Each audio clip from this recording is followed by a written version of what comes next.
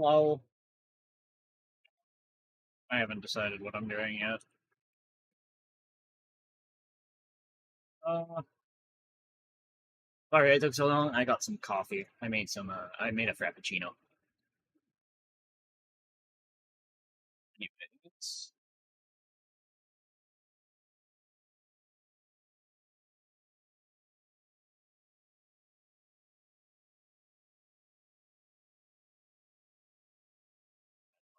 clean up still. I gotta figure out what I want to do right now. I feel like playing Wuthering.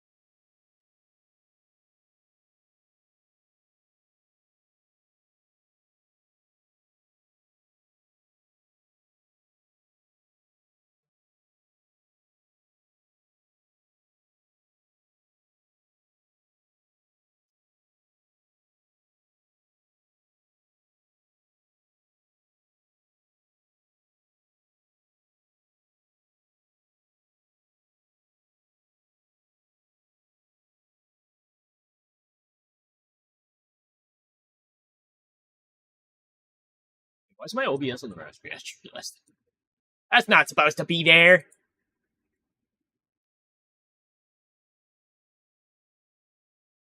What the fuck?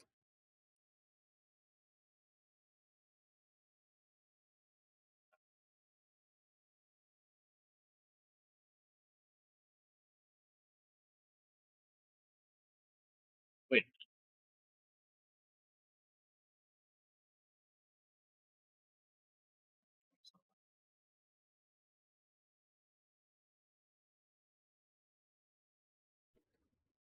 All right.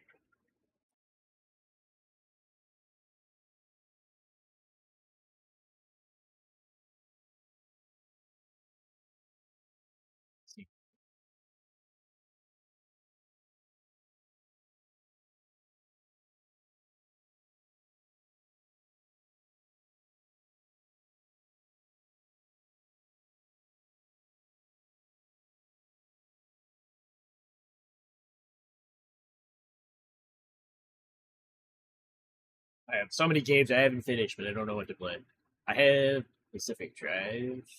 I still haven't finished. I still gotta fight Simon on fucking Expedition 33. I don't feel like that won't take too long necessarily.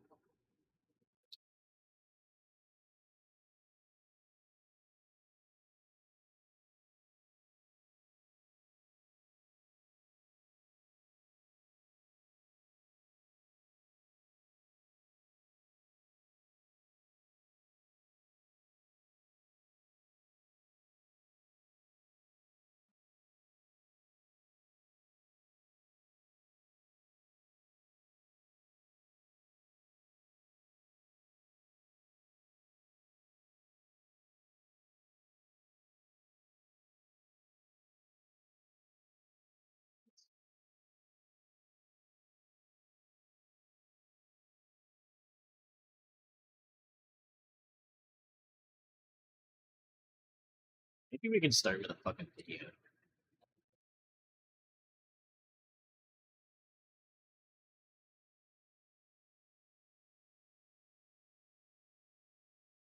Hold on, what?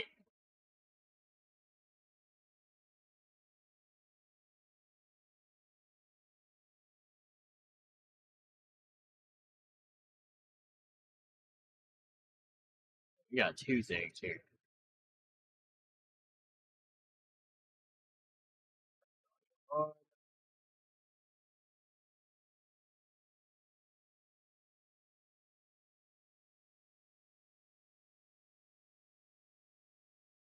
I'm just gonna react to this. Blind. I have no idea what this video is about. It has something to do with stealing money from the thumbnail that I saw. Twitch stealing money, like not giving them their money or something. Flexi J Anime, but they DM'd me, asked me for my support on reacting to this video, and I'm always down to react to anybody who shoots me a DM. I don't mind at all. But apparently they had an issue with Twitch. I don't know any of the context of this situation, but hopefully we can kind of understand what's going on and see what was the debacle between this streamer and Twitch. I heard this was quite serious, but let's get into it here. Hey guys, little update today. I figured that it's been 5 months since I posted this video, and I really thought that you guys deserved an update on the situation. I have gotten a lot of questions recently, some people still wondering if the situation has been resolved. Most of my community does know. I'm assuming if it comes to an issue with Twitch, if it was resolved, I'm gonna go ahead and guess probably not. The people who join my Twitch streams weekly and the people who are part of my Discord community. But I wanted to make sure I did a video here as well, just because I think it's worth making a video about. I want to tell you what happened to me and where I am now compared to where I was at the beginning of this year. Side note, Flexi, I don't know you, but I'm going to give you some unsolicited advice. I think your background is great, but let's get rid of the Funko Pops. Because right now your background is exuding a lot of aura, but the Funko Pops really detract from that. So let's just take those out of here, throw them in the bin where all Funko Pops belong, and yeah, then we'll be a lot better off. Recording this video at the beginning of June, 5 months ago, at the beginning of this year, Twitch completely locked me out of my account. If you want the full details and a very Funko Pops are upset fucking Flexi, ugly, go check out that video. This is an update on the situation. But basically, I was locked out. I was hacked. There was fraud done on my account, and Twitch was doing Why is it every to help out? Totally unrelated to the video? Every time I fucking go live, why does Telus call me? Why does my phone company call? Fuck off! I ain't answering your fucking survey shit. Get out of here. Just fucking give me my phone, internet, and go fuck yourself. All right? Yeah. Just, you know, completely unrelated to the video. I had to say that. It's fucking annoying. About the creator to like listen Twitch. To me and say that I was actually hacked and I didn't do anything, and that. Want to remind you guys that Twitch banned me for a week and then said they reduced my ban duration by a week. So now I'm only banned a week when I was only banned a week, which means they took my 7-day ban, extended it to 14, and then reduced it back down to 7 and thought they did something. I want to remind you guys that Twitch won't unban people on the weekends. I want to remind you guys that it takes you about 72 hours to get into a moderation call with a moderator of Twitch. It takes you about 10 seconds to get in contact with kick moderation. Yep. Good news is YouTube doesn't have any problems, so you never have issues. It's very easy. That someone did. Unless it comes down to copyright, which is a fucking nightmare. Something in my account. Yeah, it took me over a month to get my account back. YouTube doesn't give a shit unless you're stealing other people's work. AI or a wall, and I was never able to find a person. So it was a very stressful time.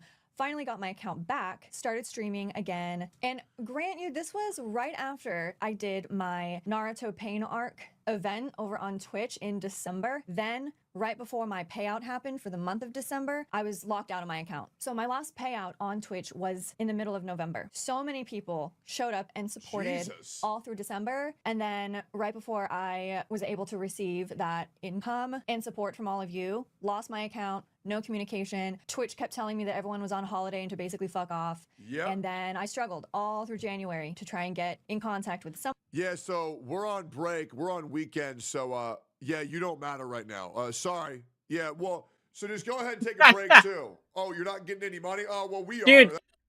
I mean, banks already kind of do this where I am, where it's like they're off on weekends all the time, and it's like their hours fucking suck dick. But, like, imagine you need money, and all of your money is in your bank account, and you didn't, like, if you didn't have credit cards, and you had to go to your bank to physically pull out money, but your local bank, everybody decided to take an entire week off, so you can't access your money anymore. Imagine that. You're just fucked. That's basically what Twitch did. That's all that matters. And solve it. Finally got my account back in. I'm pretty sure Twitch staff are on vacation more than they actually work. February, began to stream again. That's probably true. Equally very happy to be back and to hang out with everyone again, because I love hanging out with all of you. It's so much fun, but at the same time, I was terrified that it could happen again at any minute Of because I course. didn't know Why wouldn't who you did be? that to me in my account, how that happened. Twitch was giving me no information. They just randomly opened my account back up. So I began streaming again because you guys are so amazing as a community. You continued to support me through February, March, April. But what I was struggling with, and this is bringing me anxiety talking about, I don't like this. I like keeping it positive. I deal with this stuff kind of in the back, behind the scenes. This is something I don't like my community knowing about, but it was actually affecting my community and it was making me incredibly angry. What was happening is that when I got my account back, I was not receiving payouts. It was saying I was not qualified. So then I was like, well, then where the fuck is all of that money going? All of the support that all of you were showing me, all of the subs, everything. Where is that money going? Because I wasn't receiving it. I continued to reach out every single week. This entire That's fucked fucking up. year. Every single week, I had to open up ticket after ticket after ticket after ticket. Hey, I'm not receiving my funds. You are literally taking money from my community and your content creators. What can I do to fix this? Is it because of my new address? Is there a setting that I need to change? Because after I got my account back from being hacked, I had not received anything. So this is now not receiving any funds since November of last year, November 13th. So December, January, February, March, April, no funds. And I kept streaming, but it made me want to stop. It just made me want to give up. Why do this? Well, I mean, like, of course it would make you want to stop. Like, if you're streaming and you're making money from stream, like, I don't know how big she is, but she probably makes more money than I do from stream. Let's be real. But, like, if you're streaming and you make a decent chunk of money, and it's like you're getting payouts every month, but then you get banned and suddenly, like, all of your money is just, like accumulating in the payout and not actually getting paid out? Like, what the fuck is going on? Where's that money going? What? I wouldn't want to stream either. Twitch is literally pocketing it and basically giving you the middle finger. Fuck that. They're stealing. Twitch was stealing. Like, not only that, like, that's taking advantage of all the people that are trying to support the streamer too, because, like, the whole reason they're giving a streamer a sub or a donation or whatever, like, through bits, is to give them money. It's obviously it's going through Twitch, so Twitch is going to take some of that anyway, but it's still, ultimately it is supposed to be going to the streamer. So if they're stealing money from that to just pocket it, it's bullshit. Nobody's going to be on board with that. Me stealing. If I keep on pausing this again. If the people that paid that money to Twitch in order to get that money to the streamer knew that this was happening, they would immediately dispute it. From you, all of these incredible people that show up to my streams and support me. We have fun together. We watch anime together. I do unboxings as well, and we just This reminds me when they turned off all revenue on my channel, but then we're still blasting y'all with 6 to 7 minutes of ads every hour, collecting 100% of revenue. Or how they take 50% of creators' revenue from subs. It's fucking ridiculous. just hang out and have a great time. And there was a certain point in like March and April where someone would gift subs inside. You know, it would be really funny if there was just a guy on, like, the fucking, like, the Twitch moderating, or not Twitch moderating, but, like, the Twitch team in general, where it's, like, they're on the financial part of it, where it's like, we need to save money, we need to cut costs, whatever, how can we do this? Well, this streamer did something bad, let's fuck them over for the next fucking 6 months. I was like, I don't know if I'm going to receive that money. It's probably going straight to Twitch because they're stealing. They're taking. Like, I was... Oh, they were taking her money to go on vacation. Oh, okay. It makes perfect sense. Trying to figure this out behind the scenes. I ended up talking about it in my Discord to the main group of people who usually show up. I told my mods about it. I told a lot of people about it. I mean, this whole event made me go on to X, onto Twitter, make an account to try and reach out to Twitch personally. Make a kick account, you'll do better.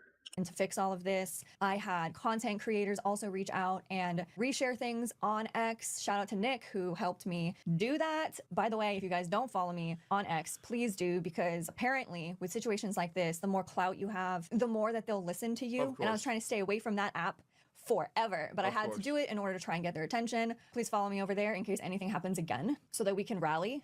It's okay. Anytime anything negative happens on Twitter, it's either negative to you or it's negative to everybody else. It's one of the two. Like they have to be angry at something.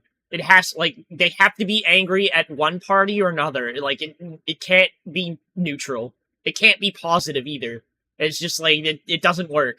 That fucking Twitter and like X, whatever, it's a cesspool of fucking fury and fucking like just angry people. They don't give a shit about anything, really. But it was incredibly stressful, and I couldn't understand what the fuck was going on. They told me to try the on. Yeah, I'll be real. The amount more that corporations and companies listen to me now that I'm more clouded on Twitter is fucking night and day. It's outrageous. They care about Twitter so fucking much. It's insane.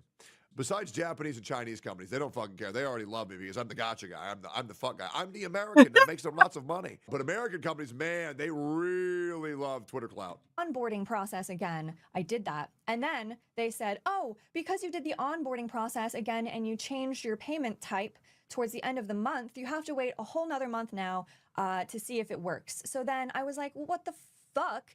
Now I had to wait like a whole nother month, streaming, receiving gifts from all of you, not knowing if I was going to get any of it.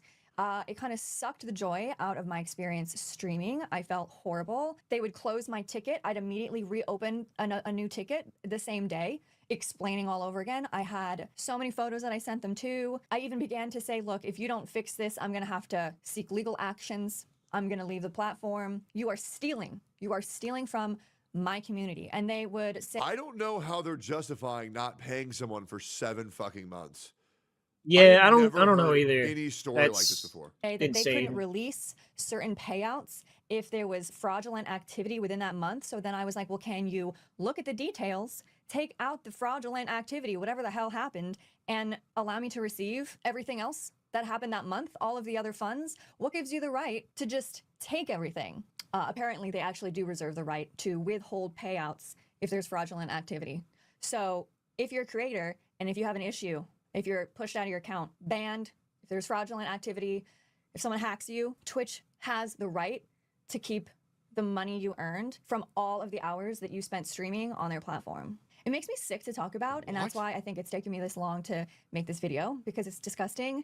And Of course, they reserve that at this right. point, It's there's no fucking good stupid. options out there for streamers, for us Of to course just they hang out and do. have a good That doesn't time. surprise me at There's all. pros and cons almost everywhere with every platform, but Twitch is more and more becoming something that I don't want to be a part of, and I don't feel supported. And I don't.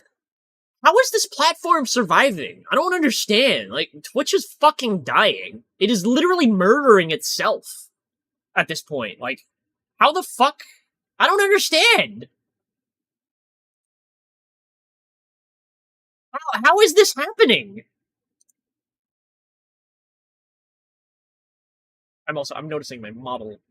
Why is my mouth not opening? It's weird.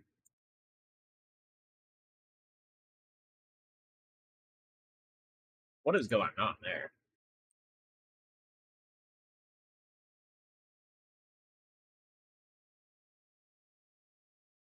What the fuck?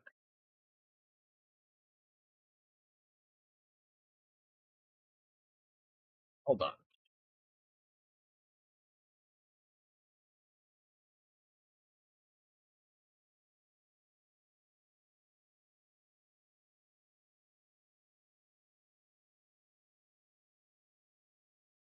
Oh, wait a minute. That would be why. It would help if I was actually taking my mic input.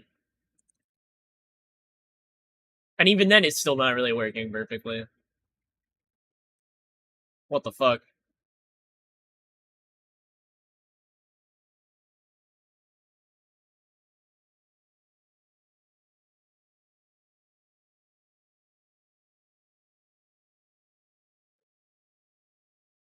it's scary because I feel like any day it can happen again, and they're not going to care. So I began to seek legal actions because I was done. It's not the fact that I wasn't getting paid. I just want you to know that, because Twitch is not the main source of my income, but it is a good chunk of it. That's not what made me mad. What made me fucking furious was the fact that they were taking advantage of my community's kindness. They were stealing from my community that I have built, I've fostered We have such a fun time together. I feel like you guys trust me to a certain extent with certain things. I hang out in my Discord all the time. I love chatting in Twitch and live streams with all of you. Yeah, I would have just sued Hello, him for the Matt. money. Yeah, like the community things, like, that's Is Dart great. But like, asleep if right now, somebody's taking or my fucking money, is yeah, he I'm just playing gonna sue him. games Like, with why people? wouldn't I? But this is also a great reason, I guess. So I felt But I don't let people fuck with my money. Absolutely not. anger on behalf of my community and the fact that they were withholding the funds and that people who were trying to support a creator, the creator wasn't receiving any of it. Zero. And so I just thought it was really disgusting. I was literally on the verge of seeking legal actions. I was in contact with someone. You won't believe, and this timing is so weird. I don't know what happened. But April 28th, I received out of fucking nowhere a lump sum payout of apparently everything that they had owed me since December. The same day that I was about to seek legal actions, I was like, I'm done. I'm so done fucking around with this. I'm gonna. I think he's I guess asleep. I He's have to do not this. responding to I me. guess this is That's how fair. they're gonna maybe pay attention. Nope. The same exact day, I got a lump sum of every single month since April 28th when that happened. And I opened up my stats. I looked at the calendar. If you need context for this video, by the way, it's like she's a streamer for Twitch. She got banned, I think at some point, and then she got unbanned, and Twitch was pocketing all of her income from Twitch for months and not giving her any payouts, and it was because of like fraudulent activity or something like that. Apparently, Twitch has this clause where if they suspect fraudulent activity in your account, they withhold the right to hold your funds, not pay you out, and just basically keep the money. Which is actually fucking stupid. What the fuck? Yeah, exactly. Like your payout still, I think it still builds up, but like they withhold the right to basically not pay you out. So basically, it just keeps building up, and you see nothing. Like you see none of it until eventually they finally do. Like it took. I don't know how long it took this woman. It took like over 6 months or something like that for her to finally see anything, which is ridiculous. She had to like start seeking legal action for Twitch to actually do anything. Also, hello, Ozzy. I see you in your first, second, and third. And I made sure that they paid me in full for every single month. And it was exactly what they owed me since December. So weird timing. And I said, okay, I'm gonna wait and see what happens and see if my account is now normal and I will. I think that's what happened to one of my friends' recently. Oh, really? That's fucking. I hate it. Twitch is such a shithole platform. And they wonder why everybody is moving to Kick too. I don't get it. They are literally screwing over their own platform. Weird. Wait a minute. I just realized there is an overlay element in the YouTube Shorts thing that is not there. I don't have the browser part, so it's literally just empty right now for everybody on that one. They moved to YouTube? Of course they did. Because you know what? You know what platform you never have issues with unless it's fucking copyright? YouTube. You will not have any issues unless it is copyright if you do YouTube.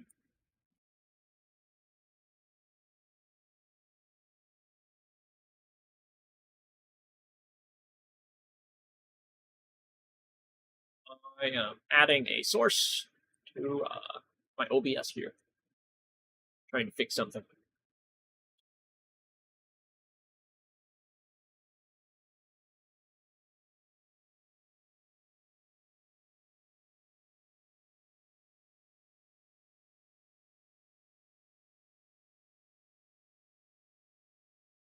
Wait, no, that's not the source I want to add. Source. I want a window capture, I think.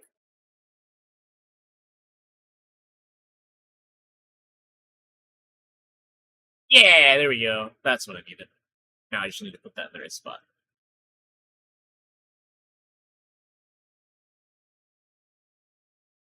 That should be right. There we go. No worries.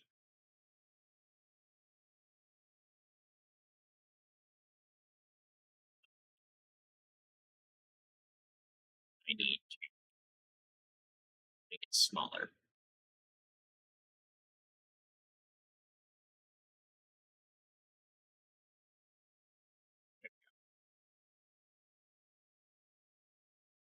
At first I thought I was lucky to get this second and third. Then I realized it's just fate. Okay. Probably because Dan finally finished gooning so he could pay attention and do his job again. Will begin to receive monthly payouts. I received another payout in May. I should receive another one soon in June. Since I received the payment in May, I now feel a little more comfortable with the fact that, okay, my account seems to be back to normal, but that doesn't take the bitter taste out of my mouth of this entire experience. Man, and I even disabled ads. I was like, fuck you, Twitch. You're not taking any more money from me and my community. And they run so many ads. I was like, you know what? My community's not getting ads. I disabled ads as much as I can. I think they still run like You have to run 30 seconds every hour. one or something. You can't. You don't have to. You have to run more than 30 seconds every hour, if I remember correctly. You know what? Actually, I'm gonna pull this up on my fucking Twitch right now. Fuck it. Let's see. Let's monetization, ads, open link, new tab. I do not need a tutorial. Fuck off. And how many minutes of video ads do you want to run per hour? Pre-roll ads for incoming viewers fully disabled. If I try to lower this below 3 minutes, partially disabled. You need 3 minutes of ads to not have pre-rolls. And that is the minimum. If you go below that, anybody who comes into the stream will have pre-rolls. Which is, in some cases, I guess technically better. If you don't mind that people are going to get hit with ads the second they get into your stream. I could theoretically lower this to 30 seconds. But people are still going to get ads. They're going to get 30 seconds of ads every hour and still get pre-rolls.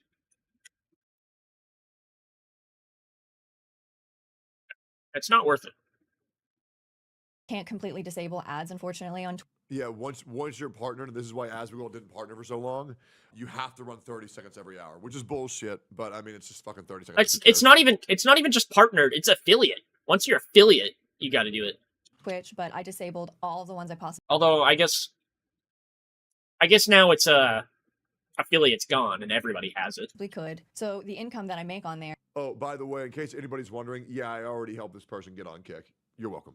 is strictly from the support Hell yeah, of my base community. techie. And also, to work around the system, I created a page on Stream Elements for tipping. So a lot of people, while I'm streaming, they just go straight to the tipping button and they'll tip me rather than gifting subs. Because when you gift subs, right now for me, I think, let me check. Yeah, my revenue split is 70-30 with Twitch. If you use the tipping system, I get like 99% of it. I think there is a small transaction fee. So I've been doing that. My problem is, I just like getting subs and gifted subs. Direct donations make me feel guilty.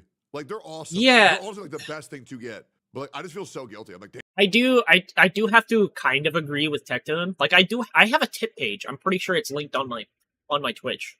But I understand his mentality because like as a streamer, I want to actually have things to offer to people that sub me, like the fucking emotes and stuff like that. So, like, when somebody subs, I don't feel bad about it. You know? Like, it feels like, yes, they're getting something from this. But when somebody donates to you, it's completely different. It's like, they're literally just giving you their money. And that does feel good. But it's different. You know, like it's not the same. You don't feel like you're necessarily like providing an experience. You're just receiving help monetarily. Damn, bro, you spent $100 to do that shit? Like, gifted subs, these people are getting something out of it, you know? I just like never think I deserve Exactly. bonus. Like he's literally saying it's exactly weird. what It I was makes me thinking. feel odd. To kind of also work around the fact that Twitch literally sucks ass. Disabled ads, made the Being force-fed ads is almost as bad as games that include IRL politics. Shouldn't happen one day. One day we will get ads mid-game on PC and console at this. Dude, it already happens on mobile games, man. Have you ever played a mobile game, like a game on your phone, where like you're playing the game and the game has like a ferry that goes across the screen and it's like ad, and you can click the ferry to play an ad, and you get like a monetary bonus for it? Yeah, and then later on in the game it forces you to watch an ad anyway, so it's not even fucking optional. Like, why the fuck do you have optional ads if you also have forced ads? Get the fuck out of here with that. That's so stupid. I don't mind the optional ones, but holy fuck. The second the game forces an ad on me, I uninstall it. It's gone. I never play it again. It's so dumb.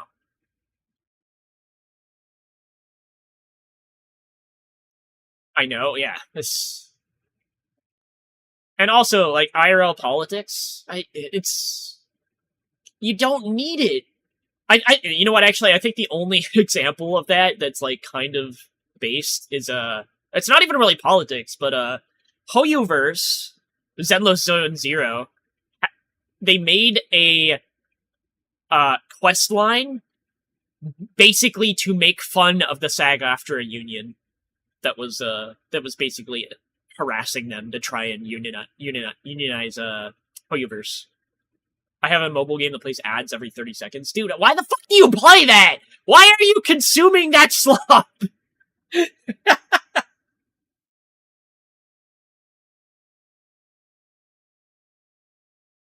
Tipping page. But yeah, I'm gonna be real with you guys. I am seeking other options for streaming. I started streaming on YouTube. It's been so much fun. It sucks because I can't react. I want you to think of it like this. Every time an ad pops up on your screen on that phone, when you're playing that game, you're making them like 10 cents.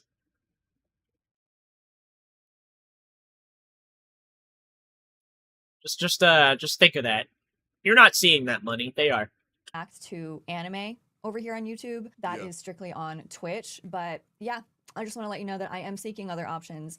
And I wanted to bring this up especially because I see in the reaction community quite a lot of issues right now. People getting banned, people moving platforms because of all of the issues that they've experienced with Twitch. And I just wanted to update you guys on my amazing relationship with Twitch and how, yeah, I'm not having a good time over there on Twitch. I love Yeah, so I think there's the common sentiment of how a lot of people feel about Twitch, where we love we love what the platform used to be. Yo, why is Tectone's desk so flimsy? Look at it. He leans on it and it moves. Like, let me go back a little bit here.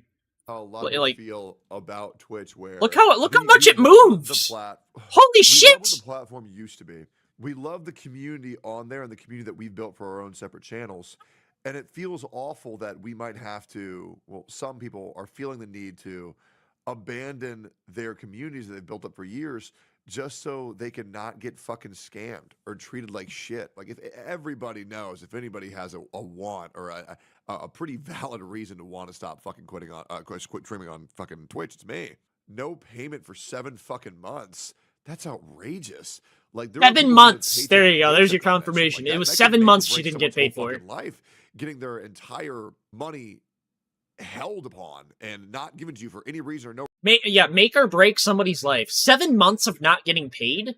I'd be like, I would need a new job after 1 month. I live month to month off my job. If I didn't get paid for 7 months from that job, I wouldn't be at that job. I'd be fucking out the door and doing another job. Fuck you.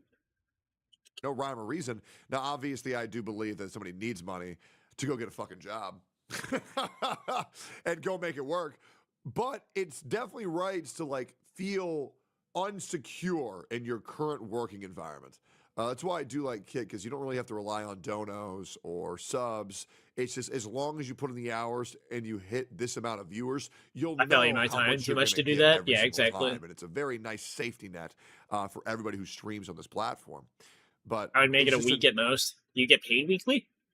Another reason where Twitch is just constantly fucking up and doing scummy ass shit, and then it never sees the light of day, and then people forget about it and move on in a week or a day. And it sucks because there are certain streamers who are pushing the fucking top that are going to essentially weaponize anything they can against these people from speaking out about getting better rights for streamers and better treatment of the consumers, the viewers. I get paid twice a month, but like I could maybe make it like 2 months if I really make it work and I like Like, actually, you know what? I could probably make it like 3 if I really am stingy about like what I'm buying and stuff like that. But like, realistically, I don't want to. It's really that simple. No, we shouldn't have to pay $8 to get the same features that every other streaming site fucking has for free. You know, like no, streamers shouldn't be. In regards to Twitch, though, I get my payouts. I rarely get paid out. I get paid out like maybe once every 2 or 3 months if I'm lucky. Forced to run ads on their channel if they don't want to make money because Twitch is insatiable with their lust for fucking. Because greed they have a minimum payout of $50. So if I don't make $50, I don't get the next payout. No, ads are fucking required. It is what it is. We're gonna have to find a way to make it work, and things don't get better unless we keep voicing our concerns, and that's all we really can do, huh? Yeah. I don't know what this is about, but if this That is messed up. It's probably like I understand it. It's probably to avoid like processing costs and stuff like that because you know like they probably have to pay to process that payment, right? Because it's like it's digitally being deposited into your bank or whatever. So they probably have to pay for that process, but that process can't cost more than like $1 or 2, right? So I feel like 50 is a bit much. They're asking a little too much for that. But at the same time, it does make sense with how many people there is streaming on Twitch that they do have a payout limit. I just think maybe it should only be like $10 or something like that. Because, like, you have millions of people streaming on Twitch. They're mostly streaming to nobody. They probably don't make that much money, but I feel like if the payout limit is like $10, at least they're still getting paid out.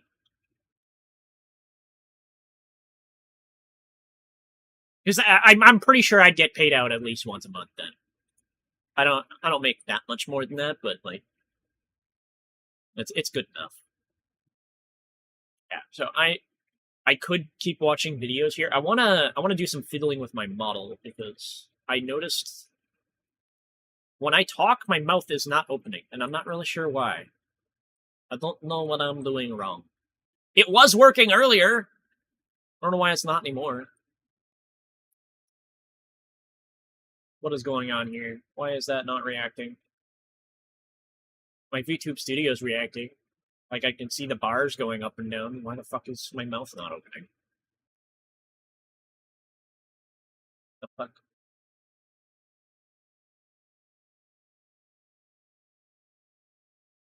What is wrong?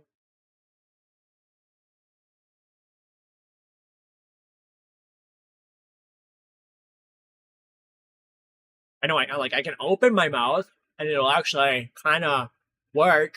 I don't want to do that. That's dumb. That's stupid. Mouth glued shut. Yeah, exactly. About time. Wow, fuck you. You don't like it when I talk?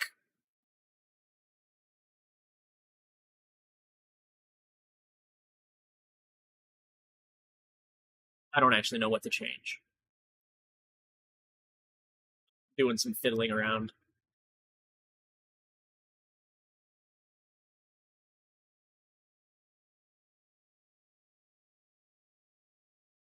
Uh,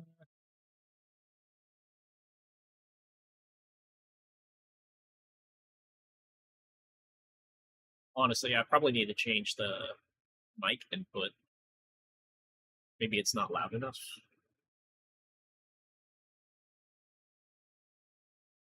At least not, like, maybe the volume in the app is not loud enough. Let's see. Maybe this works better?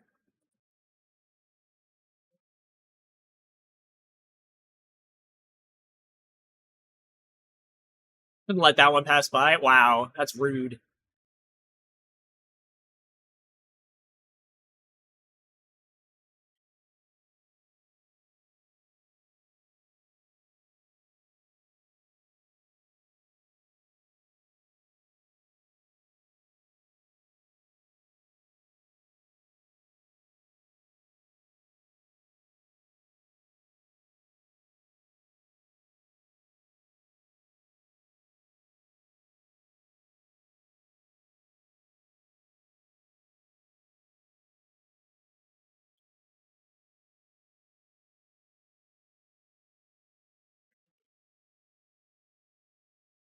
I think I fiddled with it a little bit. It's better. It's not the best, but it's better. It's still it's actually opening now. Yeah, I think we can work for this. That's fine. I love your content. I feel like I'm an idiot. I don't know what the fuck I'm doing half the time. Ugh. Another thing that's happening is another massive controversy facing Niji Sanji, leaving a lot of people demanding answers from the. Do I want to watch this? I'm not really sure.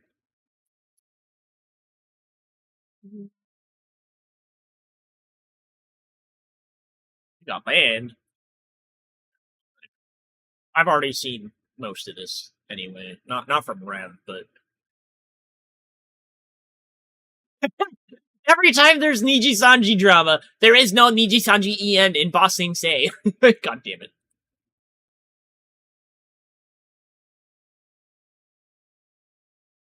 That was about the idiot part.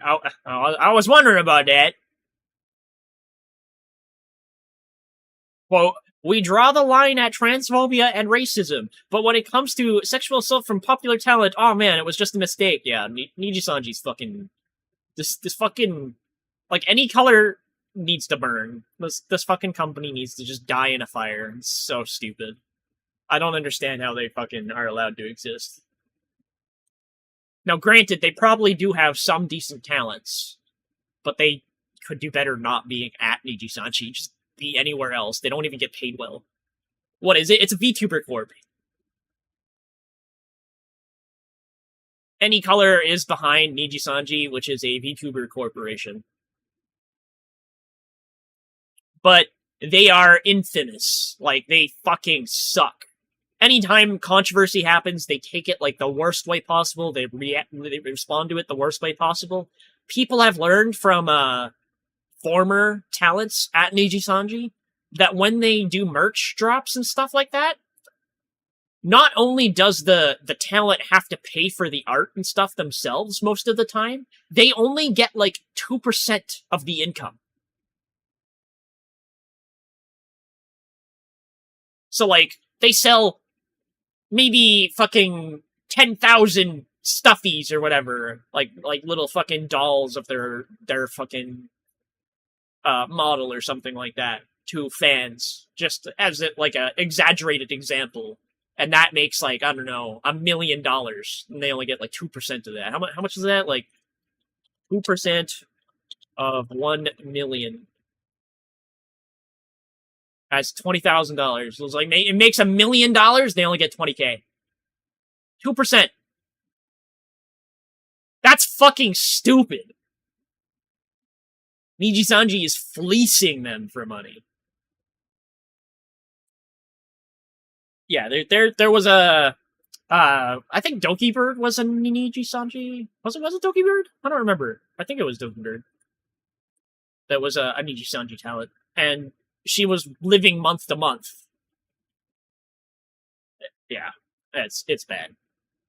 VTuber talents or talent agencies are terrible. Some of them are good, but more often than not, they end up being not very good.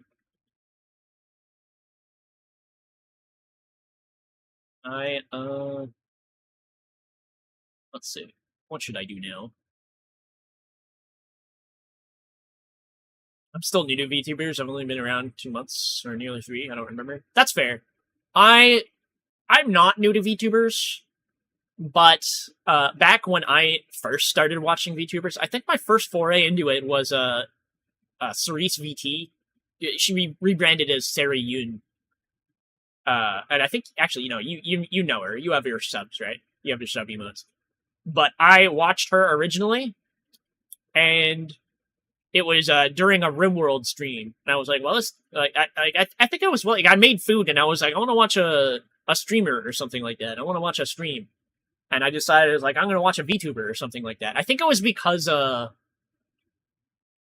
what was it? It was like I got interested in it because of all of the shorts and stuff that you would see on TikTok and YouTube and stuff like that had VTuber models and stuff on them. Like, what's her name? I don't remember. It's like fucking Girl DM. That was one of them. Another was like, I think she played League. Was it Vienna?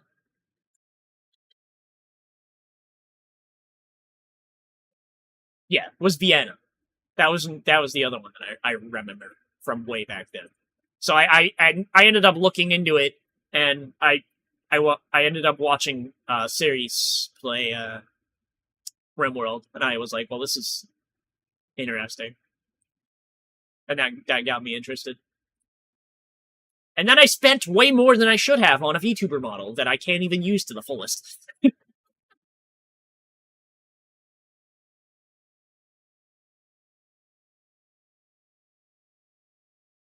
Look at all the emotes. Some of which I kind of recognize. Wasn't for Siri, we wouldn't have met.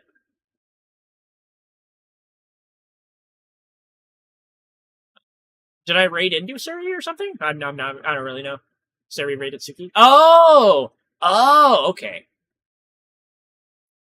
Yeah, that makes sense. That checks out. Sometimes I raid into Series, but like not very often. I only do it if I have more than a certain amount of viewers, because otherwise I feel bad. And I'm raiding into somebody with nobody watching. He's like, oh my god, the pressure. So it rarely ever happens. I met you and I'm invested. Aw, that's cute.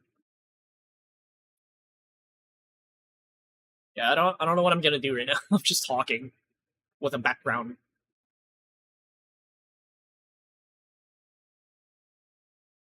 Which I mean, there's nothing wrong with talking with the background. I wish I had a better background for it though. I need to get a different overlay. That is on my radar of stuff to do.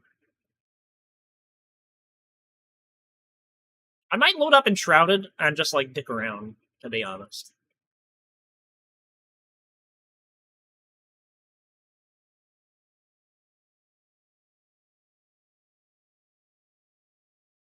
Gotta renew some subs. I'm short some emotes. Yeah, I need to go back into my, you know what, I'll do that right now, actually. Hold on. Let's see. Twitch. I gotta look at all my subs, because sometimes I sub to people, and then I forget about it, and I really should not be doing that.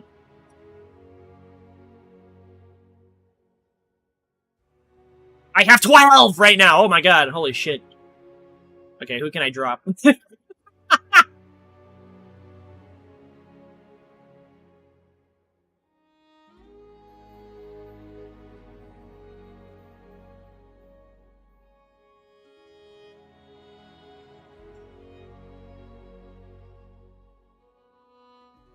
Yeah, this is a lot.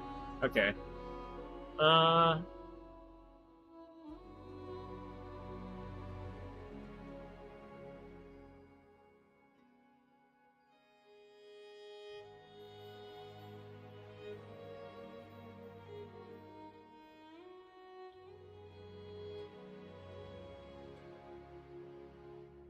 I'm dropping a couple people.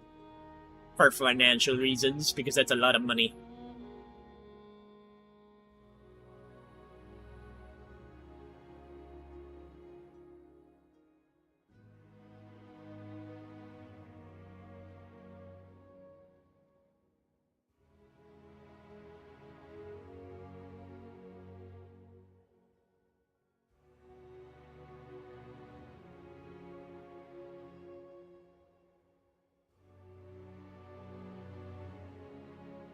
You know what? One of these subs doesn't actually count because it's my Prime sub. I always use my Prime sub on Yachi.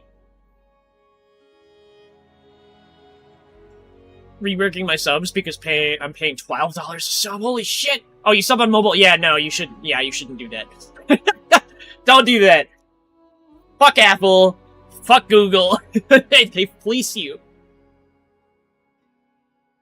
Like, speaking of, okay, did you know? What was it? It was, I think it was Fortnite. Hold on, let me. Epic Games sues Apple. I'm gonna bring this up on my screen.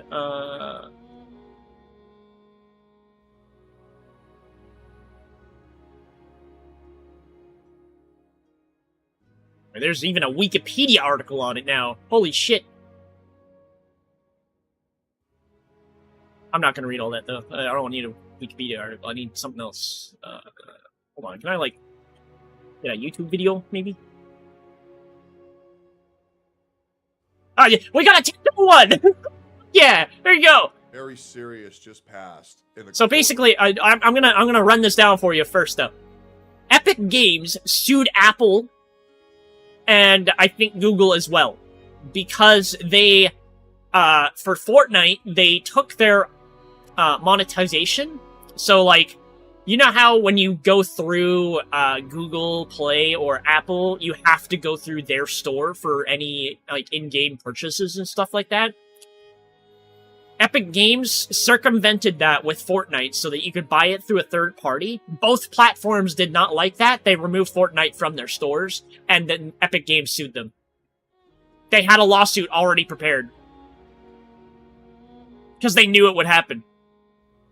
And they found out Apple lied in contempt of court. So they got fucked over.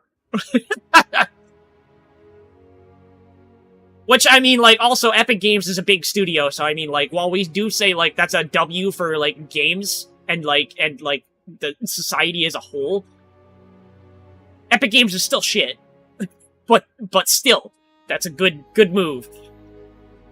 That's fair, to be honest. Google and Apple's are greedy as fuck. Yeah, it's getting rid of the fucking monopoly. Yeah, Epic isn't much better, but it's still, like, this is a good move. Law that is now going to affect all video games retroactively and going forward in perpetuity. I heard this is very big news, so let's. So we're gonna watch. I'm gonna watch this. I've already heard about this. I'm just gonna let it run and comment on it. This shit is apparently not good. Today's story is actually going to tangibly impact you. So, for 5 years, there's been a battle waging at the highest levels of the games industry. Yep. It's massive, it's between Apple, it's between Epic, and it's around the principle of fairness. And the big news today is that Apple just lost. But they didn't lose because Epic Games outmaneuvered them, or Judge just blew up Apple's control of the App Store. Yeah. Any kind of insane. Apple is no longer allowed fees on purchases made outside apps, and yeah, okay. Brain play from Tim Sweeney. No, they lost because I never really read the judge in detail over this decision. Apple leadership, quote, outright lied under oath, and in deciding not to comply with legal injunctions, like I said, they lied under oath. Chose poorly.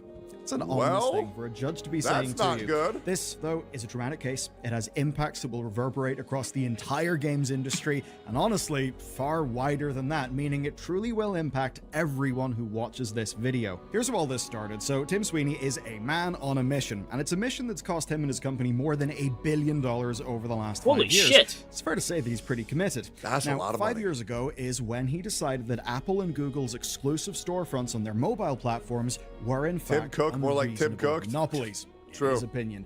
Essentially, he says that they don't earn their 30% fee. Rather, they impose it. And that because of that, they're restricting how developers could make money and what sort of deals that they could Okay, so I just gotta point out one thing.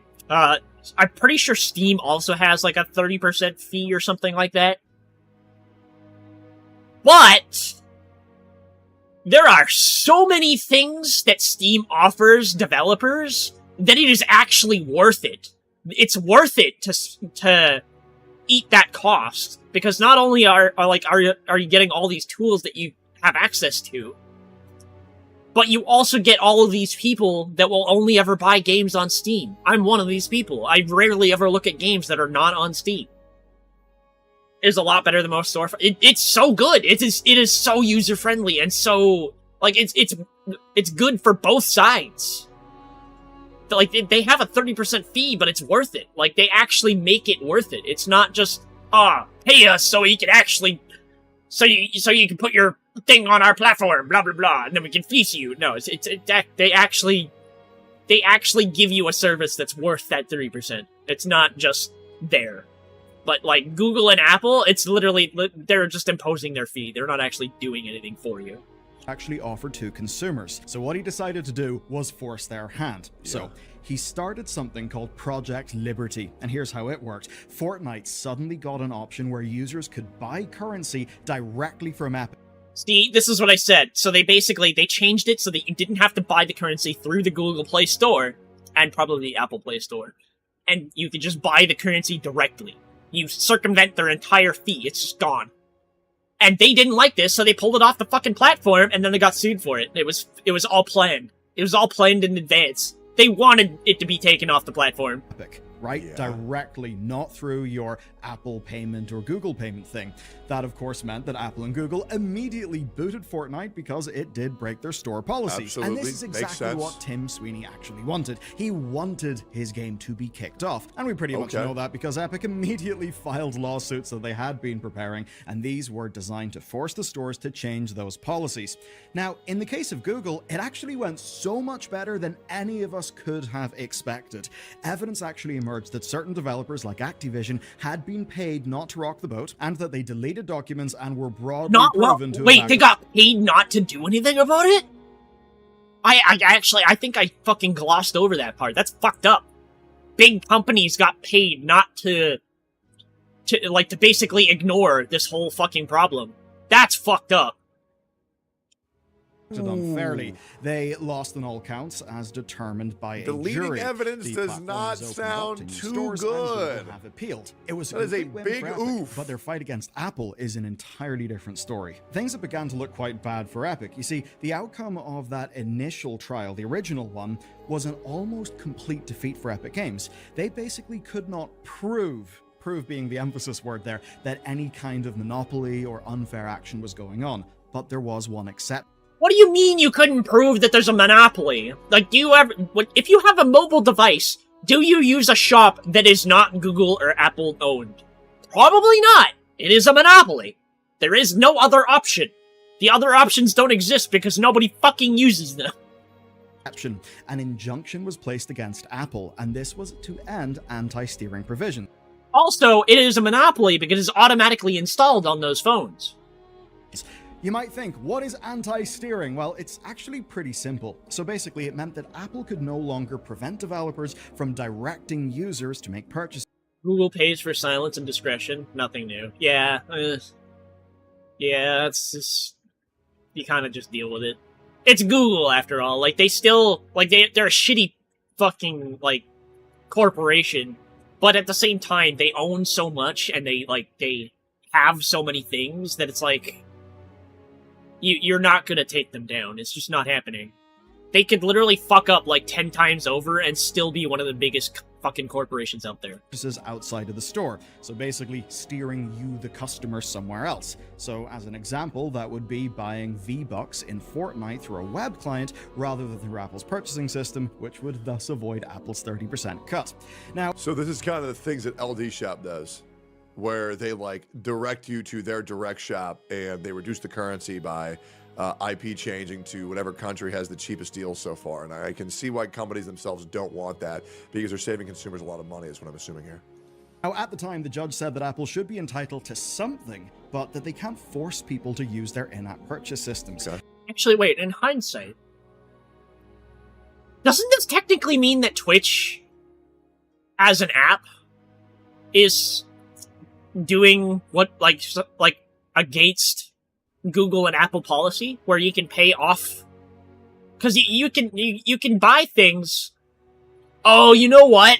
I get it now. Because Twitch has a mobile app and a desktop version on the website, it's different. They treat them as different, even though it is the same platform. I get it now. So, like, if you're using the app and you pay through the app and they gave you an option to buy directly instead of going through Google or Apple, then it would be against policy. But the fact that you can go onto the web page and pay through that, it doesn't go against policy because you're not using it through the app. That's why. Okay. Apple then spent 3 years appealing, and you know, it's Apple, they can afford lawyers, but they really got nowhere on that front. And this is when that same judge came back and filed a new injunction against Apple for their behavior in the last 3 years. And this one truly is remarkable, and depending on how things shake out, there could even be a criminal component. It's quite wild. So, it wasn't just for a lack of compliance with the original order, but for contempt of court, which is usually frowned upon. So much so that they've been referred to the US Attorney's Office to consider criminal contempt proceedings. That would be dramatic. Now, the judge essentially was not pleased that Apple implemented new costly fees around off-app purchases, where basically they were effectively replacing one anti-competitive process with another, meaning of course, you know, devs lose, but also us customers lose. And while they were doing all that, they were also misleading the court over what they were doing. Here's a quote. That it thought this court would tolerate such insubordination was a gross miscalculation. As always, the cover-up made it worse. Oh, I remember. Yeah, so like they were getting a lawsuit over one specific like anti-competitive like bullshit thing that they were doing. And you know what their reaction was? They didn't tell the court shit, and they basically removed that thing that they were doing, and they changed it, and they put in another thing that's like basically the same but different. And the judge realized this, saw it, and was like, "You gotta be fucking kidding me. Fuck you." And called them out on their bullshit. As they should. For this court, there is no second bite of the apple. Good one. Yeah, GG, Judge. Quite the zinger. So she laid out then some wow, clear bro's a funny rules. guy. These are practices that Apple are banned from. Number 1, imposing a fee in purchases made outside. Oh wait, an right? app. Yeah, they got That banned from means that doing they stuff have no too. reason, therefore, to track those purchases. The ones made outside an app. Ban number. You know what drives me fucking insane about buying shit from Apple? You buy $100 worth of Pokecoins on the in-game store of Pokemon Go. Apple charges you $125. Why the fuck am I paying $25 extra for this shit, bro? $25 extra, bro. Why? Number 2, setting conditions on how devs can direct users outside of an app, including restricting how links work. Basically, you know those design anti-patterns that... Dude, what does this make me learn programming thing? So I have courses on Udemy that are for like, coding, programming, and stuff like that. And, I was gonna use them as like a way to learn. But I am really bad at motivating myself. So that's basically like, make me do that on stream. It's also basically to see like if people actually want to watch that, because I will literally program on stream. I will figure it out. I will learn it. And then talk with chat at the same time. I got distracted. What was I talking about? Right. I was gonna say, so like, imagine you buy a game on Steam, right? Like, so for example, like, let me just go look at the store right now on my wish list. Wish list. One of the games at the top. For example, Black Myth Wukong is $80, right? For me, Canadian. Imagine you went to go buy this game that's $80 Canadian. And you go to the store, the game is $80, right? Yeah. So you buy the game, physical copy from the store, it's $80, nice, you get it, you play it. Anyways, and then some other person goes onto Steam and buys the game, and instead of $80, it's $100, because it's on Steam. They charge you $20 more. Imagine that. That is basically the equivalent of the Google and Apple Play Store. It's bullshit.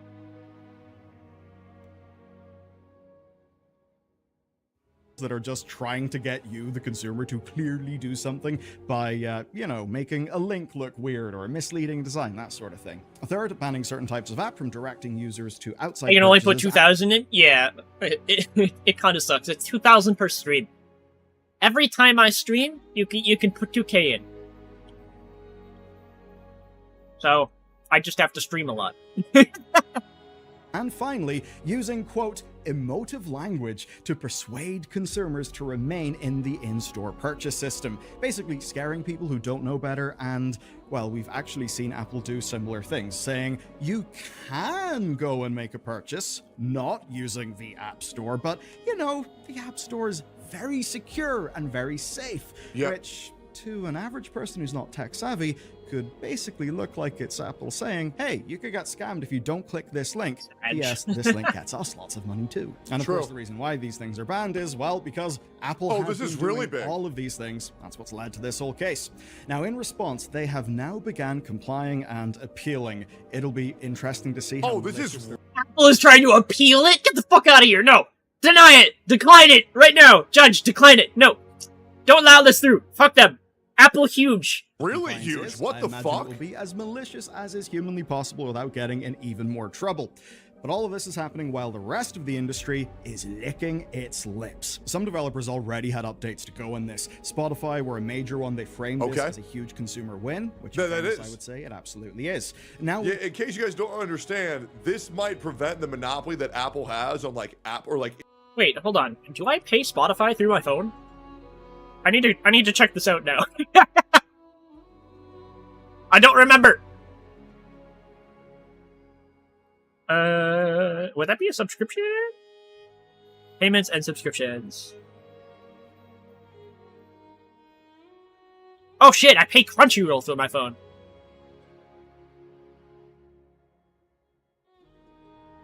Let me, not do that. Fuck that. Cancel. I'll do that through fucking web browser.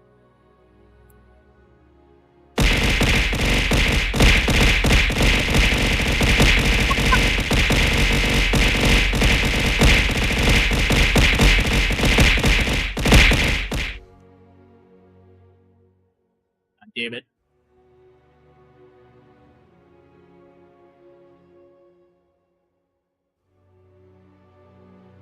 What else? I do not pay my Spotify through my phone, which is good. Also, to be honest, I don't use Crunchyroll enough anyway. I will subscribe to it when I actually use it.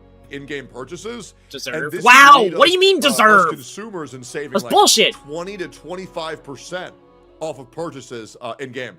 No, this is awesome. This is really big, and this is past. This is great.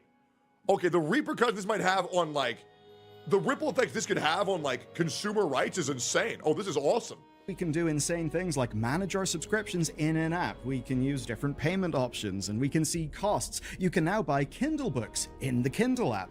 Patreon memberships are no longer marked up on iOS to counteract the store tax. Oh, fuck yeah! Lots of things. But of course, let's bring it back to...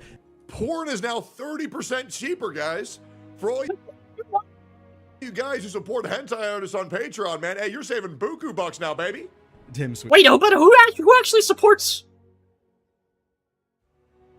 I can't even remember the last time I used Patreon. I think actually, do I? I have a Patreon, and I think maybe I support Aya or something, or maybe it's a different website for that.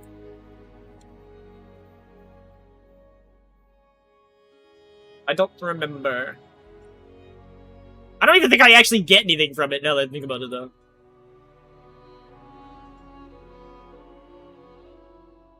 Memberships, yeah, Aya. I pay Aya. I don't think she's done anything in ages on that platform, though, to be honest.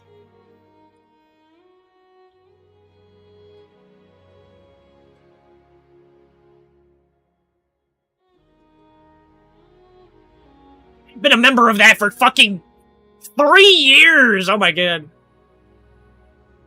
Aya's fleecing me. Sweeney and Epic Games. So, the Epic Games Store mobile version already existed as of last year, but now they are really ramping things up. Within a week of the ruling, Epic announced their web store fee would drop to 0% for your first $1 million in revenue, with that starting this June. I believe I'll stream out to recover those points. If you're a dev. Yeah, you do plus, that. Much like they have done with the Epic Online. I think if I remember correctly, looking at it, I think Oryx has the most points on my channel. Probably. Like in general. The amount of times he lurks me is crazy. They build a solution that people can use regardless of platform. So, be it Google, be it Apple, anything. But more than that, it doesn't need to be the literal Epic Games Store. That's because web shops can basically run on their infrastructure, and that will let any developer go outside. Not really relevant to this video. I just gotta say, the kind of games that come out on mobile the amount of effort you have to put in to come out with a game that is actually decent and will make you absolute bank on mobile is so fucking small that when a game comes out on mobile that is actually not shit, you know what happens to it? Every other fucking, developer on mobile will take that concept and then reproduce it in, 2 months, and then take all of the profit because they have the ability to advertise it better. Apple's payment system with no And then they fuss. add ads into it and yes, Tim Sweeney's definitely taken this one personal, and you know what? I'm here for the drama. Anyway, it is great for devs, but players are also being incentivized here, where you're going to get 5% reward points through purchases on those shops and the Epic Games Store, but that's boosted to 20% until the end of August. So that essentially is the big clap back against Apple. Oh, the other shit! thing, the Fortnite. So Tim Sweeney has proposed that Fortnite can return to app stores within Hey, weeks, fuck 'em up, quick, Fortnite! provided Apple allows them to do so. He also said he'll drop all litigation as part of a peace plan, provided Apple roll out this policy worldwide. And instead, Damn. as of the time of writing and recording this video, Apple have I knew Fortnite were the good guys. Submission. Wait, so Fortnite is basically imposing a... What is it, an ultimatum, basically. It's like, we will go back to the App Store if you apply this policy worldwide, instead of just where, in the US or whatever. So Fortnite would be back on the App Store if they do that, but otherwise they're just like, fuck you, you don't get us. We will, not be on your stupid fucking platform, kind of thing. That's awesome. I knew it. Of course, all of this legal maneuvering so far is only in the US. Guys, competition is always a good thing in the industry. True. Always. Corporate competition is amazing because consumers always win, because that means prices have to be competitive.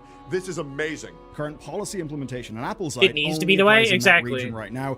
Fortunately, though, for those of us benefiting from EU rules, we've already had some things for months already, and Apple can't stop it. An absolute bomb was dropped in the industry in March of this year when both Google and Apple were found to be in breach of the Digital Markets Act by the EU Commission. And this is pretty damn big stuff. They can absolutely sting these companies. So with Google, it was for anti-steering practices, and Apple, it was for blocking third parties from interfacing with their systems. Now, this follows last August's, told you we'd come back to that, ruling that Apple had to open their platform up to alternative stores, and another breach from Apple in April of this year, also on steering. Now, in that last case, they also faced a cool little... I will say, as much as I €500 love fine for Epic Games and Fortnite for doing this, breaches of the I law, Apple will are never play obviously Fortnite. appealing because I could that's never what get you into do it. when you're a company. But there's a clear thing. There's a clear trend. The tide is absolutely shifting. Oh, yeah. Now, it's not going to happen in all... Dude, this might result in every max purchase going from $100 to $80 for businesses to actually remain competitive. I mean, guys, I really feel like we're going to see the effects of this over the months to come.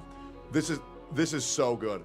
Regions, but we are seeing regulation. It started off with Europe fighting, W Europe, all EU frogs, W y'all, and saying that things can no longer be described with in-game vague currency. You must list out the dollar amount. That was already huge. This is the next big step. This is the next big step where hopefully gacha games can one day become a lot less predatory. I love this. I'm gonna be honest, I've had an idea for a monetization model for an MMO for a while now, where it could technically circumvent that in a way.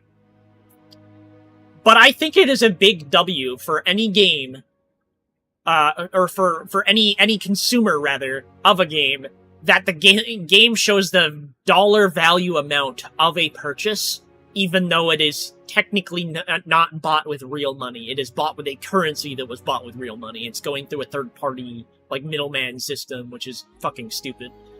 But I know one thing worse than Google and Apple combined. UI. Oh, Ubisoft UI, yes. Ubisoft UI is so fucking bad. Oh my god. Don't even get me started. I don't want to go down that rabbit hole. God damn it. Jesus. I was playing... I feel like you're saying that because I was playing fucking... What was it? Division 2 with Suki and them? And oh my god, I was crashing out over that UI. It was so bad. Exactly. Yeah, division. This shit. over major platforms to protect consumer interests from companies who otherwise would control them.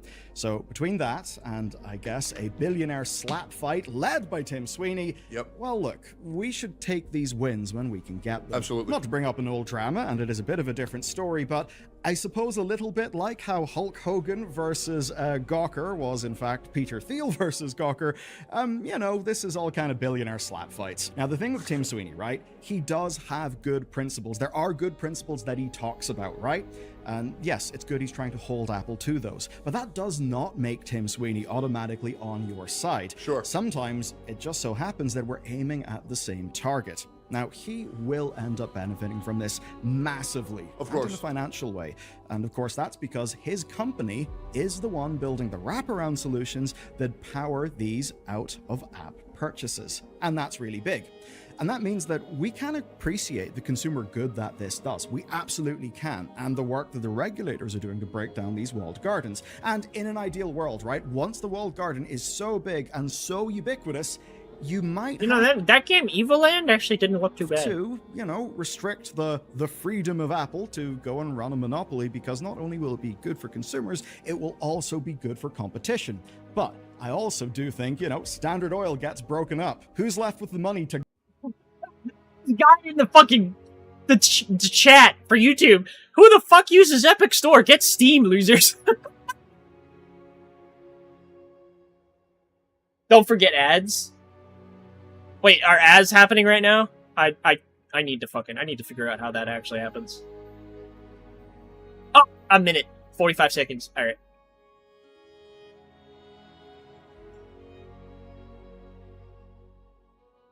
Oh, good.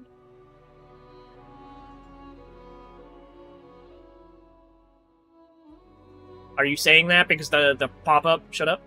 The game you said looked interesting? Oh, yeah, I know, it's true. That's true, it's true. Ads are gonna start in, like, a minute here, though.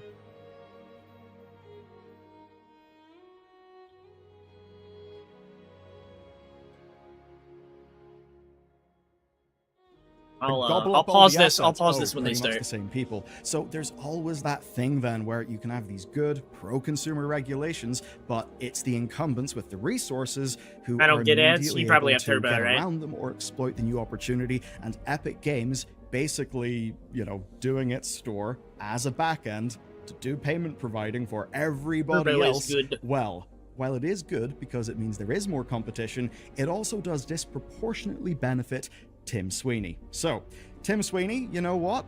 You have led to a domino of events that I think is absolutely good for consumers, and I think it's good for developers. But that does not mean we will not be critical of You know what, it. actually, I And on probably the don't even need to pause it. The video is We should basically always over. remain corporate or critical of corporate figureheads, but this is a massive step in the right direction for monetization, reducing predatory practices, and giving you know, consumers We've heard what they all we want really for a need lot to. less money and a lot fairer prices. So, in honor of Tim Sweeney, head of Fortnite Epic Games, I would like to now give him the world's worst default dance. So. He did this. That's so funny.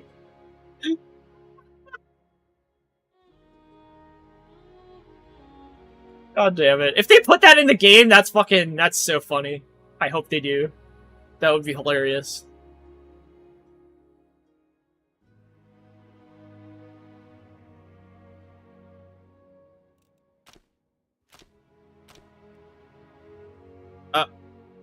Wait, what? I clicked the... Alright. I'm gonna pretend that is totally normal.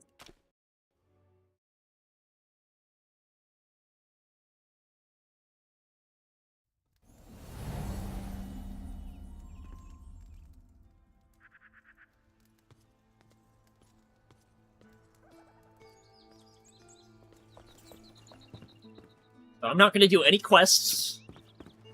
And I'm not gonna do any progression, necessarily, from where we already at. Wait, what's going on over there? Oh.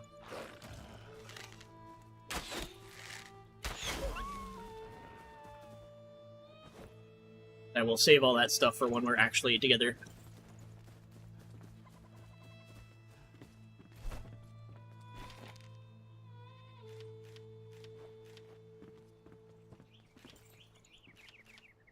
Try and get them to not show up. I don't know. I have no idea.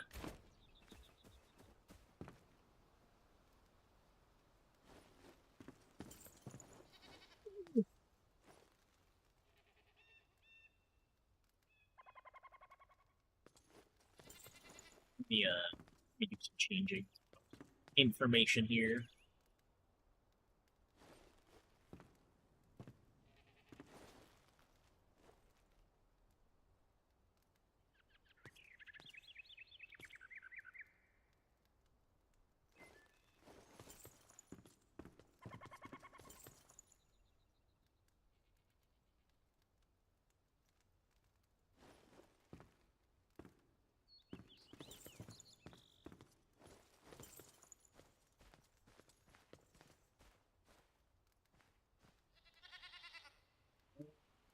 You know, I actually haven't added tags to my Twitter, my Kick.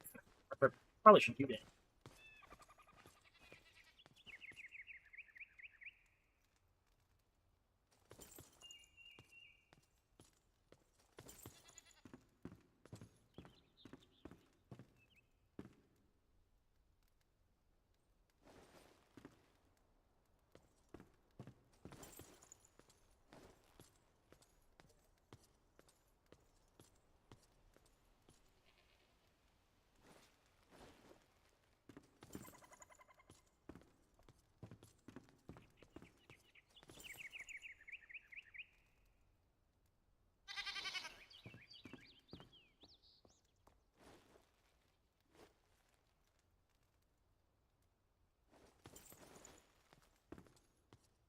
I'm live on like fucking 5 different platforms, so I gotta change like the stream title and shit on all of them.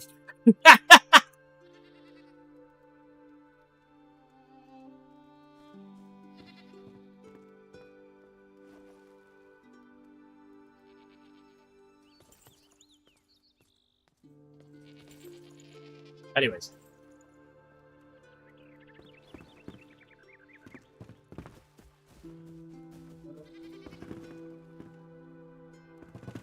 So in terms of what we have already,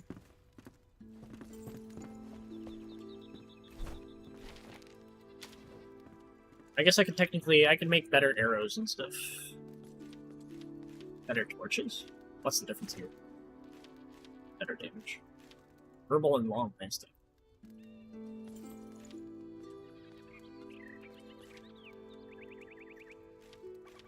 Yeah.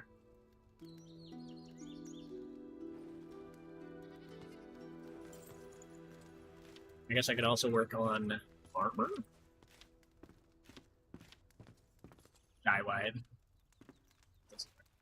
I'm assuming those are like 7 TV emotes or something like that.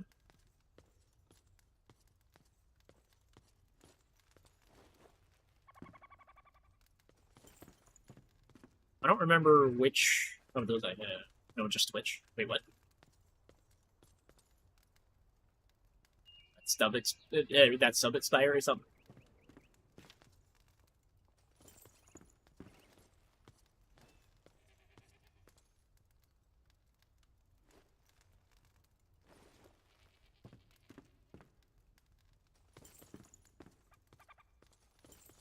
Just wanted no gap. Oh.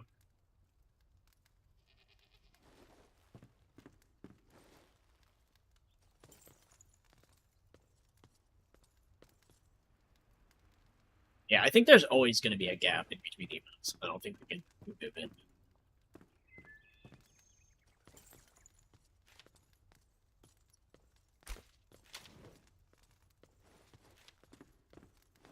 Like set. Or what's the... Hold on. What's the...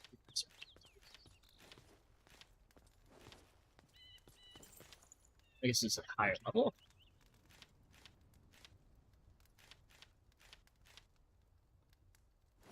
Her armor set doesn't really do much. This gives like health and shit.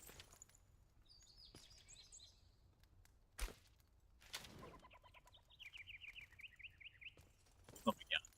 Why does everybody have those? I don't understand. I need to get more emotes. I need to bug fucking Aya about that.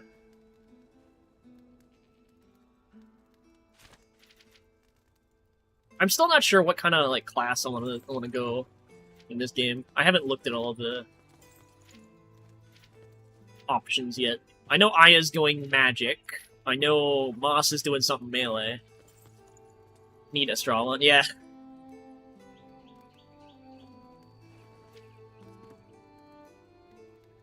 Are those wait, are those those almost look like still images of the model that they're from.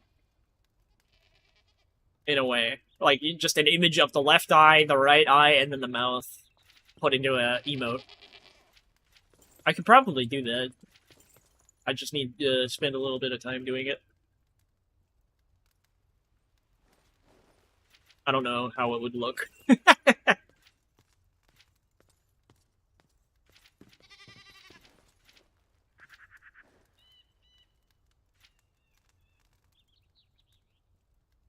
Battle.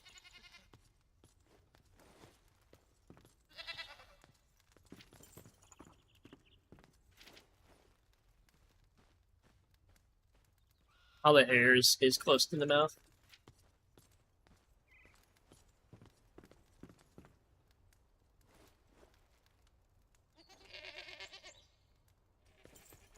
Oh, yeah, you got a point, actually, for the... Yeah, okay.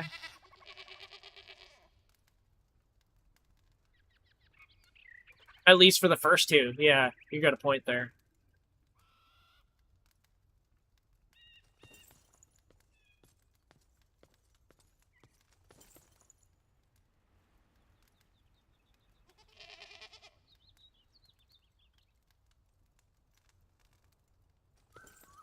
Huh.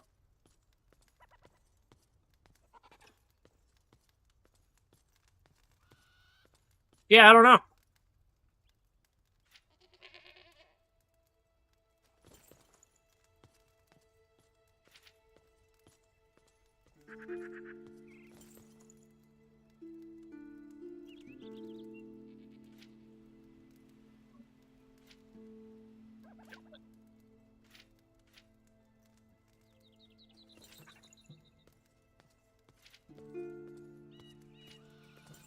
Wait, wait, hold on. All of these big ones are also nodes. They just don't have an image. Since the player gain mana. I really want 30% chance to spawn an additional projectile. Okay. One projectile has a 20% chance to not consume durability. Repeated one damage is increased. Killing an enemy with a magic weapon, all players moving 15 meters target gain health equal to 3 times your intel. Huh! Interesting. Deal critical damage from the melee weapon, you will heal 5% of reaction health. Necromancer. What the fuck? Dude, this game actually is so cool. This is the way! Hey, it's a fucking reference!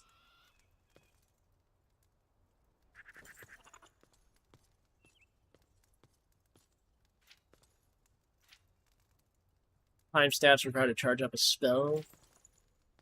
Ice damage, thunder damage, fire damage.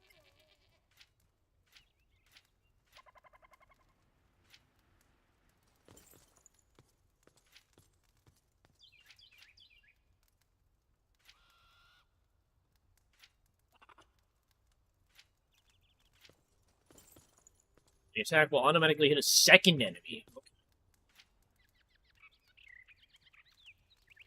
Mass destruction. What a fucking description. Strike. After receiving damage, 20% chance to reflect. Magic powered punch. Places your unarmed attacks as long as you have the necessary mana available. What the fuck?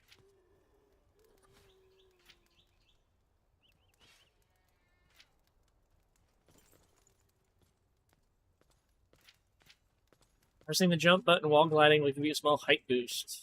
Can use once per flight. Okay. When attacking with a ranged weapon, your critical hit chance is increased by 10%. Dealing critical strike with a ranged weapon restores stamina. Restore critical with a bow, you generate 20 mana.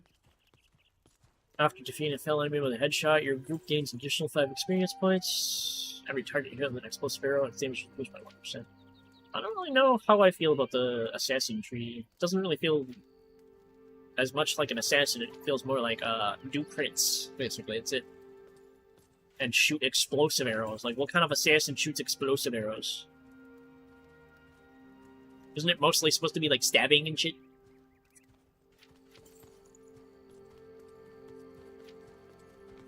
All damage to the range weapons increase. Greatly increase zoom while aiming with the bow. Ooh. Aim, hold down, right mouse.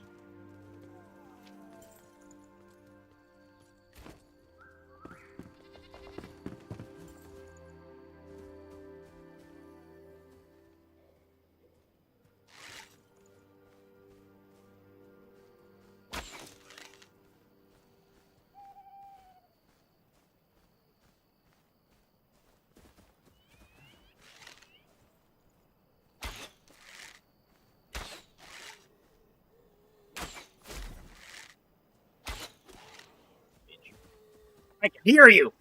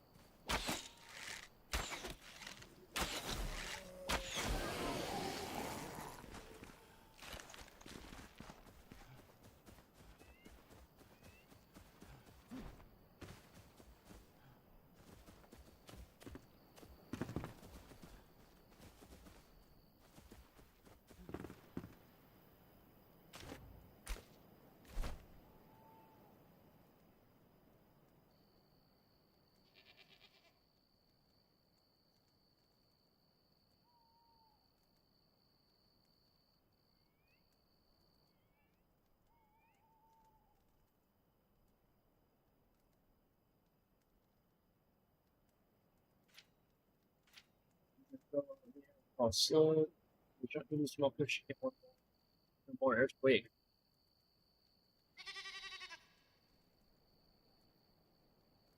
Oh, I understand. So every time you shoot, you get a push backwards, like up into the air, so you can kind of like stay airborne while you're shooting. If that makes sense. That's kind of like when you have a shooting game. Actually, you know what? Actually, I can't really use that as an example because not everybody's gonna have played one of those. Uh, oh, actually, a good example would be Terraria, when there's a weapon you have that like shoots and gives you knockback, and you can use it as a way to kind of fly, like the mini shark, for example, if you've ever used it, where like you can aim it down and it would give you extra airtime. That would be this. Kind of.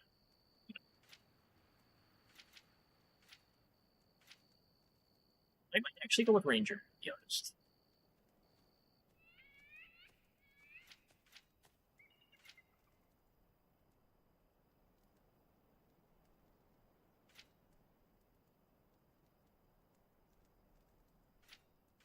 At least a little bit. I might do it a little bit.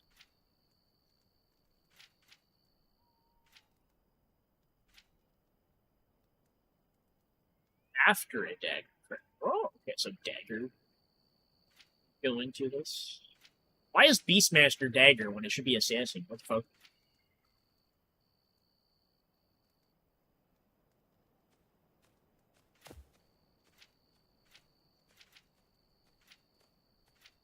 I feel like half of this tree was swapped with assassin. It should be.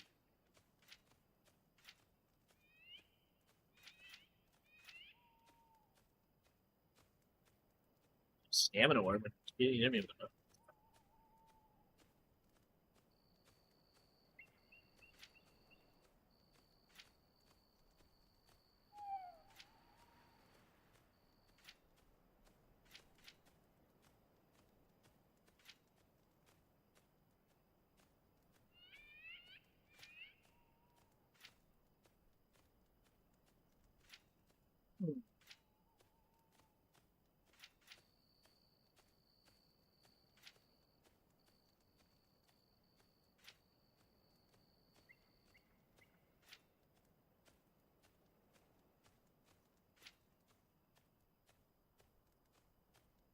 I might go like a combination. Well, I mean, it's probably normal to go a combination anyway.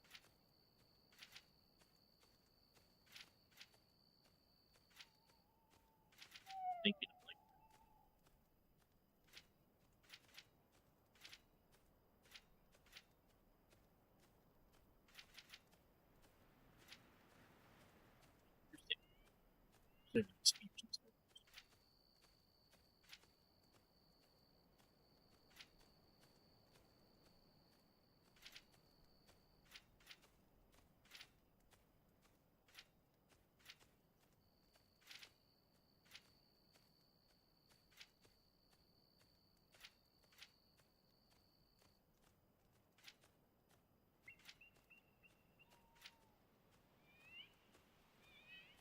really, use your movement speed while sneaking. Actually, good.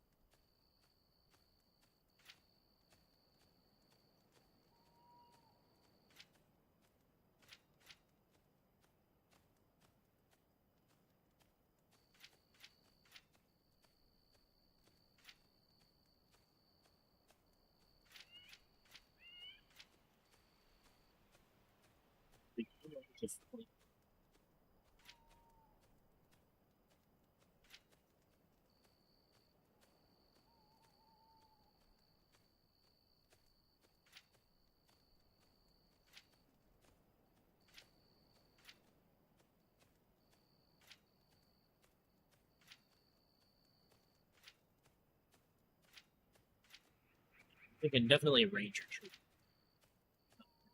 Like, it's probably you can go multiple trees. So I think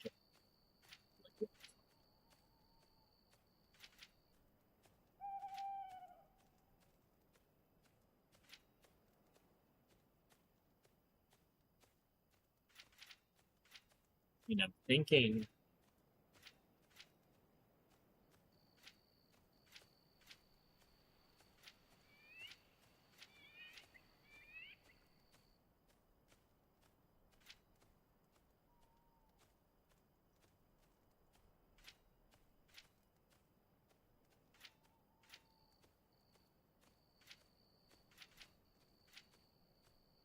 maybe like into the tank. Even though that's kind of weird to like go bow and tank. Kind of.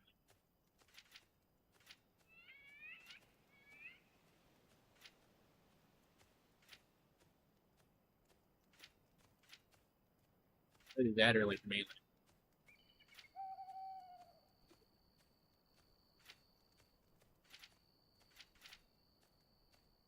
Figured out later, I guess. I do want merciless attack.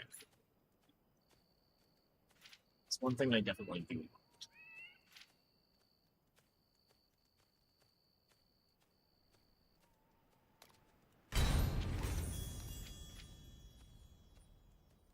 Very now increases an enemy's stun. Hey, wait. Balls back in the chat. Hey!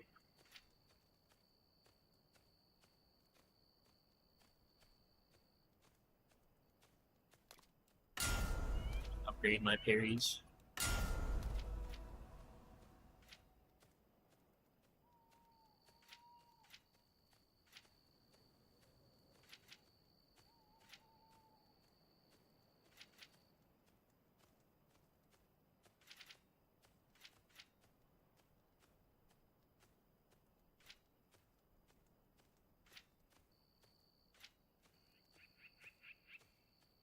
So, I think I will go into the ranger tree next.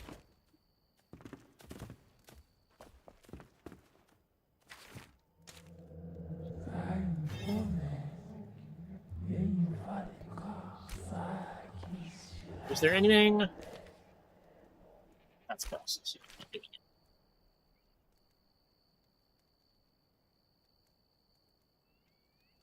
Avenger Matron Helmet. This is probably quest related. I can get all this other stuff easy. We probably have all of it actually. Except the sparks.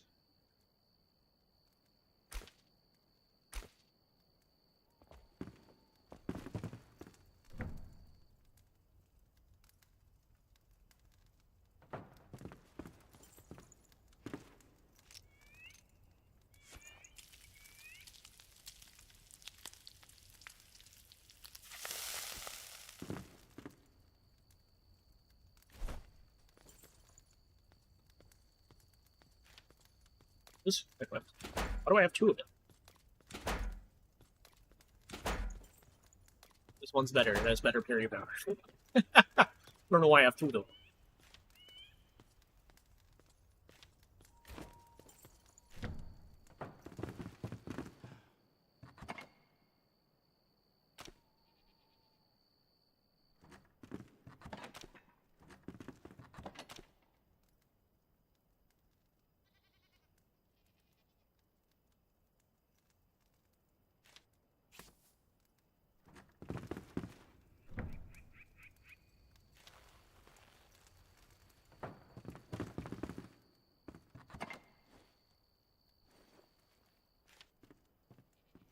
What's this do? Damn it, check.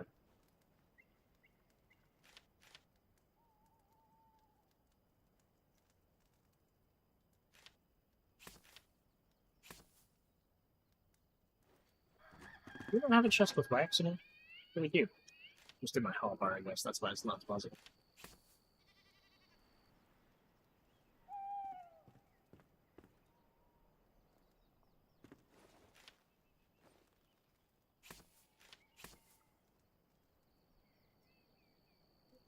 We have that there.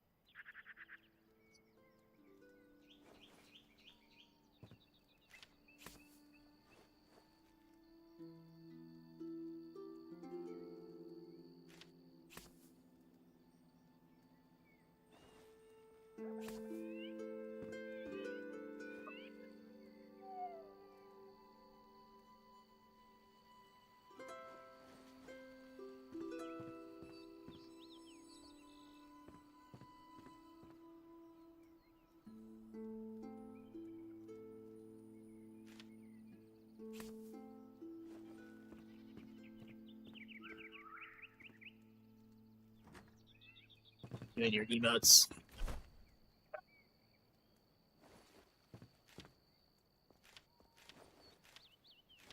Anyways, let's see. Arrows and ranger armor. I will probably make this stuff. This might be my next goal. I will do the ranger armor.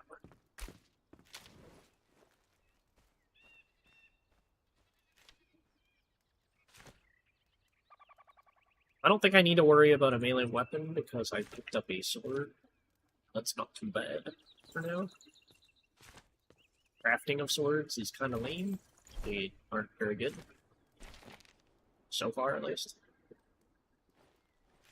Grinding stones. I can make this something else.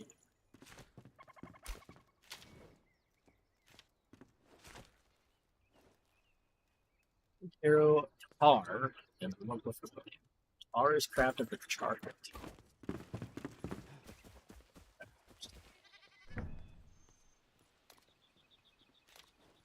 Wood logs, spring lens. Oh, that's not too bad. Wood logs, spring lens.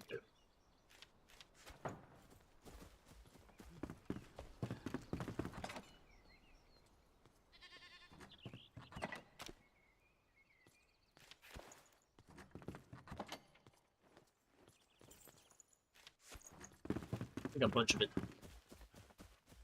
Logs aren't hard to get.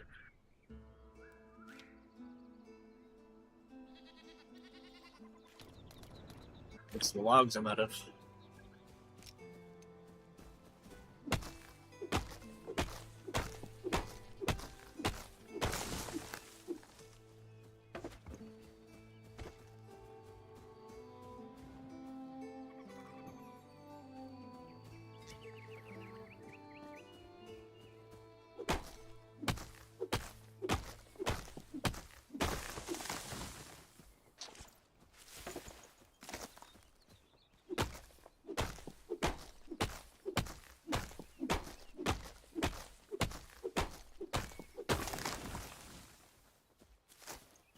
Wait, I have 2 stamina bars. Holy shit.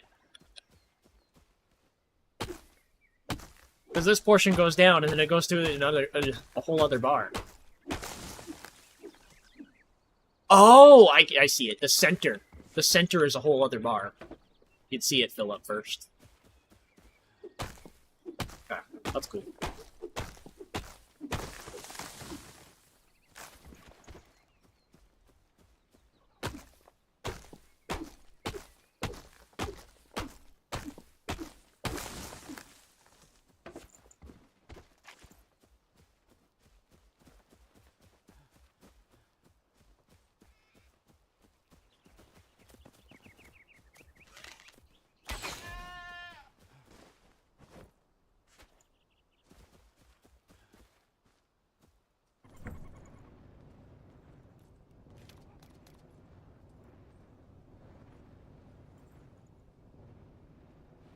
You 6 cube, 40 minutes, 20 tar each.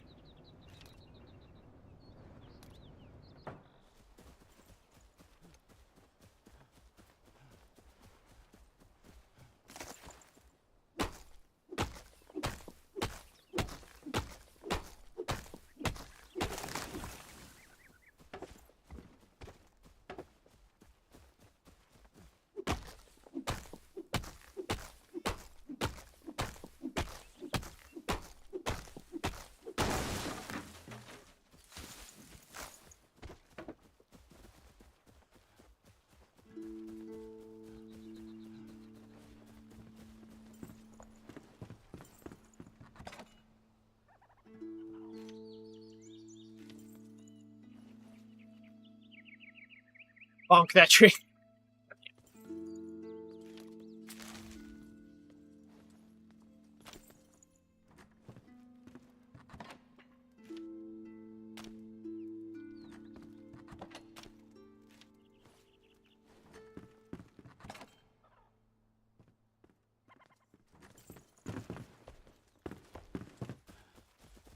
That'll make tar.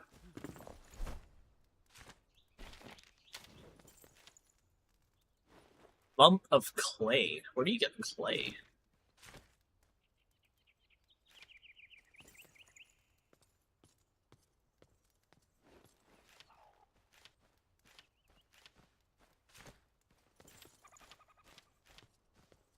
I get poison.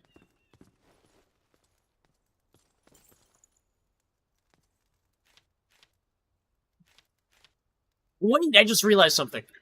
When you craft wooden arrows, you only get 10. When you craft other arrows, you get 50. Or 25 for special.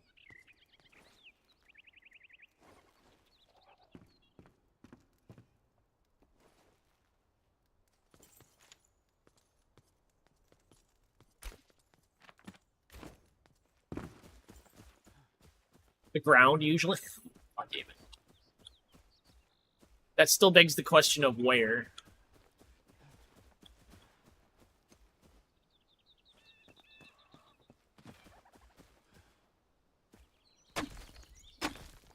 Double? Dusty remains of building materials. That's fair.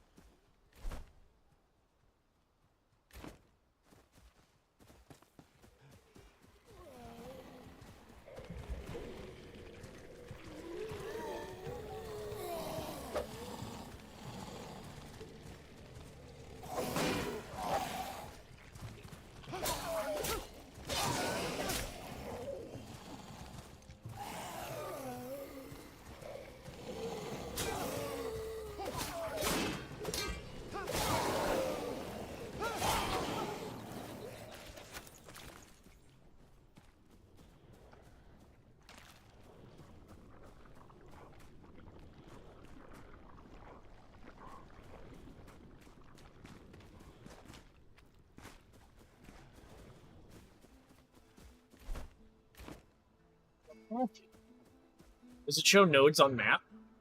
Hey, it's me before... Jesus Christ. It doesn't show anything on the map other than the shroud, I think. And quest objectives. Wait, why do I need to find an ancient spire again? Why is that part of the journal?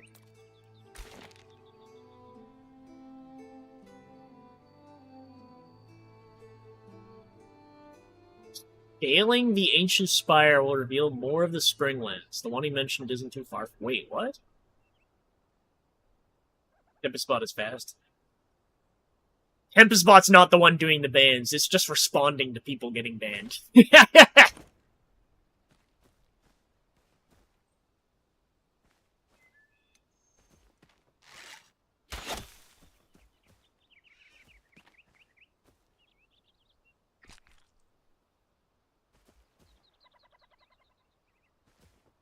Who jumped on that? It was probably Seribot.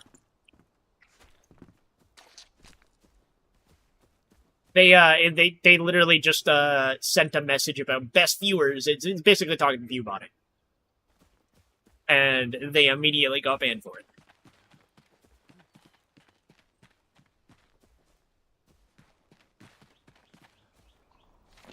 Bots everywhere? Yeah, they have them.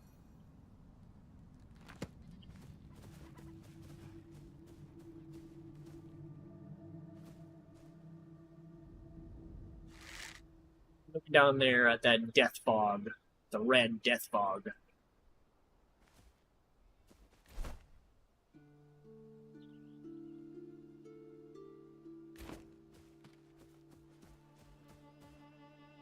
It's Flint. What does it look like?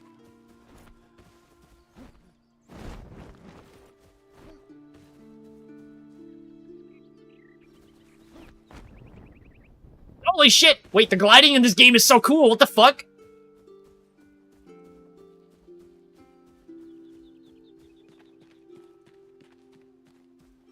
What I get for not diving recently?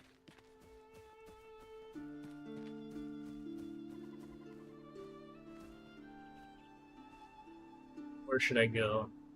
I'm gonna aim for that ruin.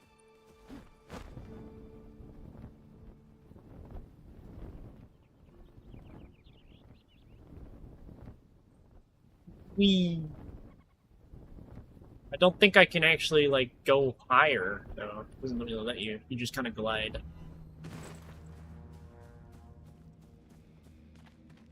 Gliding is unique, yeah. It's not like the Elytra, because if you go downwards, you don't really get momentum.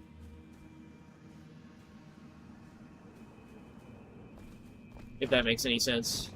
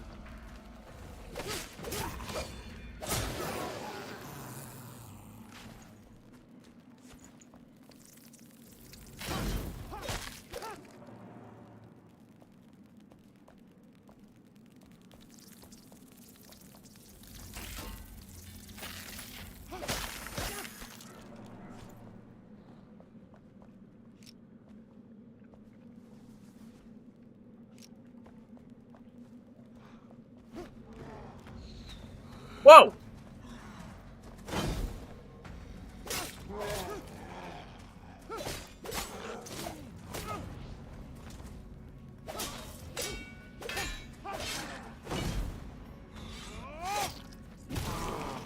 Oh, hey, that's cool.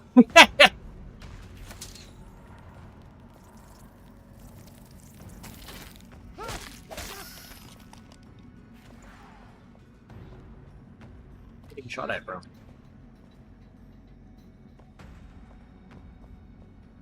Oh.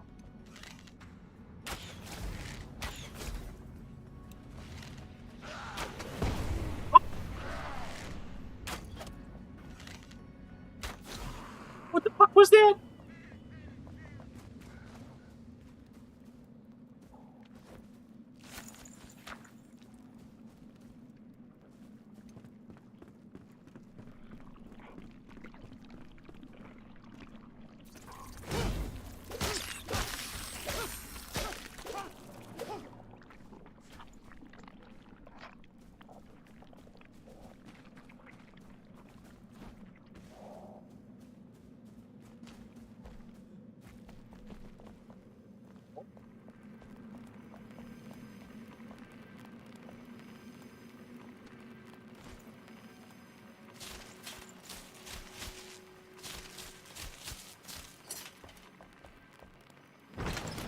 Was watching that fire break. Sadly, it looks a bit too repetitive. Fire break? What's fire break? Is that a game?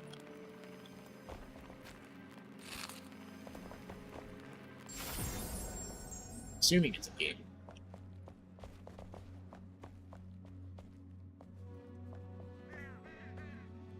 Drink water is oh shit.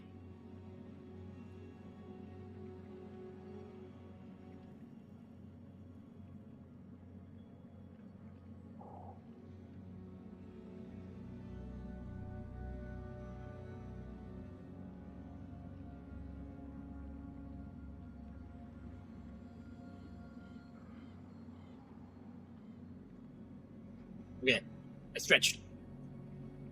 I promise.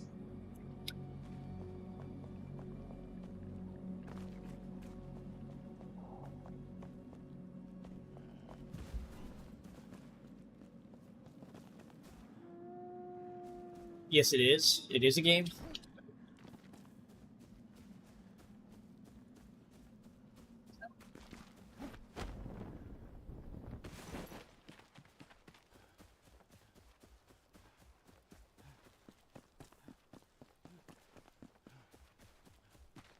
A new game just released?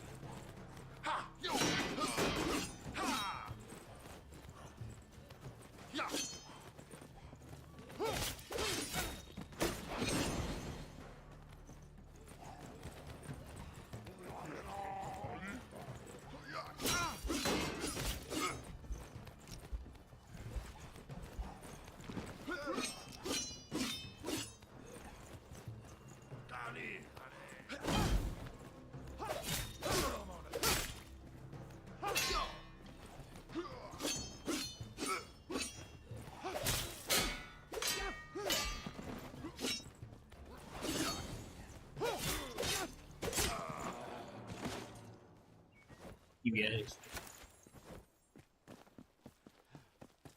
What's Firebreak supposed to be about? Like another survival or what?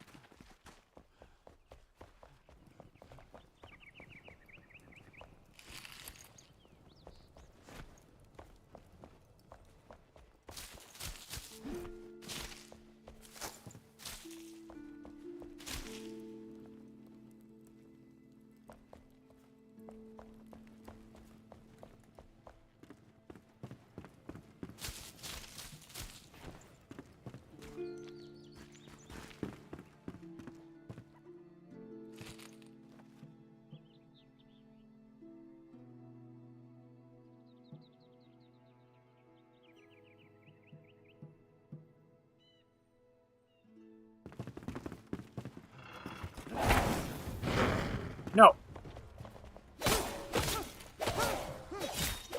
Guy's got a fucking cannon. What the hell? No, give me that. Give me that. I want it. Damn it, he just gives me explosive bombs.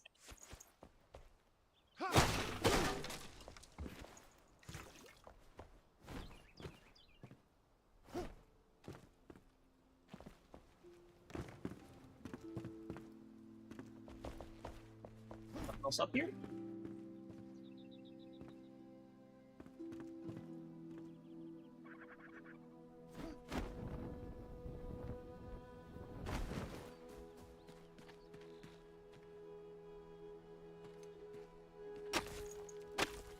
Dirt road block. Got it.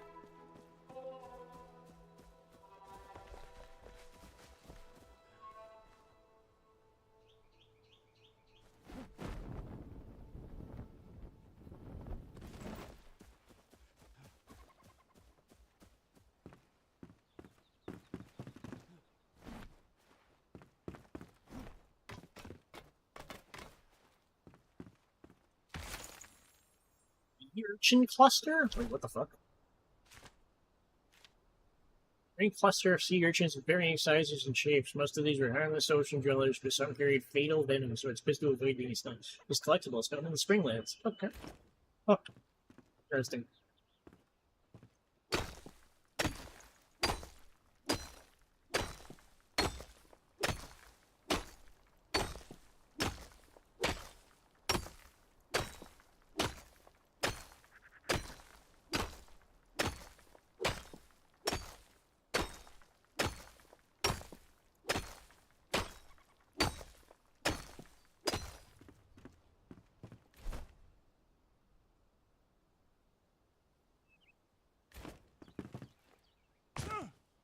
That hurt.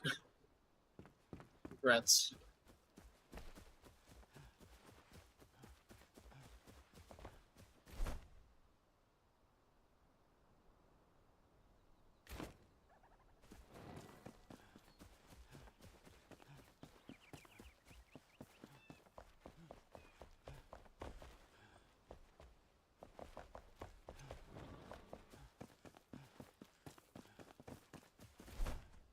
Yeah. Doesn't this go into the red trout?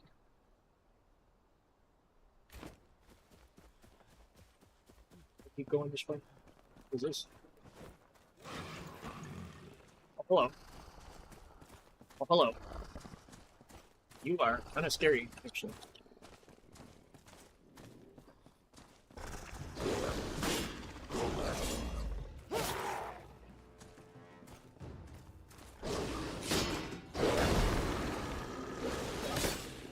Ow.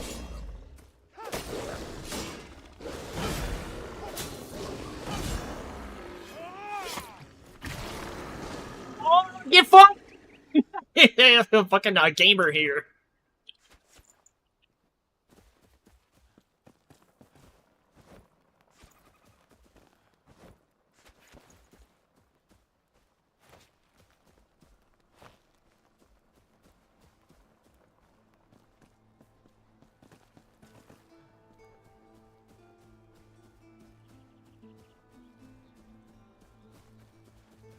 That place looks important. Did I avoid it?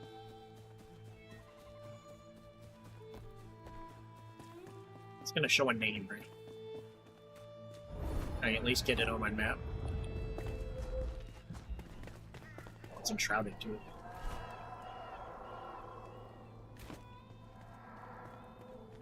I wanted to get like a name of this place. Not have a name? New location. There we go. That's what I wanted to see.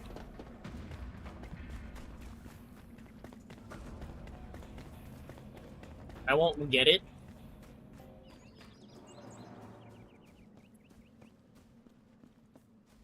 But having it on the map is nice.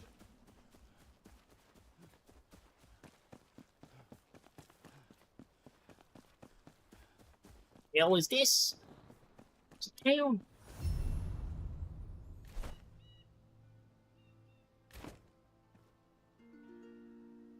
I don't want that to. I don't want to get new things necessarily. Is this clay? Still. I need clay, but I don't know what it looks like.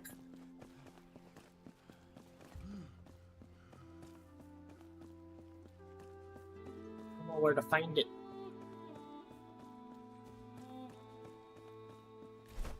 And my inventory is full at this point.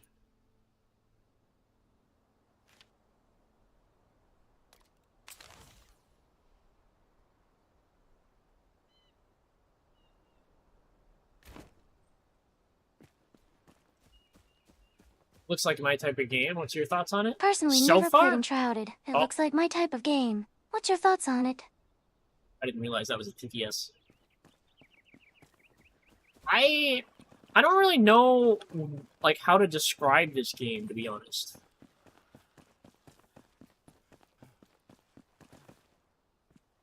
Like, what are your opinions of Valheim? Because I would say this game is closest to that. It's like Valheim, but more of an RPG, if that makes sense, because you still have experience and levels and shit. It's less like there's no inventory weight, so you don't have to worry about that. Mining is easier. It's less tedious, but ultimately it's similar, if that makes sense.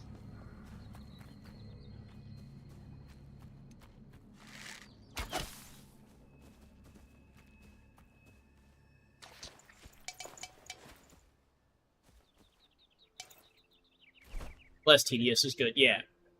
Like, don't get me wrong, like, some of the tedium in Valheim is not bad. Like, it has, like, its own charm, if that makes sense.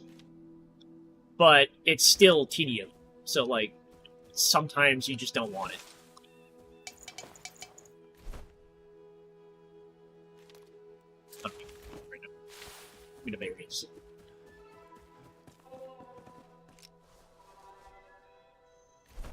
Can I would do more than fiber. That's fine. It's easy to get.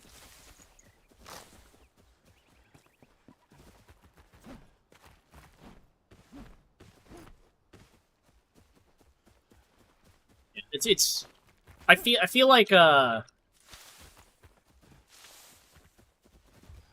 Enshrouded is more of an adventure. Like a RPG. It's like you're more like you're playing like a role playing game more than you are in Valheim.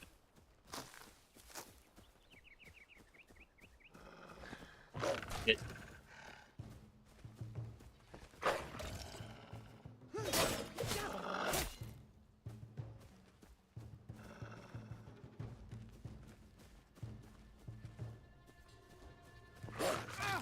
Ow.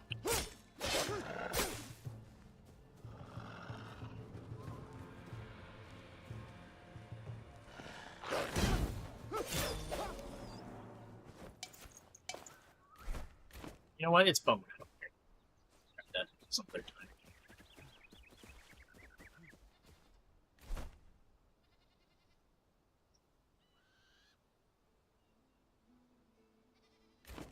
Quite far away. Shit.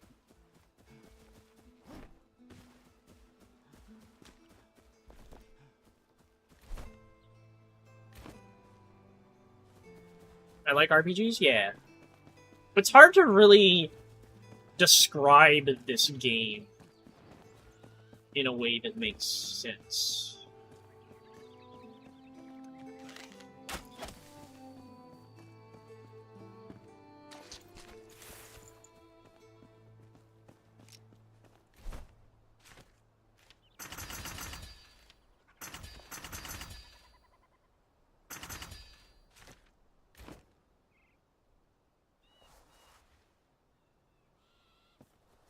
Moves back?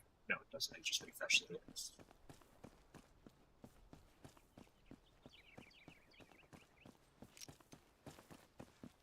Okay, you did great. Yeah, okay.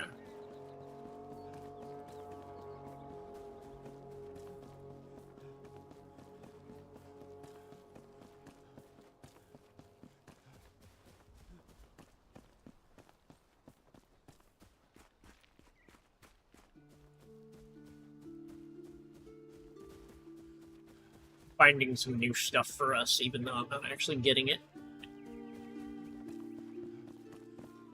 As we can't fast travel to this anyway, it's gonna, like, I'm gonna have to come back here. Ancient Spire. Oh, okay, so there's more than one.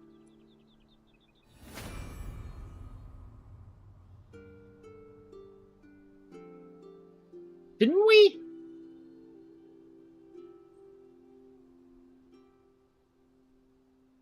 Oh, you know what? I don't think we actually climbed it. We got it, but I don't think we climbed it because we couldn't. That's why that's a quest.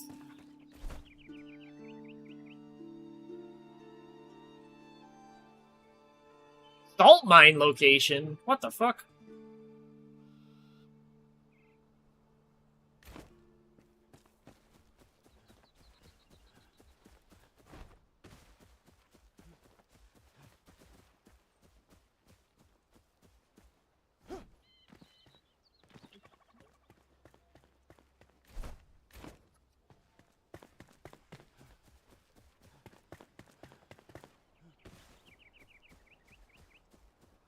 What's up there? What's that? Huh.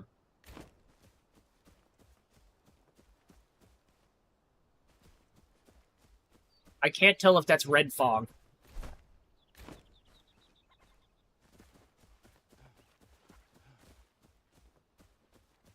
I think it's just the sun.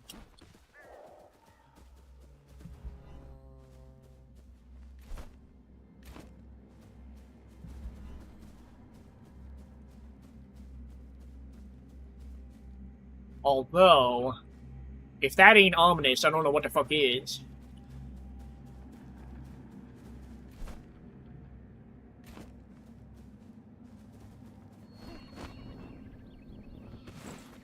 I wonder if you can get a better glider.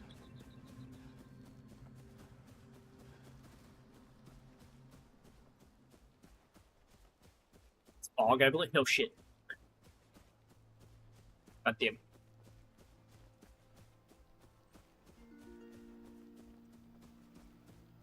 That is dangerous.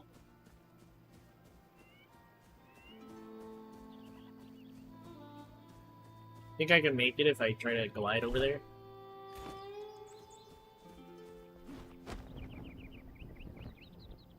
Shit.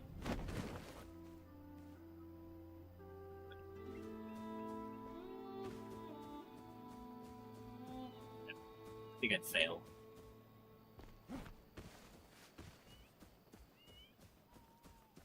From here, maybe.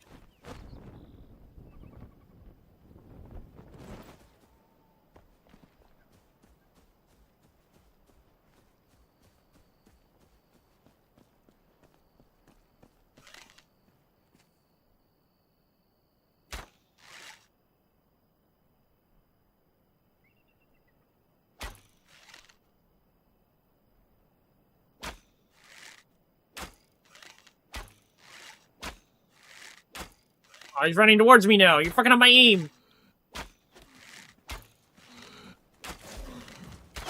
Holy shit!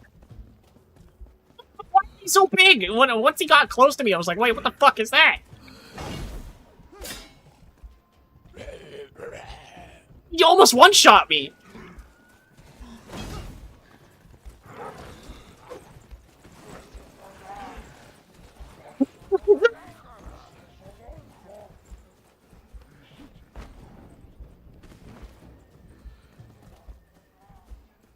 Was that red fog?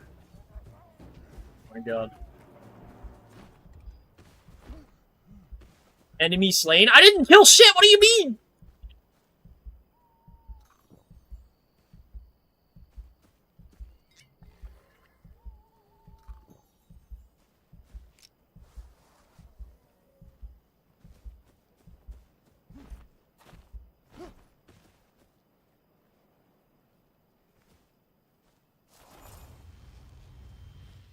Probably wouldn't go.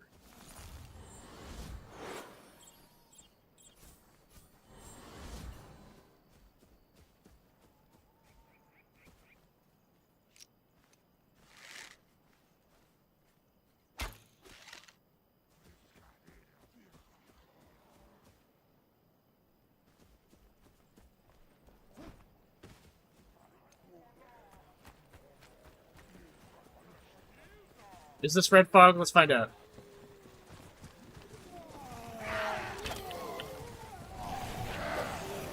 Why is there so many enemies, actually? What the fuck is this?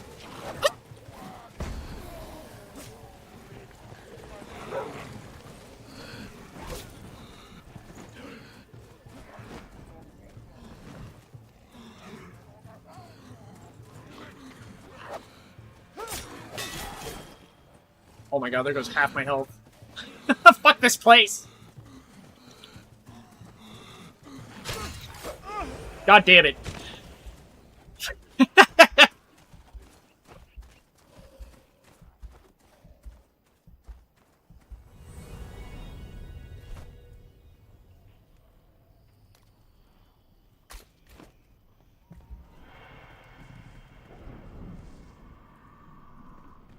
That way.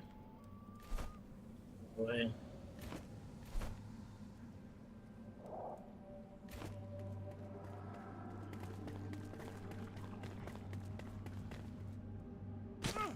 Oh shit.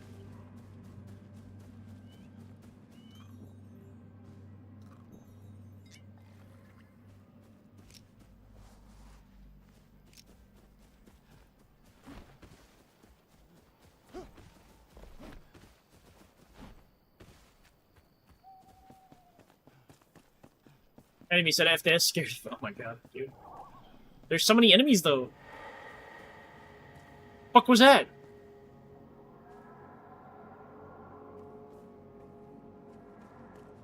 Hear ominous noises. I don't like it. Alright, let's see if I can.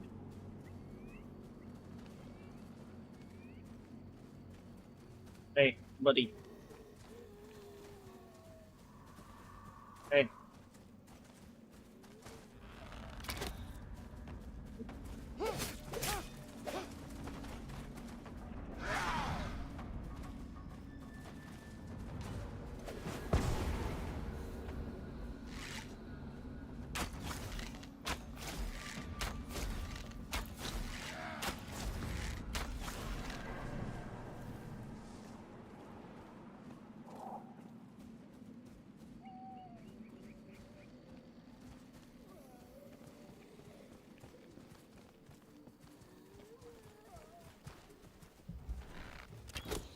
Ow.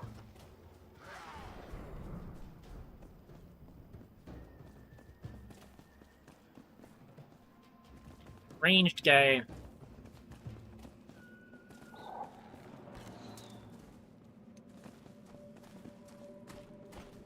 Hey, stop running.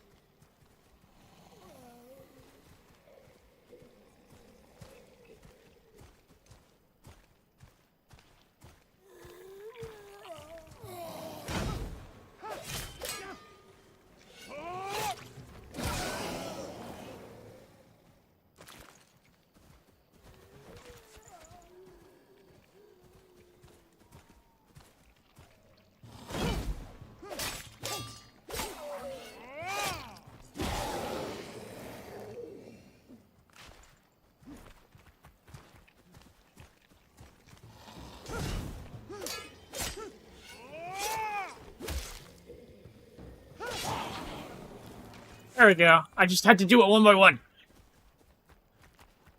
That wasn't too bad.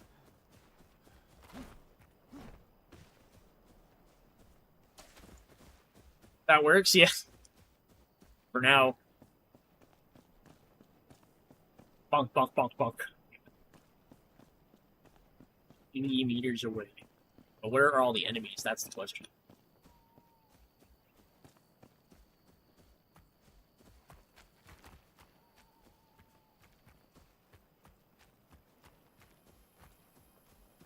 That's my stuff.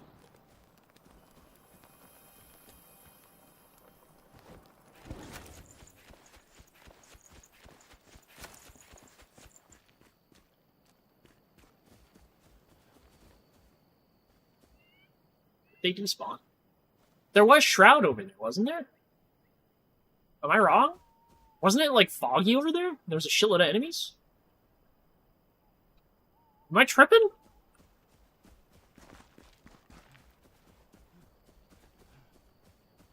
There's even a fucking corpse here. What the fuck?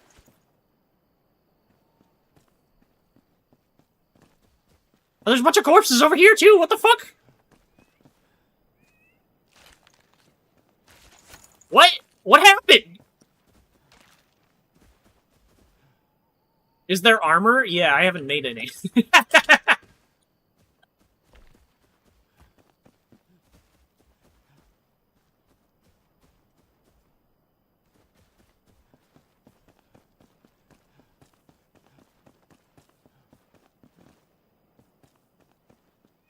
Oh. I think I found them.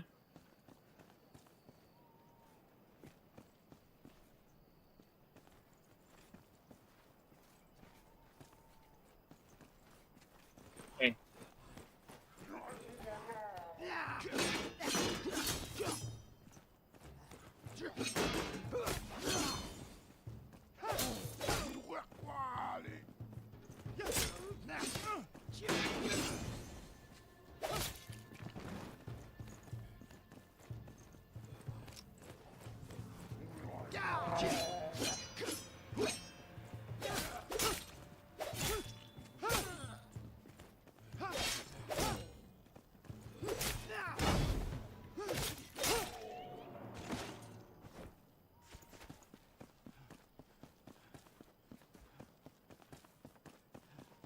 Where'd they go?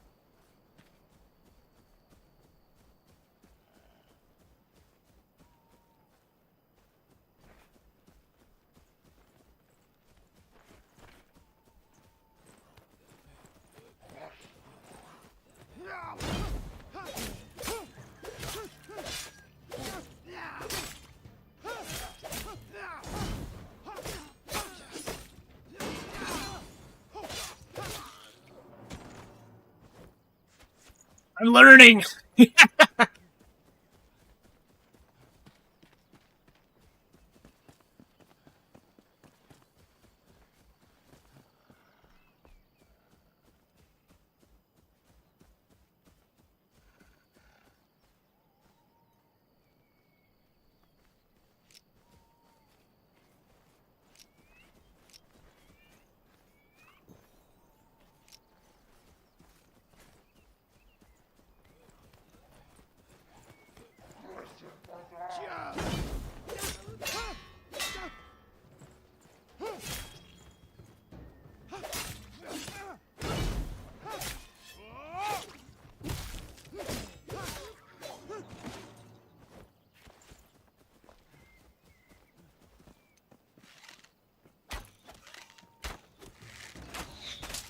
What the fuck?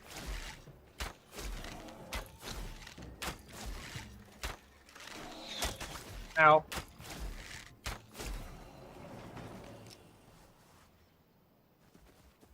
I don't know where the wolf went.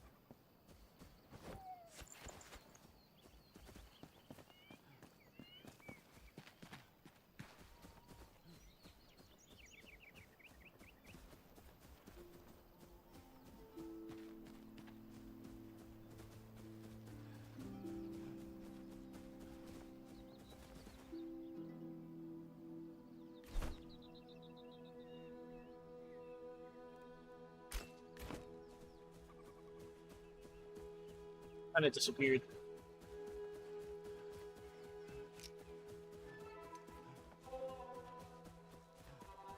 I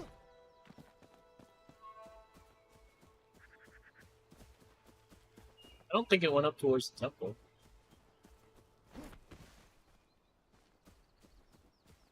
Is it maybe it only shows up at night? Because I know it has like lanterns and shit on it too. Maybe that's why they disappear?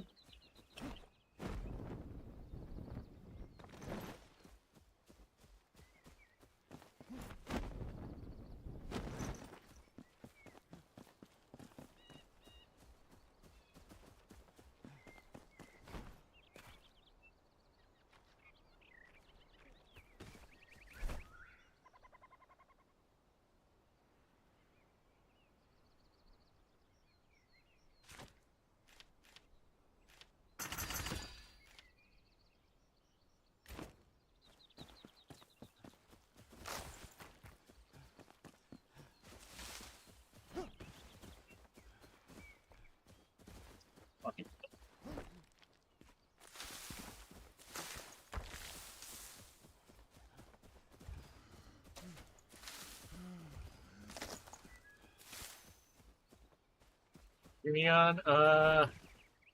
I'm on Twitch, Kick, X, and YouTube, technically. Although I primarily pay attention to Twitch. Just because it has more functionality than the other platforms. Not necessarily because I feel like it's better. At this point, I feel like Kick is better. Realistically.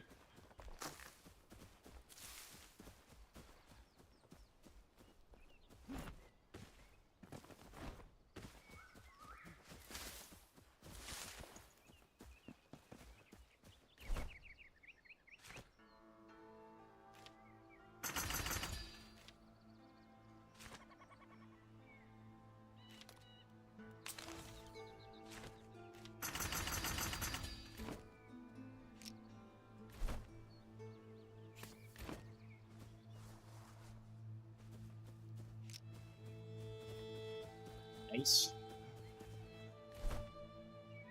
I'm going to... What's that?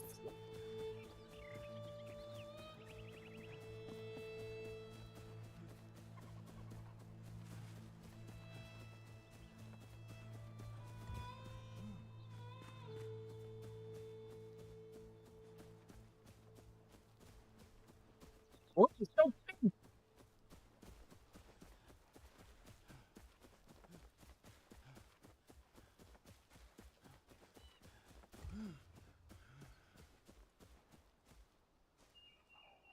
What is that? Is that a bridge?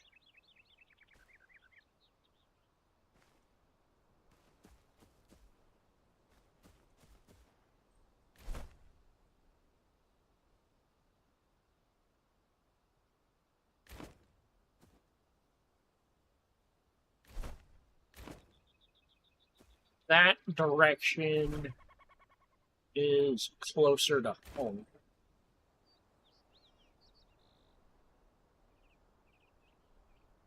Or it's a bridge, yeah. And then this direction is the opposite direction.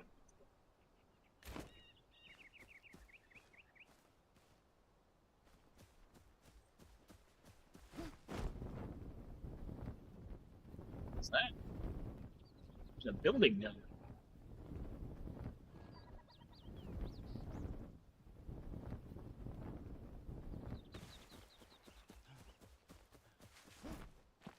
Like, oh, I see. Okay, yeah. It is kind of a bridge, in a way.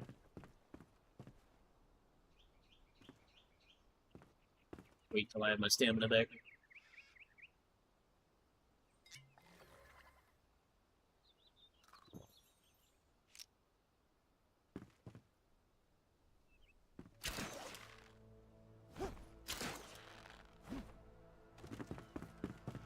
Grappling hook bridge.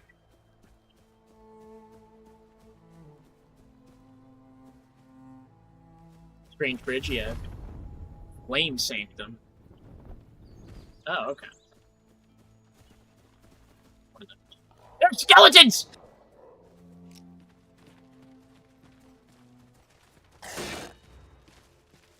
What are those things? You know what? I don't want to find out. Fuck that.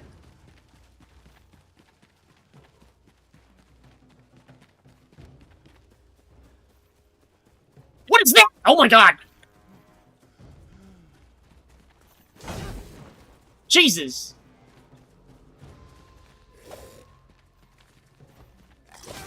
Ow. You guys chase for way too long. Scared of getting boned? Wow, fuck you.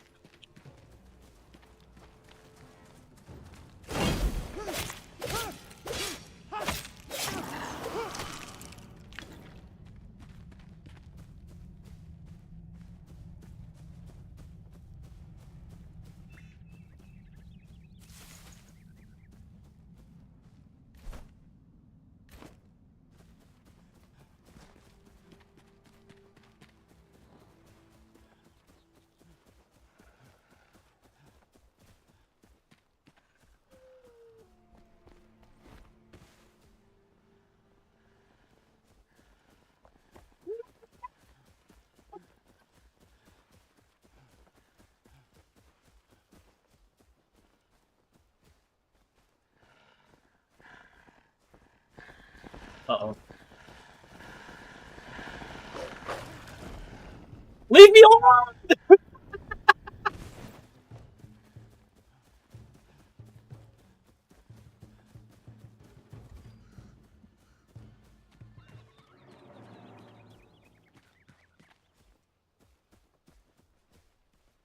Jesus Christ, that's a lot of wolves.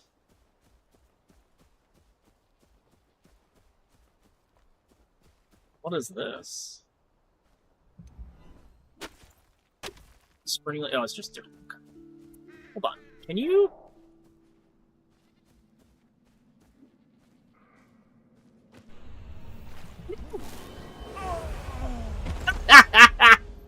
I was wondering what that ground did, but that makes sense. I knew it was gonna do damage, but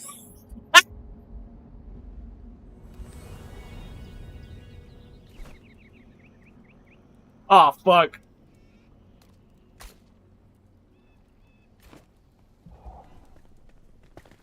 Getting back there is gonna be a pain in the ass.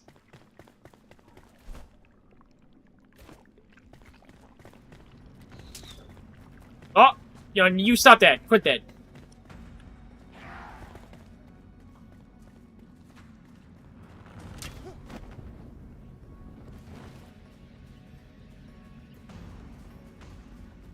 Rip bozo indeed.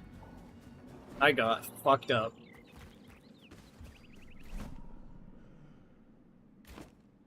You go that way.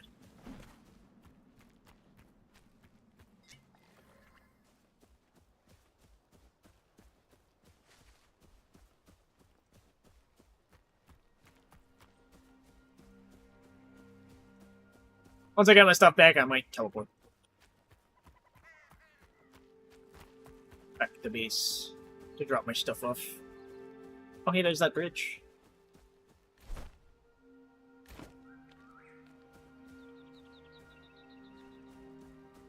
This, is not a good vantage point.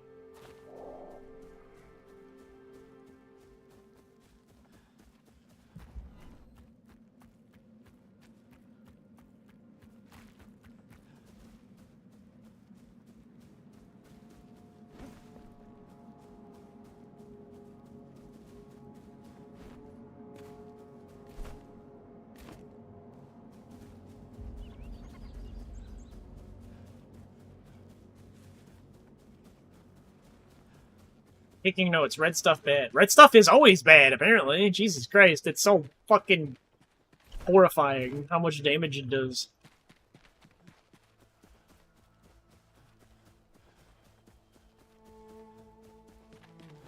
I wasn't even planning on being in it for that long. I was like, I'm gonna jump in and jump out. And I jumped in and it fucking ticked down immediately and killed me. I was like, oh, guess I'm dead now.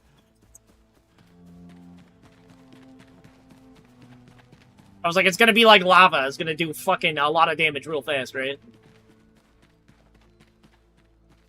Instantly kills me.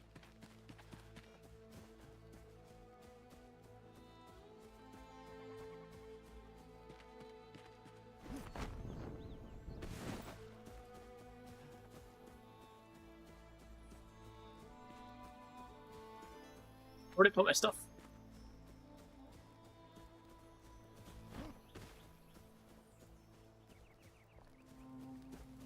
Oh, right there.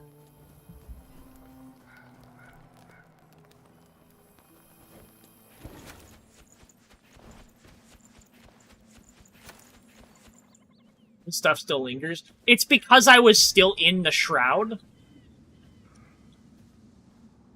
I was like, here's still enshrouded, right? So the timer's still ticking down. So when I went in, the timer ticked down instantly, and the shroud took me when I jumped out. When the timer hits 0, you basically just die.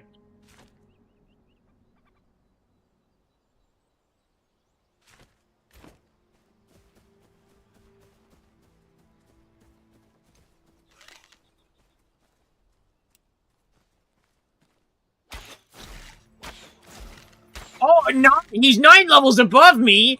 Oh.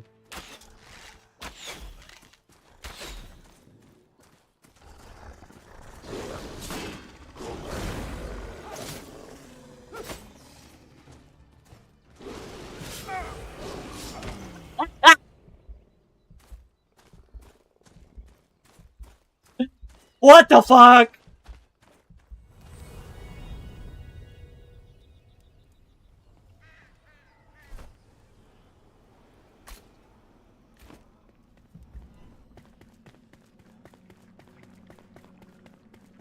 The fuck was that? I got hit once. That's what that was.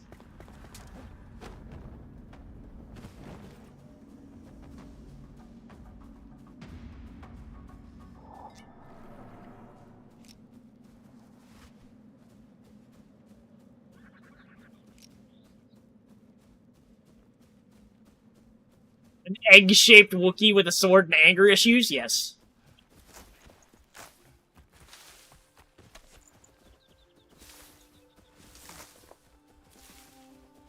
Grab all the bushes as I go through here.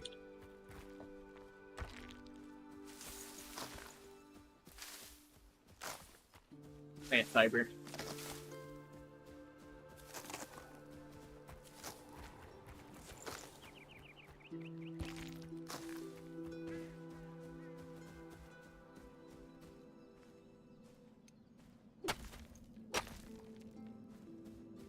I want clay, but I don't know what it looks like.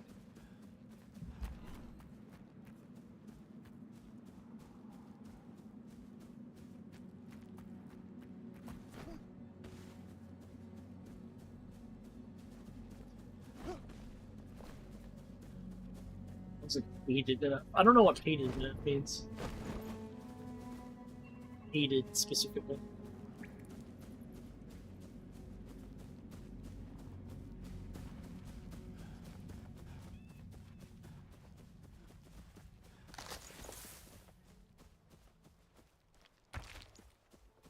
Oh yeah, pet, like pet, yeah.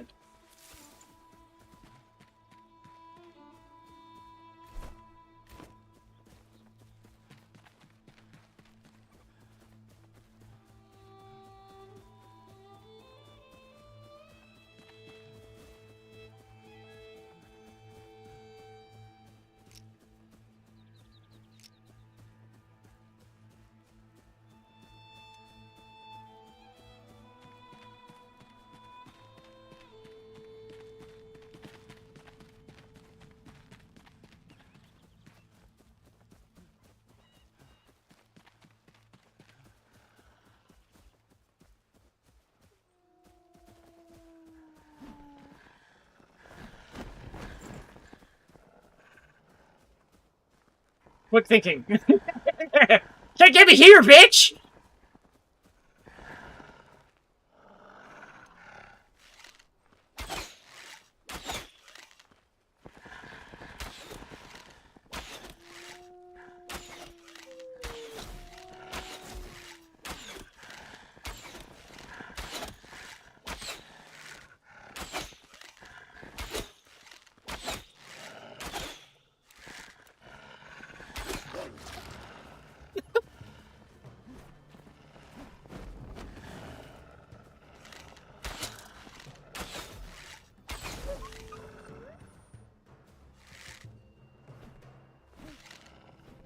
Oh, can I not shoot while I'm jumping? Damn it.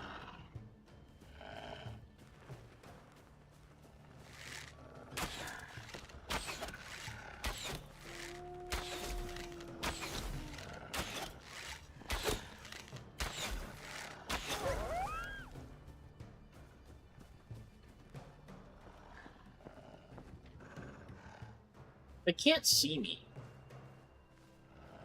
Because they shouldn't be able to.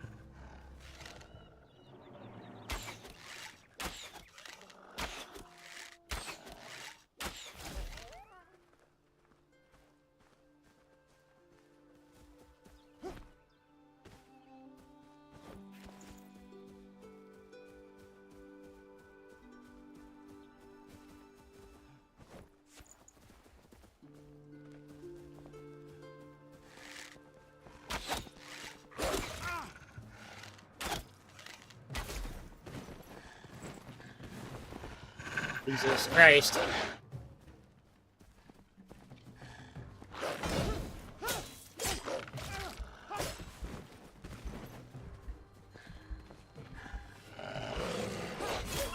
Fuck you.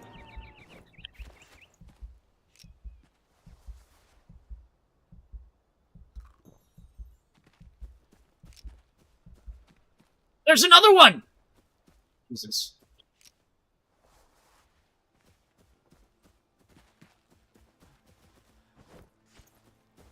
Leave me alone.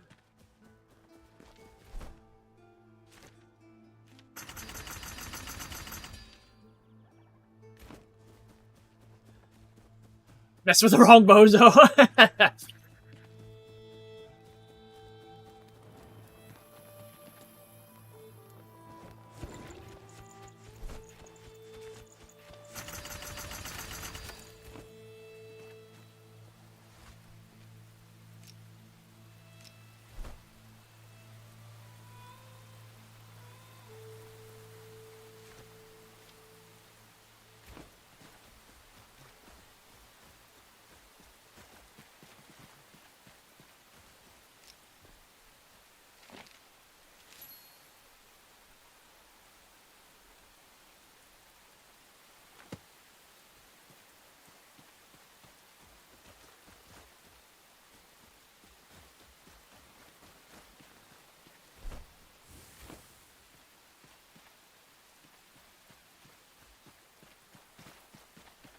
I have a feeling that I shouldn't be going up here.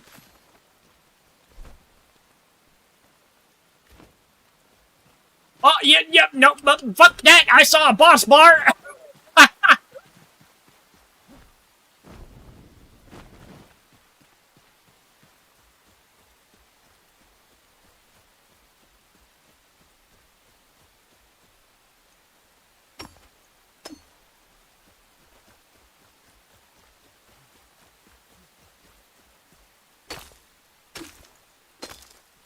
Yeah. How am I supposed to get collect?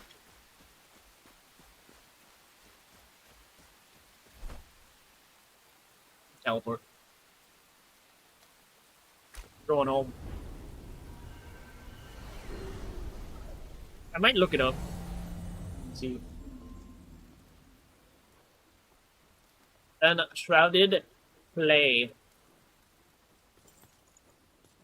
Oh. Evel. That's an area we haven't found.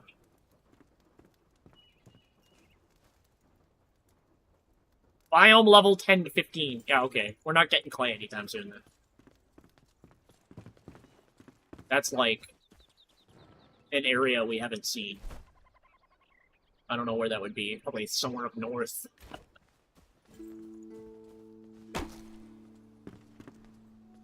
You saw nothing.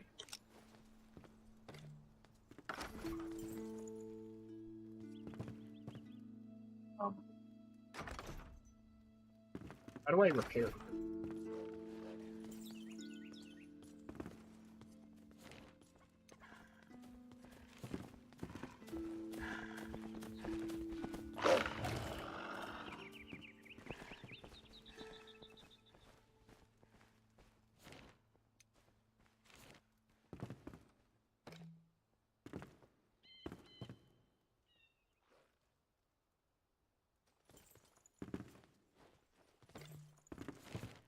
Or does it just repair itself? I think it just repairs itself.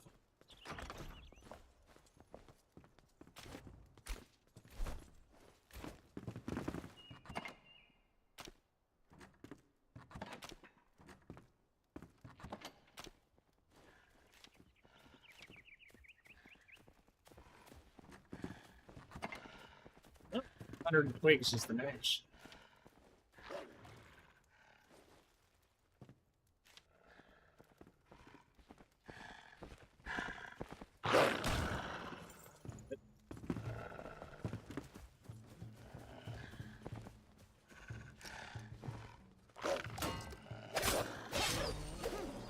Leave me the fuck alone, bitch.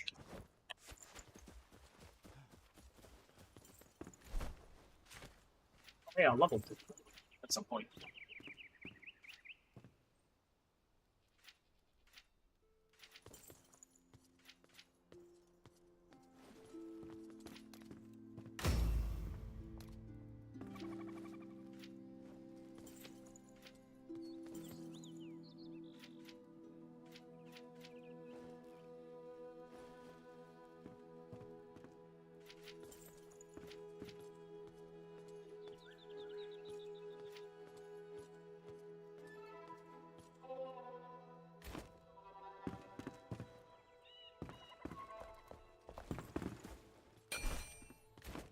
Everything gets repaired.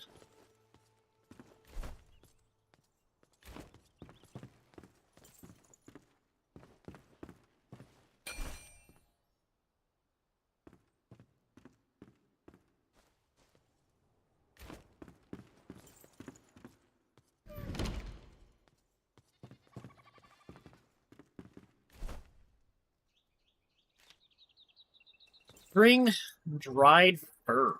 Crafted at dryer. Pierce the heart.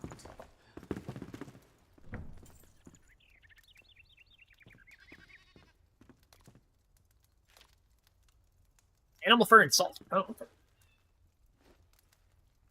That poor goat. Wow. Today's Okay. string title is much better to be Titaboru. That poor goat.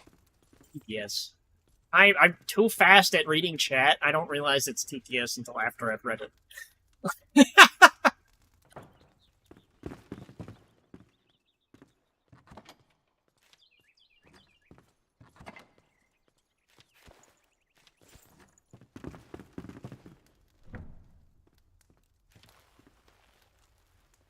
I need more salt. Mined in Springland Shroud.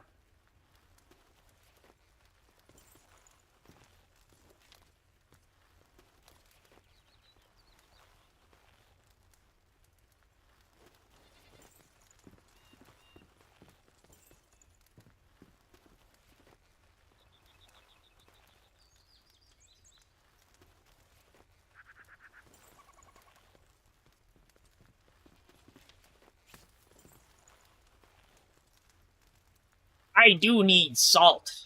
I know I'm a salty motherfucker, but I still need salt.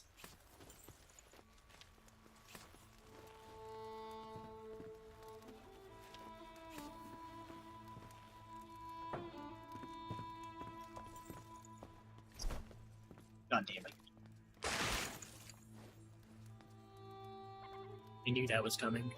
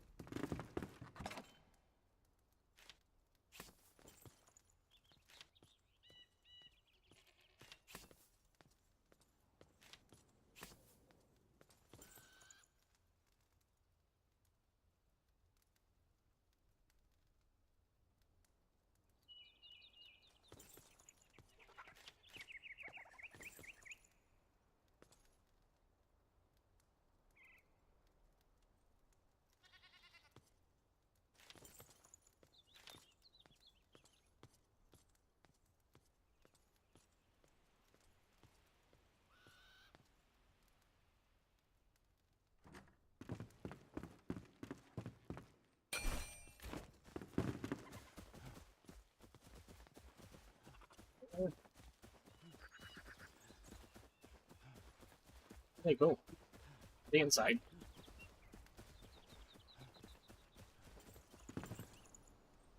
Oh, they're sleeping.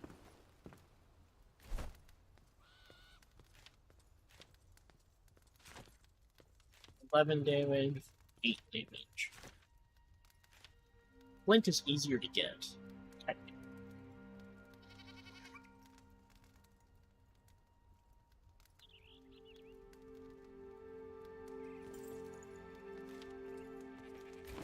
Never look back.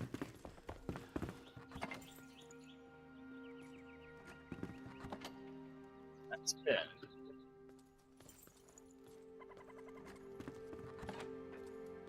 We do have 23 metal scraps.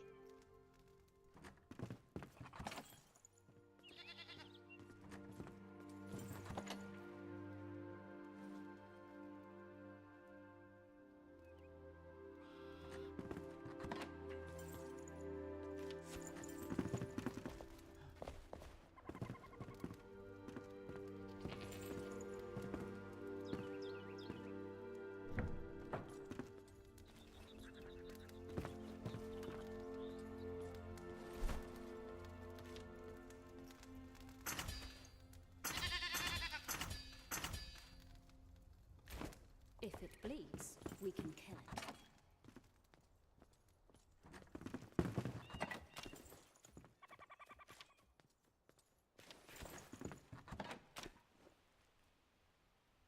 There. Now I have a shitload of arrows.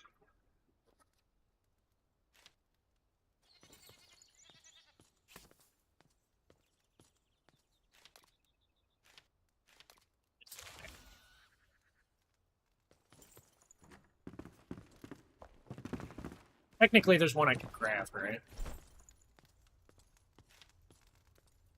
Or, yeah, you know what? Actually, that was the one I could craft. That's why I couldn't dismantle it.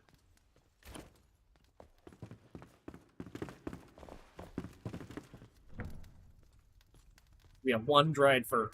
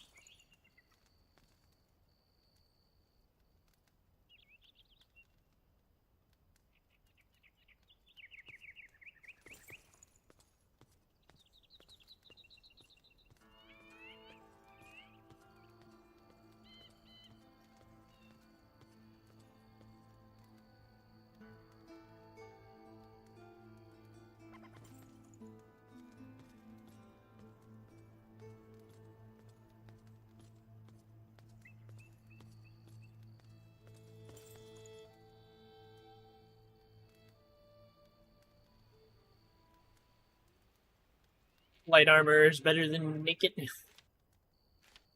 Not naked. I have stuff on. It's just terrible stuff.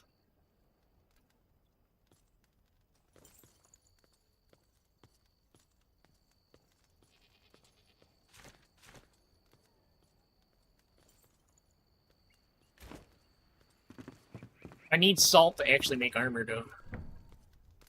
I can only make one piece, and it's like a shitty piece.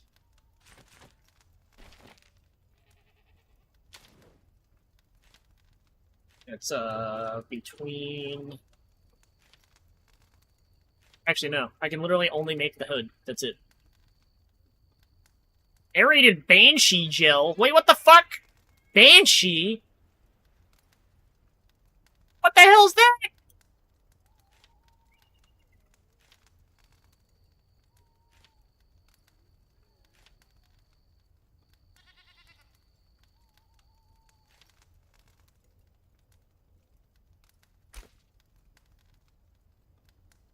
Yeah, Banshee, like as in a ghost.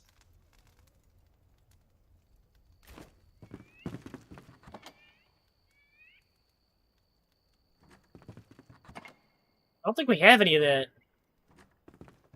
I don't think we fought any Banshees. What the fuck?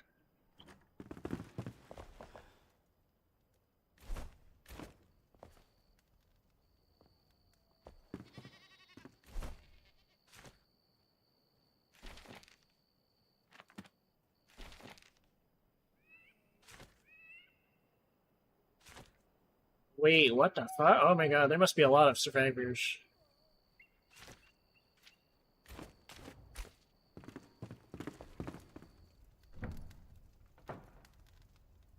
Look at this storage. Okay, so that's like it is.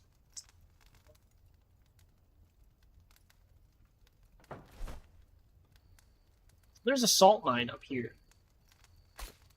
Maybe I can go up there.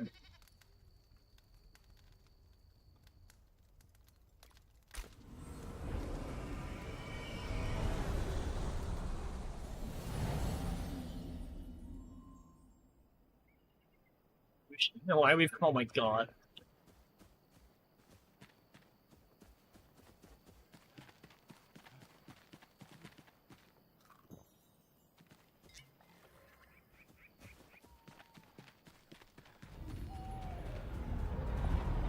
I will now revive here. My goal is north.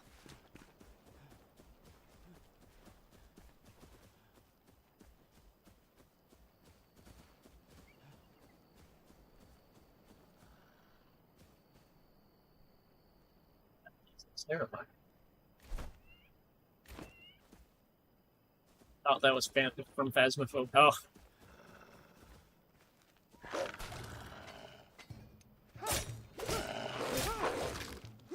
Fuck you! Stupid wolf. What's this light? What's that? It's like another place it wants me to build a base.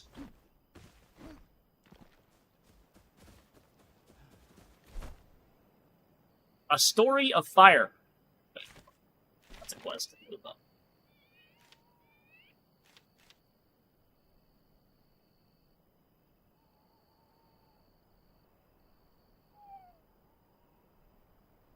I will ignore that. That's a quest. Not want to approach it.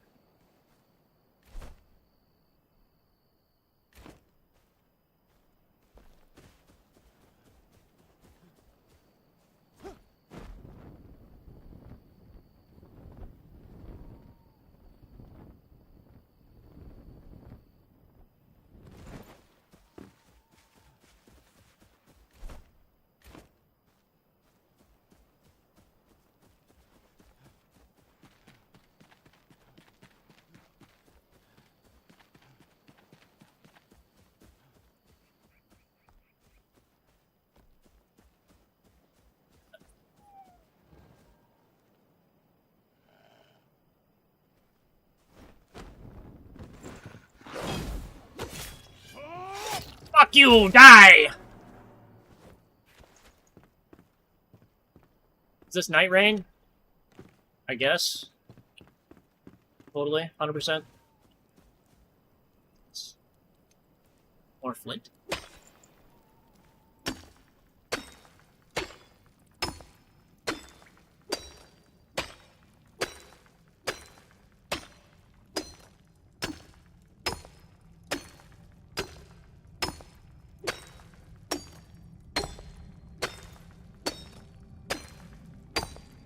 How's it going, Drake?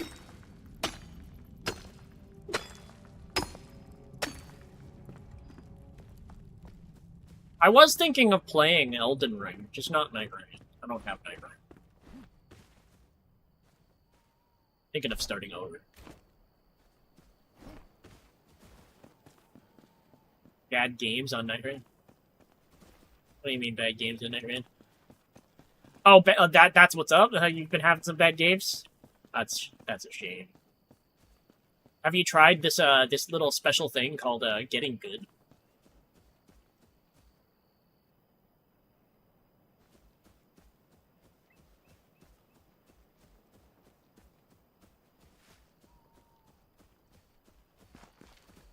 Station below.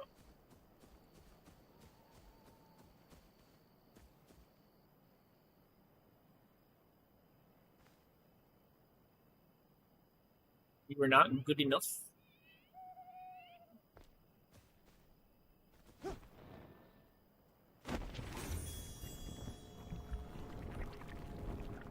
I went too far down.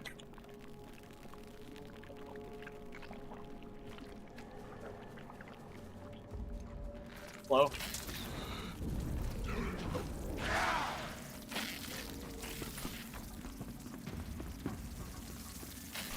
Ow.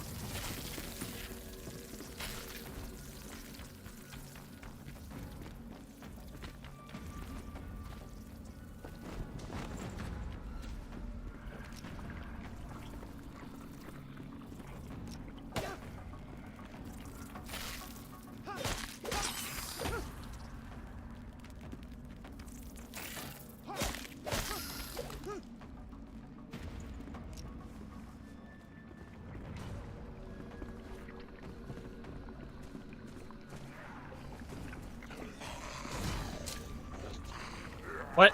Wait, where'd my sword go? Ah! I didn't have it equipped for some reason.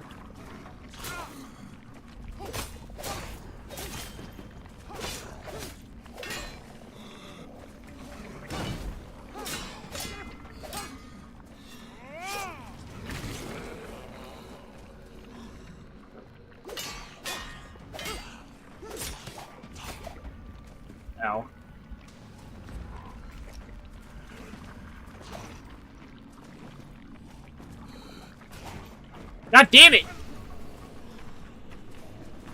Leave me alone!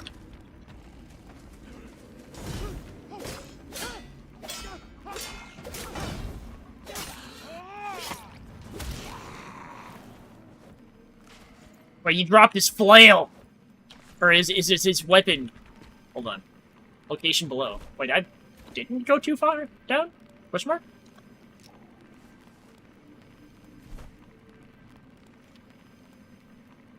Ooh. 70 damage, 0.6. 70 damage. Yeah. Piercing, cutting, shroud. Piercing, blunt, shroud.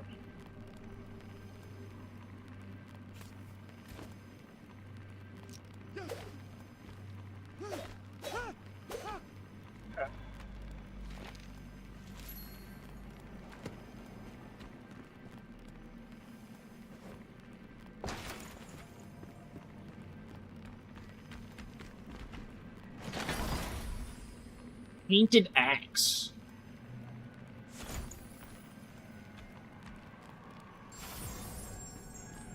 Skill issues are real.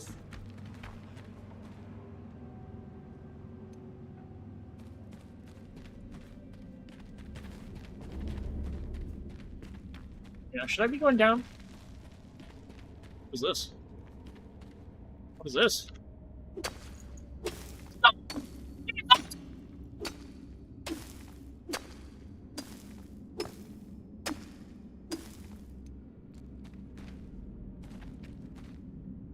Eh.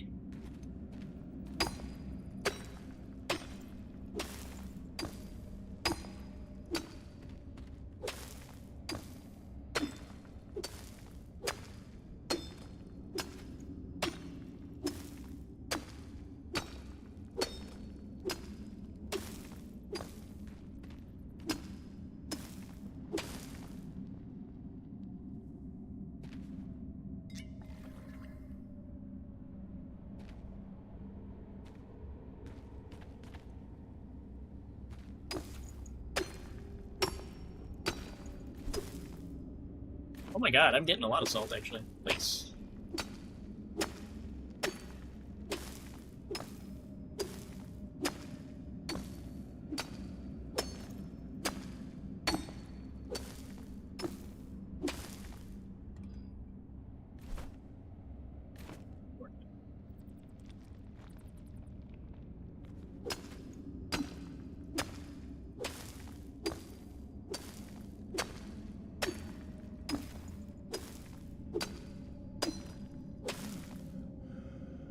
You know what the problem with this is gonna be? I'm enshrouded right now.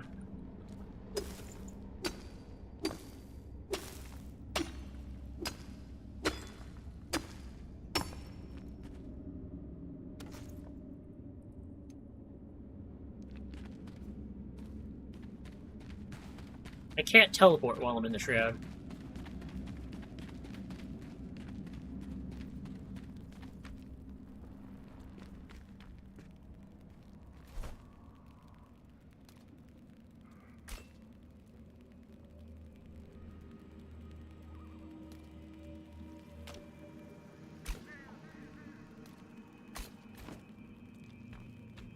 Waypoint reached? What do you mean waypoint reached? It's right here.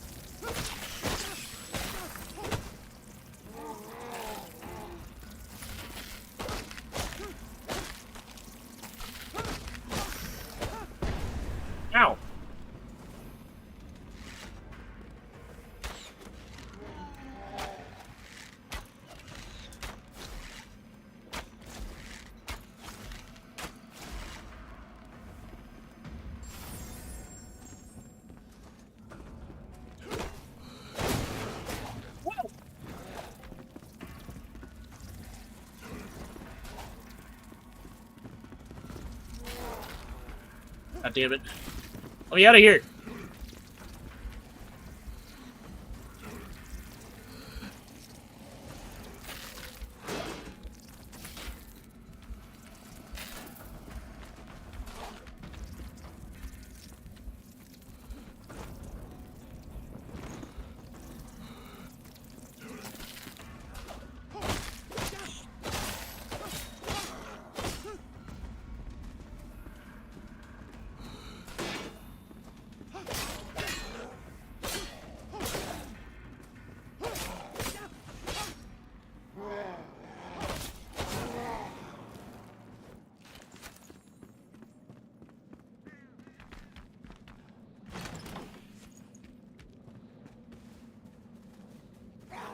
Oh, hi. Hi.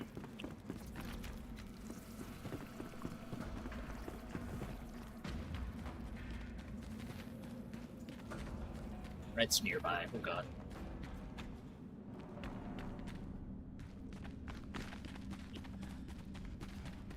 Hello, Remy.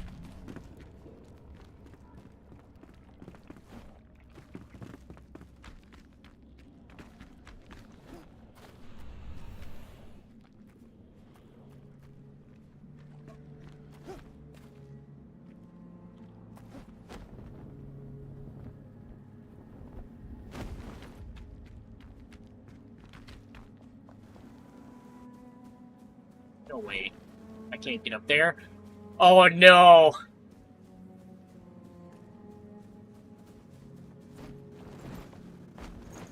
Let me up.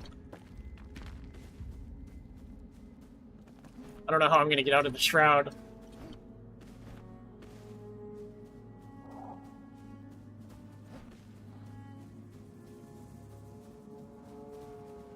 Maybe if I can get up there?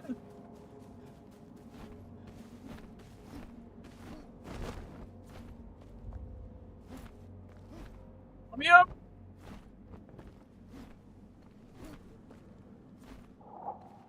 Come on. Come on, you can do it. I need it. Falling further down.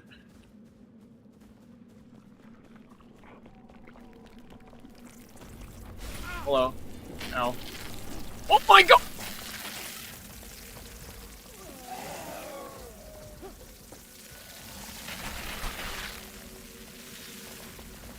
Hi.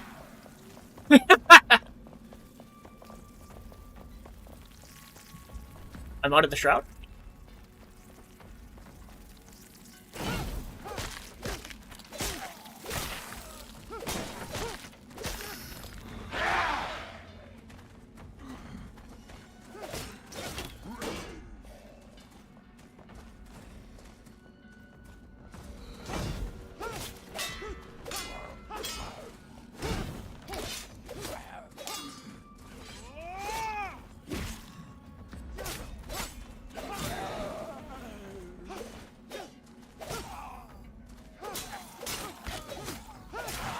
Fuck off. Leave me alone.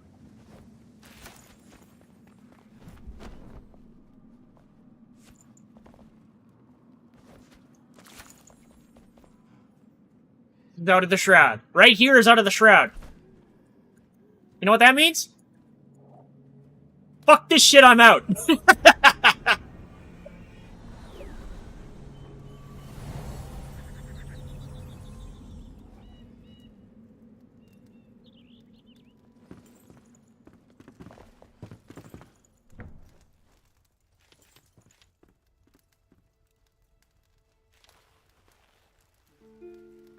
We installed this, we'll give it a try sometime, except at the fire. Nice. I'm trying not to do too much that we haven't already unlocked, technically. Like, getting salt is not too far out of the realm of what we've already done. It's just I had to find it. There's a couple of things I can't do, like, what else was it? It's like,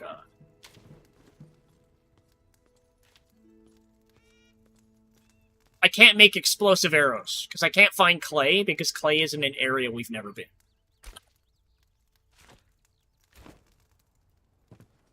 Like a completely different biome that's like level 10 to 15. I ain't going there and letting unless we're all playing. Which I think is fair.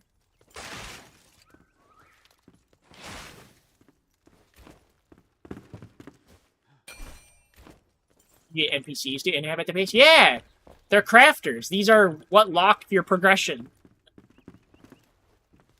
Like I have to talk to this NPC to craft this stuff. I don't know where to get Banshee Jill. I don't know where Banshees are. Enshrouded Banshee.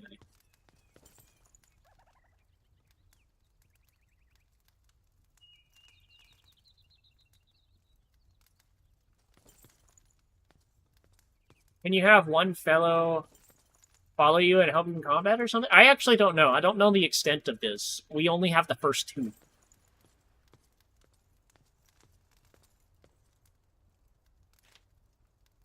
I should be able to make... Take care.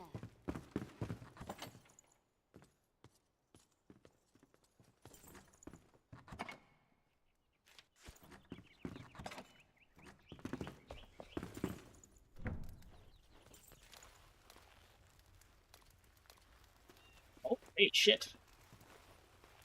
My god. I can make 39? That's good.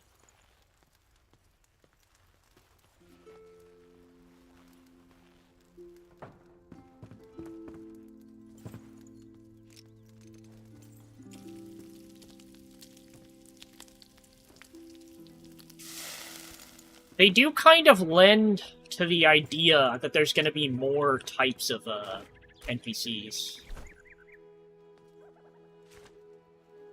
Because it says I have 2 survivors, right?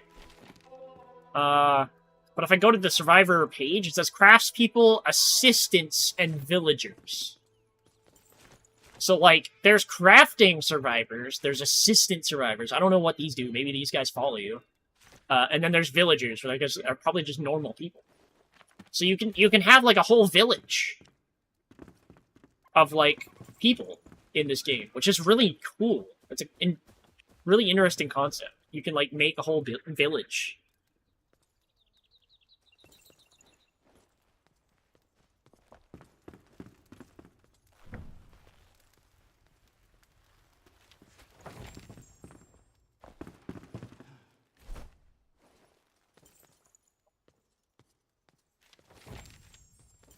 Well, I can't make the gloves and I can't make the hat until I get Banshee.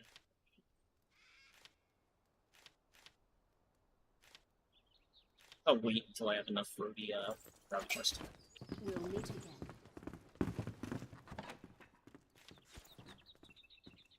Active on my subbing.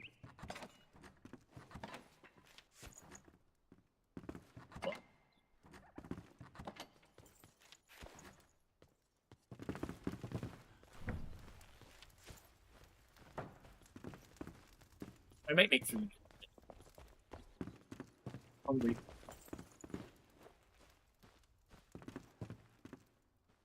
But yeah, I'm trying to... Like, the only thing I'm really doing that is going to affect me and,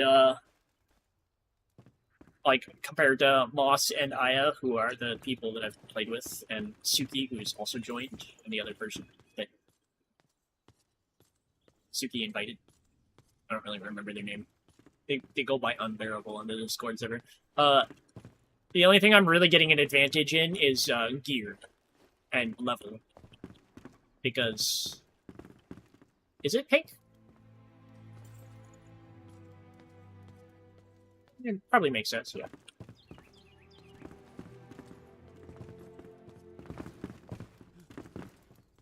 I believe. Yeah. So, like, the only thing I'm really getting an advantage over them is level and gear. Which, technically, I'm helping us get the materials for them to also get gear, so it's not really like I'm getting an advantage in that respect, necessarily. I'm helping us all.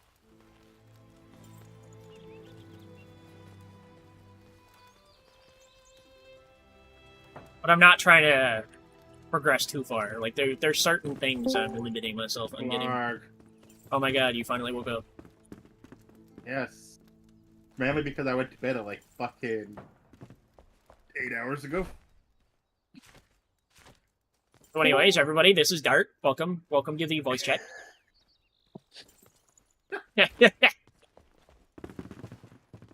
Hey, Astro. Hello. Apparently the bat falls We'll too. meet again. Yeah, she came into chat, and I was like, "Is Dart asleep?" And she was like, "Yeah, he's not responding to me, so probably."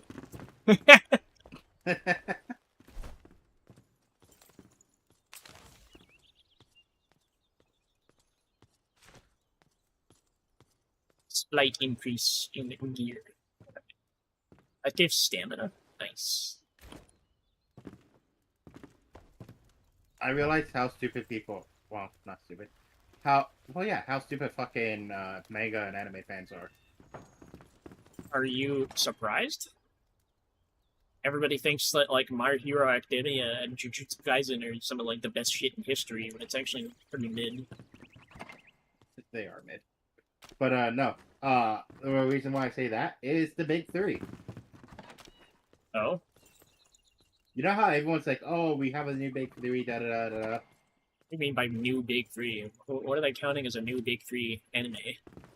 My Hero, Jujutsu Kaisen, and fucking some other dumbass show. Wait, those are the big three? What the fuck? No, they're not. Those are what people are calling the new big three. Nah, that's bullshit. That's bullshit. Well, here's the funny thing about it. People are like, "Oh, it's to do with popularity. Oh, it's to do with sales. It's to do with all this." It's like the closest one to actually being true is popularity. The reason why they're called the big three, Naruto, Bleach, and One Piece were called the big three, is because they were so fucking popular that they appeared on every cover of Shonen Jump. Yeah. At the time. That's why they were called the big three. And it wasn't necessarily that they were popular, it was just they were popular within that magazine. For example, Hunter x Hunter was actually more popular and outselling Bleach individually. But when it came down to those that just read exclusively through the magazine, Bleach was more popular. Oh, but they cost legendary runes because of the legendary equipment. Oh, fuck. You're good, Trump. Fuck you. My place or yours? God damn it! Were you expecting anything different? No, I guess not. Praise the One Piece? Yes, One Piece is good. And aren't they redoing a lot of the early episodes and stuff like that? So like it's gonna be even better. The watching experience of One Piece is gonna be a lot better. They are planning to redo early One Piece.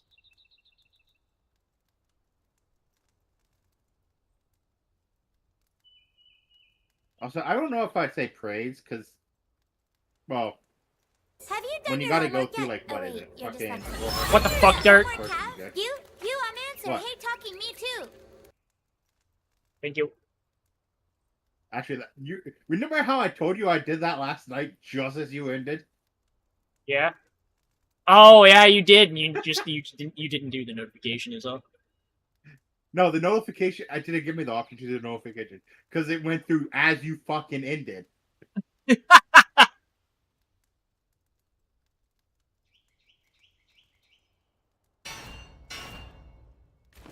Anything else? I would definitely say, though, the later episodes and most of the fights, fucking peak. Oh yeah, they're terrible. So good. I mean, that's a... Look, if I want Gear 5 Luffy, I'm gonna go and watch fucking Bugs Bunny and Tweety Show or Looney Tunes. No, you know what? That's fair. That is fair. I think the author, like, came out and said, like, they always intended for One Piece to be kind of like a... Yeah, like they like a silly anime. Like it was always supposed to be a goofy anime, but it delved into some serious tones sometimes. But like at the same time, like it was kind of getting into the territory of like it wasn't goofy anymore. It was just always serious. Yeah, but they could have goofed it up without going. Yeah, no, I get what overboard you're. with Gear 5. There could be less whining. not really sure what you mean by that, to be honest. I think it's like the early season. There's a lot of whining in the early seasons. That's fair.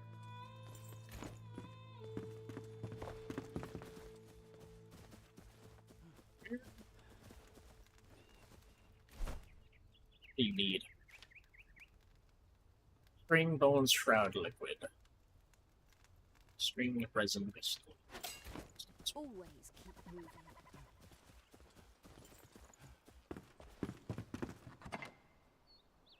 That being said, I do plan to go back and continue watching One Piece sooner or later. Mainly because I still gotta do the Eggman Island arc. I stopped, like, near the end of the fight against Kaido, I think. Fair enough. Wano was actually a good arc. I loved Wano arc. Honestly. Oh, Wano was a great arc.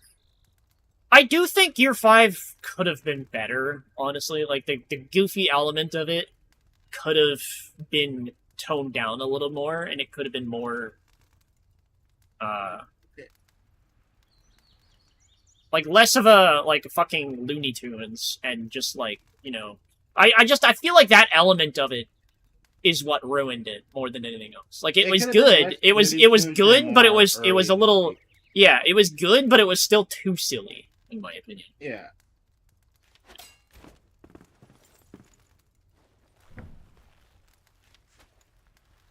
Now, I will say the animation of it was fucking peak.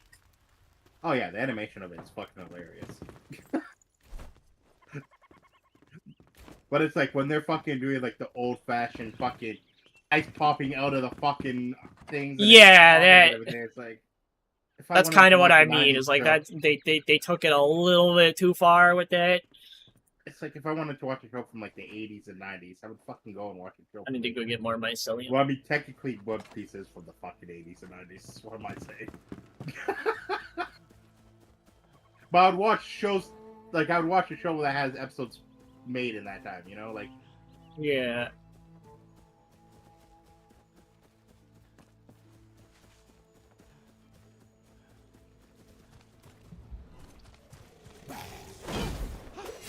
I mean, technically, so is One... Well, no, One Piece is from, like, late, not 80s, early 90s. If I recall correctly. At least the manga I was.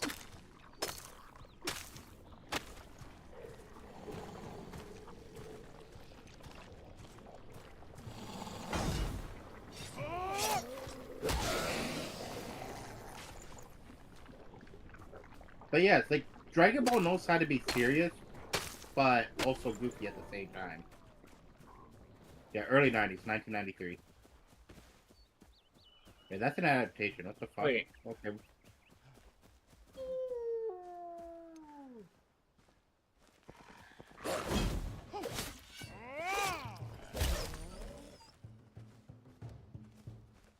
Specialized since July 1997. Okay. The late 90s. Interesting. Could have swore it was early 90s for whatever reason.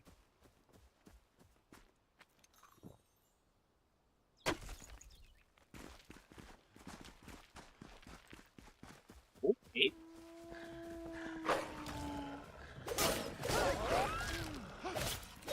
Though to be fair, you could definitely say like One Piece, Naruto, and Bleach were the a dad to a lot of animes, and then Dragon Ball's like the grandfather to a lot of animes, just because of how much inspiration it had on One Piece, Naruto, and Bleach. Yeah. Like there's other animes for sure that have the rights to be called the dad and grandfathers in their own senses, like Sailor Moon and all them. Yeah. Digimon being like the fucking grandfather or father of fucking isekais. Like there's definitely different areas that you can go with that. But it's like the most popular shows tend to be based off of the like One Piece, fucking Naruto, Bleach, Dragon Ball. Yeah, the success is based off of the big ones with hundreds of episodes. Yeah. Like, they have hundreds of episodes for a reason. It's not because they fucking sucked, obviously.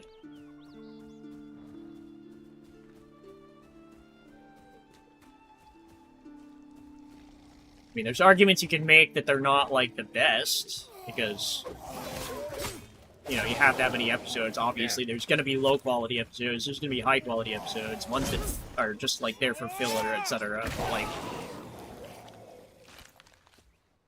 that's not to say they're bad, either. I will say this. Bleach had a lot of fucking fillers, but some of them were fucking great. Oh, yeah. Actually, like, I feel like Bleach did some of the best fillers in anime.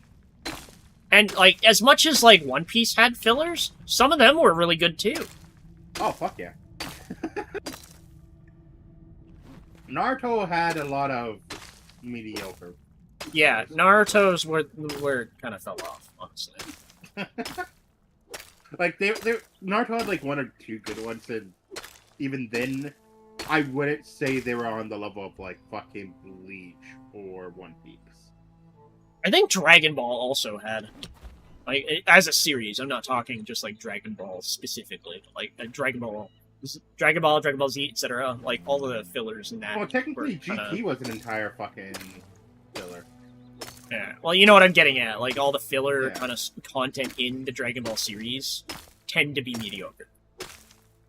To be fair, at least with Dragon Ball, it didn't seem like it was filler for the most part. Like, it kind of fit. Yeah. I will say there are some filler in One Piece that also are bad. And the reason they're bad is because you're watching from episode to episode, and, like, in the middle of a fucking arc, there's just suddenly a filler episode, and you're like, what the fuck? Because it throws you off. It doesn't mesh with the rest of the arc. It makes sense. It makes sense when they're, like, sailing from one arc to another arc, and they have, like, a filler content in there. That makes sense. Yeah. But when you're, like, in the middle of the Kaido arc, for example, like, I'm just using this as a half-assed example. I don't think it actually happened in my memory that I can remember. But, like, I don't know. Like, for example, he's in the middle of fighting Kaido, and then suddenly there's an arc where they're, like, on fucking Banana Juju Island or something like that, you know? Just doesn't make any sense. I don't remember that, but I do remember them fucking during the middle. I'm literally making up words because, like, I can't think of anything off the top of my head. There was but, fillers like, during fucking one arc. For example, there was, like, the fucking time where they're like, they pretended the One Piece characters really didn't know each other, and they were fucking, like, all living in Wano in, like, this fucking ancient times. I don't remember. I think I skipped all the fillers. And but, like, you're like, you know what I'm getting at. He's like, yeah. One Piece does have bad filler, but it can, yeah. The good ones are very noticeable. It's the same thing with Bleach. It has bad fillers, but it's like it has. You can say the same with them all. Ever. Like, they have the filler that legitimately gives us so much more info on Zanpakuto's. Like the Zanpakuto War, it's one of the best fucking fillers ever. The best filler are the filler that, like, tie into the actual lore. Yeah. I feel like Naruto tried to do that to some point, and then they just made Mecha Naruto.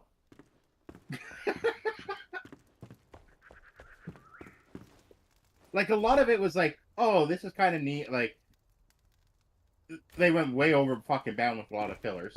But some of them were like, oh, this is kind of neat and everything. And then it's like, well, now we know nothing about, like, these characters or nothing. Like, they never get introduced or anything like that again.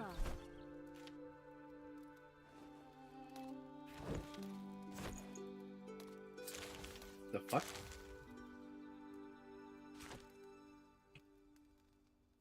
I won't lie, on your screen, it kind of looks like someone fucking walked into your door and stopped right in front of you. Yeah. Blacksmith. Oh. NPCs. Fair enough. But no, I want to try to get back into One Piece once they're finished the current one. I don't think I'm going to try to watch the remake at all.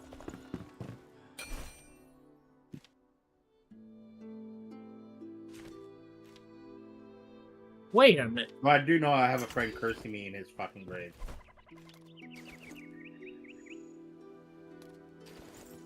What the fuck? I didn't know he had access to a bigger bag!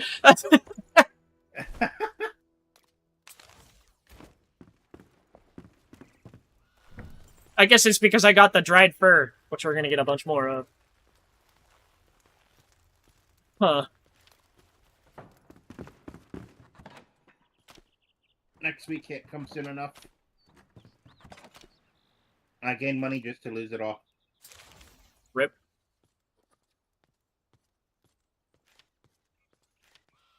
You wanna know the most annoying thing about it too? What? For whatever reason, this month both federal and provincial come right after each other. Like fucking provincial comes next Wednesday and federal comes next Thursday. It's like, god damn it. Where normally they're like a week or two between each other.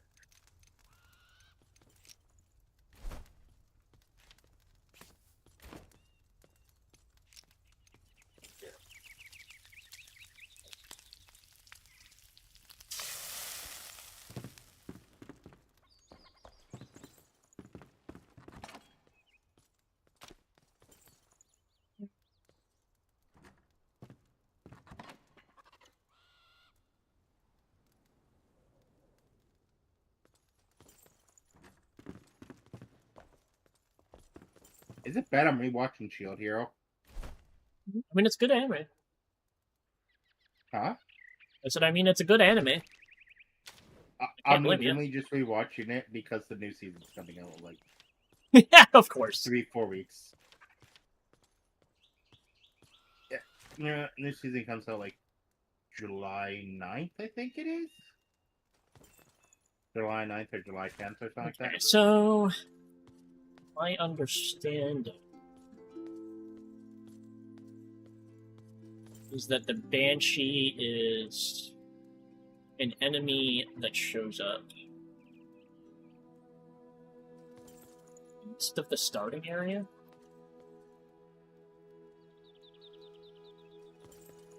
Like, probably over here.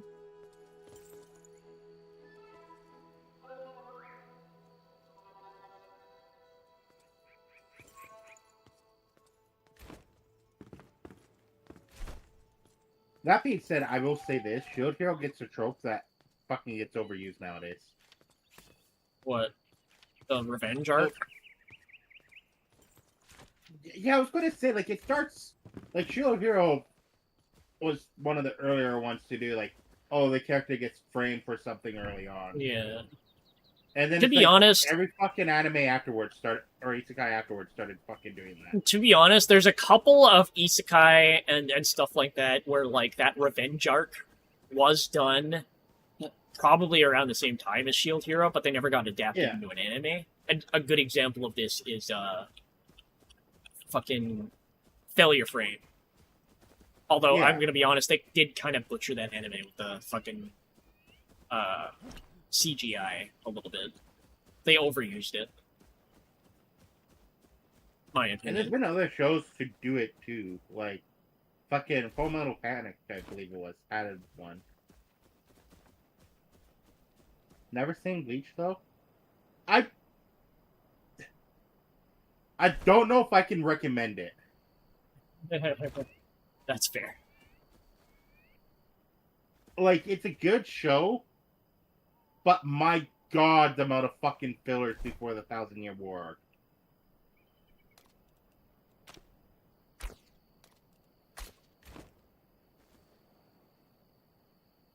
Well, it's probably too far south.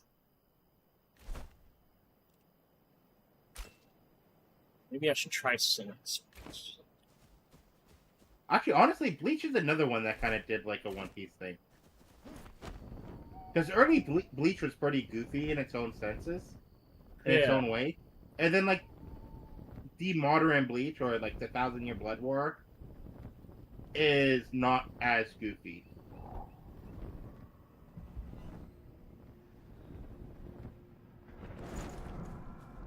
But no, like, Bleach, to me, would be like One Piece. Like, it's hard to recommend, mainly because the sheer number of episodes and the amount of fillers in it.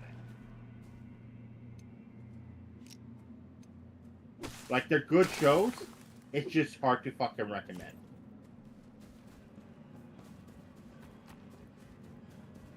That plus Bleach anime kind of separated from the manga a little bit early on, mainly because they weren't planning to do more than one season.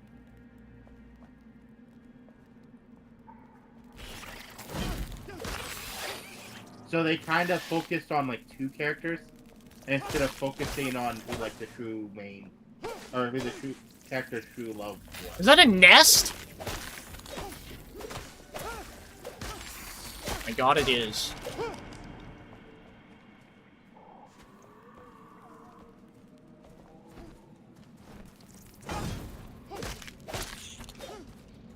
I actually don't mind the melee combat in this game at all. Very Souls-esque. It's like a mix of Valheim and a Souls game. I feel like Valheim's melee sucked, in my opinion. I hated. I actually know. You know what? Actually, never mind. Valheim combat in general fucking sucks, my opinion. Also, I gotta ask, what Full Metal Alchemist are you counting as like the top one? I think they're both pretty good, but Brotherhood is the good one. Like, the really, really good. My opinion, I like the original better than Brotherhood. I prefer Brotherhood. I did prefer some aspects of the original that Brotherhood changed, but I think overall Brotherhood was better. That's my opinion.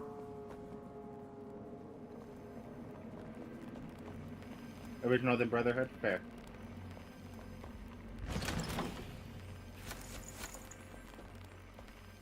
I honestly think there's no wrong answer to that question. Just because, like, everyone is different when it comes down to that. Yeah. Like, there's nothing wrong with liking the original. They're both good. Yeah.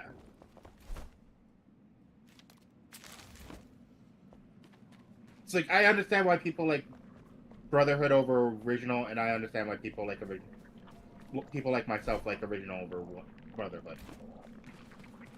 That being said, I will fully admit Brotherhood is closer to the true story. And I think that's probably one of the reasons why I like the original more. It's because of the fact that, like, you can go and read the manga and have a different experience. Like, a completely different experience.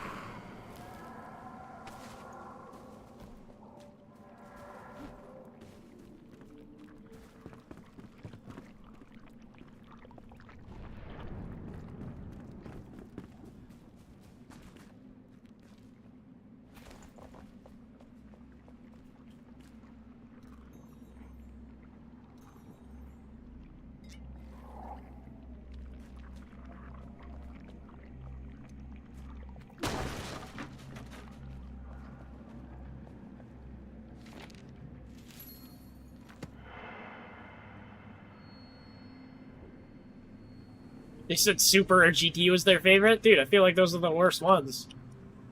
What? Dragon Ball, GT specifically. I haven't seen enough of Super to actually really comment on that one. Because I stopped watching it because they didn't have a they didn't have a dub yet. I will say this. GT's better than Super, but Super has some of the best arcs. That's probably true. Like, Goku versus Jiren, top fucking peak. Like, peak fucking animation and everything.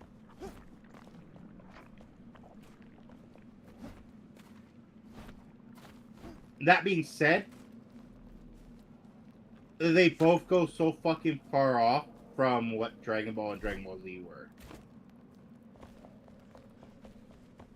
Is there really nothing in here? I thought I might be able to find, like, a fucking Banshee in here. Also, whoever likes fucking Daima is just fucking... Their opinion is just wrong. Daima is easily the worst one out of them all. Especially when you have Bulma try to make fucking Vegeta a pedophile.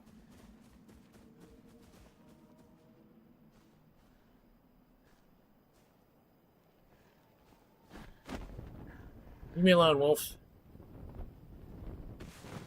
but I don't want to. Why is there another wolf? Oh my god. Jesus. So, you know, we hunt in packs. I mean, why are the packs so goddamn separated? Called ambushing.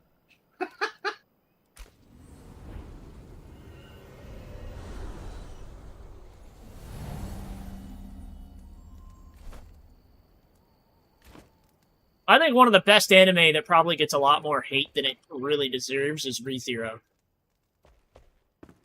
Because, I mean, the main character is fucking insufferable a lot of the time. But it's still a good show. I'm not going to hate you for solo leveling.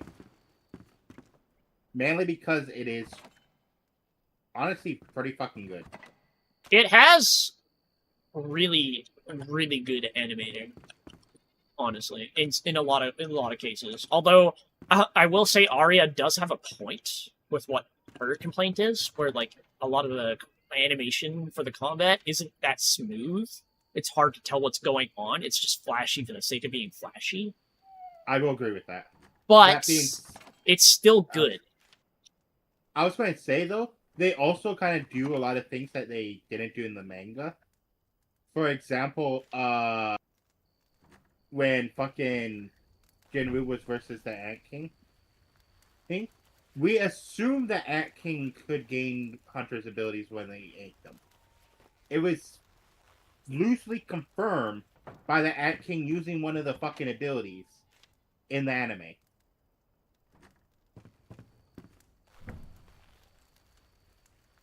Doesn't he like learn how to heal or something like that? He technically knows how to heal.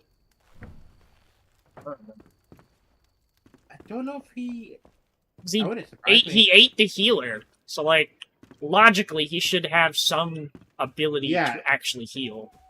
I think they show that he does actually heal in the anime, as well as the guy that puts up the ice wall to try to like separate them.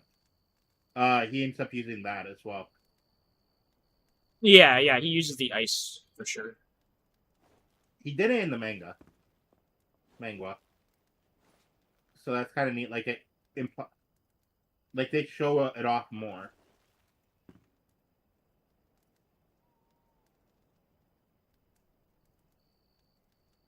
That being said, there's points where it's like I didn't like it. Like I felt like they rushed the fucking demon tower way too much. They rushed a lot, to be honest. There's a lot that could have made last longer. Which is really fucking bad. Because you compare that complaint to One Piece, and it's like, oh, One Piece could fucking speed up the early arcs and have better pacing for the early arcs. And it's like, how many episodes is fucking is Solo Leveling? Is it 24 or Solo Leveling? I think it's fucking like 20 something per season.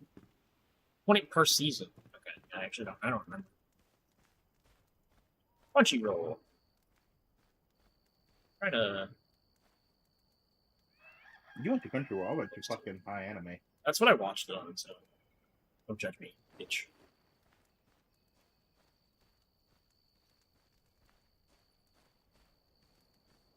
So, Solo Leveling Season 1 had 12. Then apparently they had a special. And Season 2 has 13, so they have a total of 25. Yeah.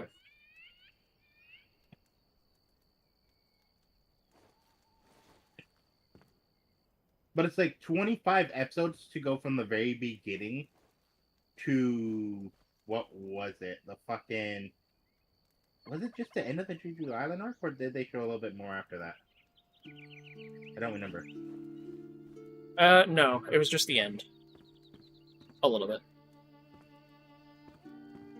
There was, like, the end of the Jeju Island arc, and then, like, a tiny little bit after that, but not too much. Yeah, it was showing him entering the fucking portal on the highway. I'm gonna be honest, I don't see the issue with Demon Slayer, though. Other than the fact that they, like, made movies of, like, certain arcs, and I'm like, I'm not gonna watch the movie, to be honest. I won't lie, I don't like Demon Slayer. I don't understand people's complaints about it, though. Like, when it came down to Demon Slayer, my only thing is it's not for me.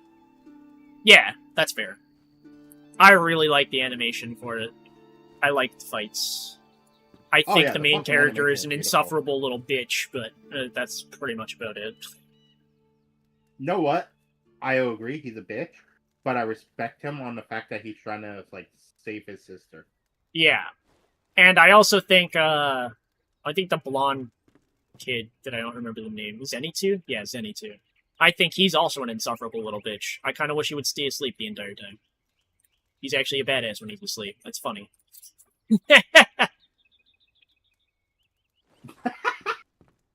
I think they're both of them. Well, actually, to be fair, I don't know. I haven't really watched. I think I watched, like, up until he became... The main character is a little too much of a goody two-shoes. Like, he wants to see the good in everybody, and it's just, that's what makes him insufferable. But, like, that's kind of a little bit of semantics. Zenitsu's a bitch, like, actually. Like, if he's awake, he's literally a pussy. I honestly cannot comment too much on it, because I've seen, like, 3-4 episodes, maybe, in which was just pretty much him becoming a demon slayer. Yeah, Zenitsu is, like, a speed demon character that uses lightning, and it only knows one move, and it's basically just, I go fast. But, like... I mean, I enjoyed seeing him in some music videos. Yeah, he's an incredibly, like, melodramatic fucking pussy character while he's awake. And then he falls asleep and he turns into a badass and he just goes really fast. Ooh, that's bad if true. More annoying than Paimon. I'm gonna fight you on that simply because Paimon has thousands of lines. Zenitsu at least shuts up eventually. So what I'm hearing is more annoying than Navi, but not as annoying as Paimon? Yeah, he's in the middle, in my opinion. Paimon, I've played enough of Genshin to the point where Paimon just doesn't shut the fuck up. Like, I swear to God. I feel like if you're a new player fucking getting into the game, until you hit those points where you're like fucking locked by level, Paimon just does not shut the fuck up. For real. Just because of how much story you have to fucking go through.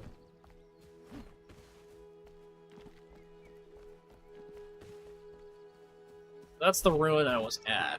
I mean, he's one of the greatest characters. Oh yeah, 100%. He turns from this giant fucking pussy into like one of the most badass characters in the fucking anime. I will say this: Sword Art Online, decent anime.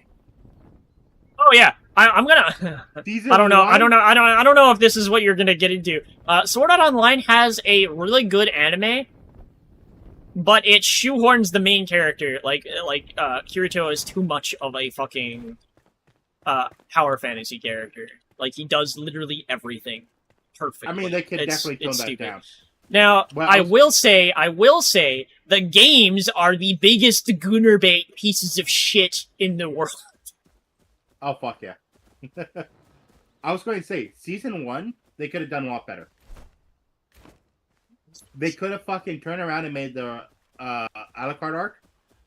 Like, they could have fucking made that longer and just have that as Season 1. Then have L5 as Season 2. Why is this not on the map? But it's like, if you get past Season 2, it does get better.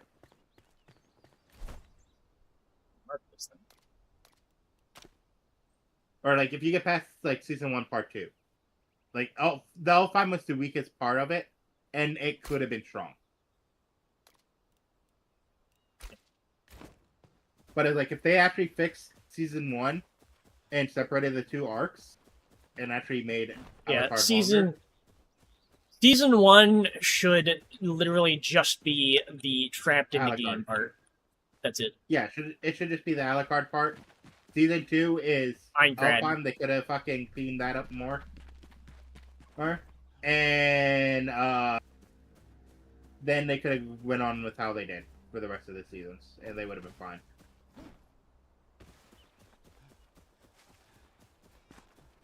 I The honestly last also, seasons were fucking I good. also think I think they kind of do a disservice to the whole like trapped in the game part when they skip like the last 40 floors or whatever the fuck. That's why I say it could be longer. Yeah, they could have made it longer.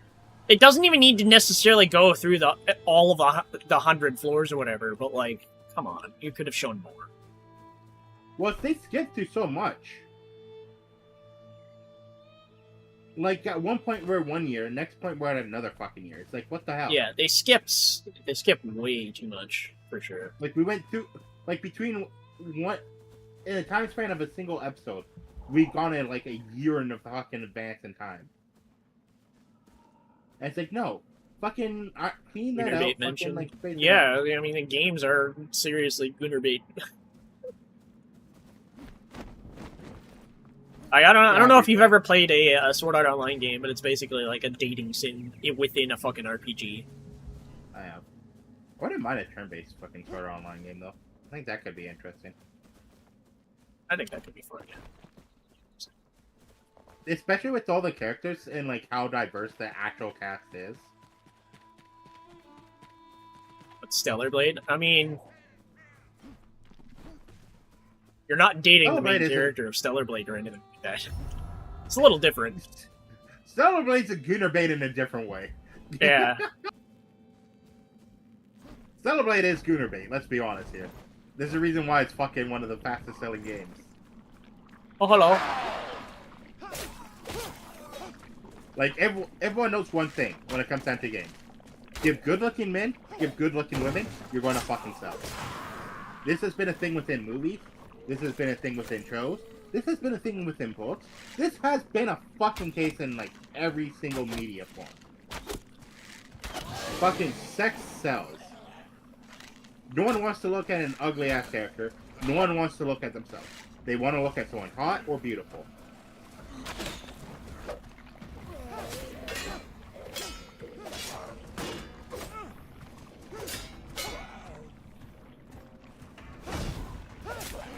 And at the times we do fucking want to look at an ugly character, it's in something like fucking Borderlands where we're making the most hideous fucking shit. But that's up to the players at that point.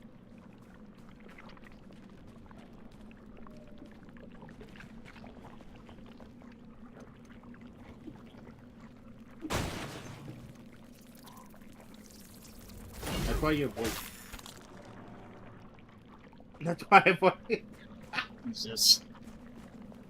Fair enough. Fair enough. I know Acro avoids them because, well, he can't even see himself in them. What? You're a fucking vampire. You don't have a reflection.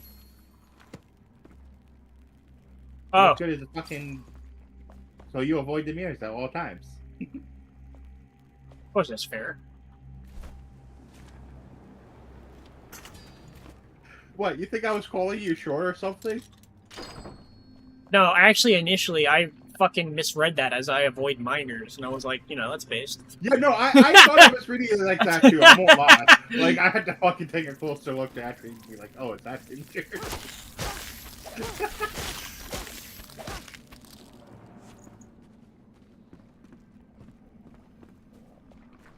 Honest opinion, as long as the character doesn't look like a minor, like a complete minor, I don't give a fuck that people goon over them in anime and shows.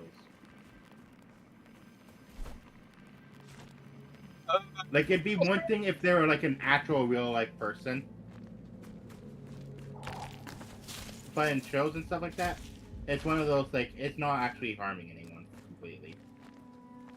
But I will admit, fucking pedophiles will do it no matter what.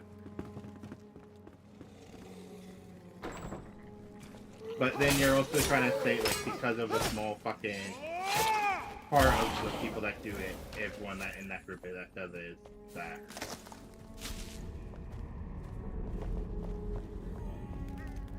Well, think about it like this. One of the most gooned after characters is fucking, what's her name from Garen Lagann?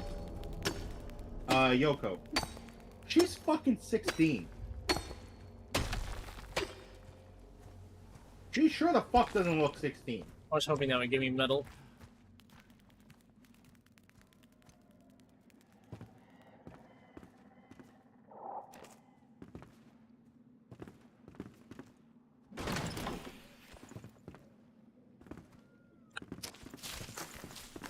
And like half the characters in Pokemon don't look their fucking age.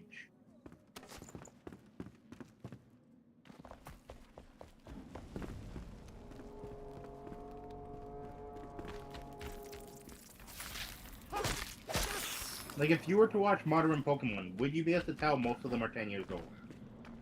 Not really. Also, Ash is how old? 10. For how many years? At this point, 30? I think Ash is almost, if not older than I am.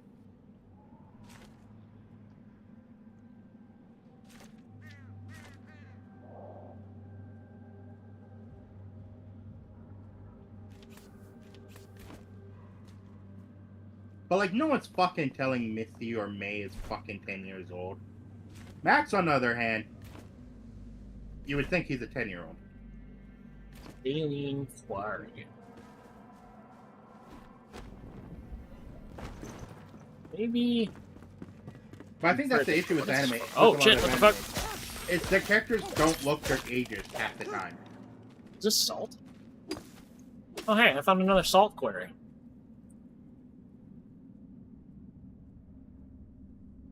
Huh.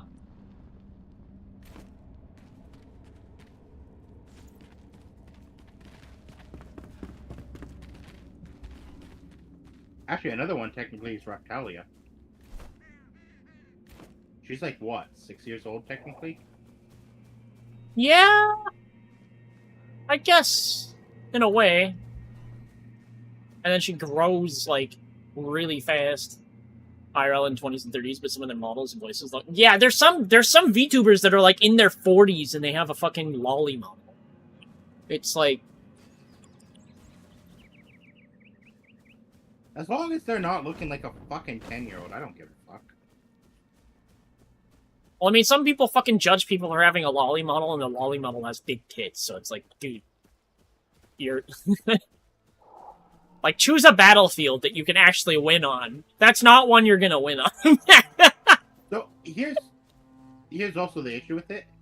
Let's be honest here. You're not going to fucking try to say that a high school student looks like a fucking kid.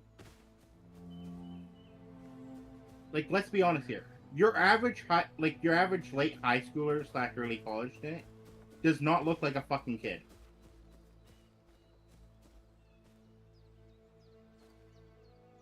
Plus, the way they dress is fucking a lot worse than what people see in games and stuff. Or by VTubers. A lot. Look like adults. Yeah. Yeah. Well, I mean, it's like the fucking, that Shoe on Head video, what is it, like the average male fantasy, and it's about that fucking one anime with the, like, couple, like the happy couple in a wheelchair, basically. Fun fact, the girl in the wheelchair actually helps the fucking guy out. Yeah, and also, she's 24. She's older than the guy. Yeah, not only is she older than the guy, but the fucking guy actually goes through an incident saving her. Or, like, late... What the fuck? One of the cats they can eat or something. Goes through an incident because he saves her near the end. Becomes unable to walk himself. And she actually gives him the motivation to go through rehab therapy and everything. Oh, hey, that's actually interesting. I never actually watched it, but that's cool. I did. It was a good show. Like, the character actually started off by hating each other, and then found out, hey, we have this one thing in common. Yeah.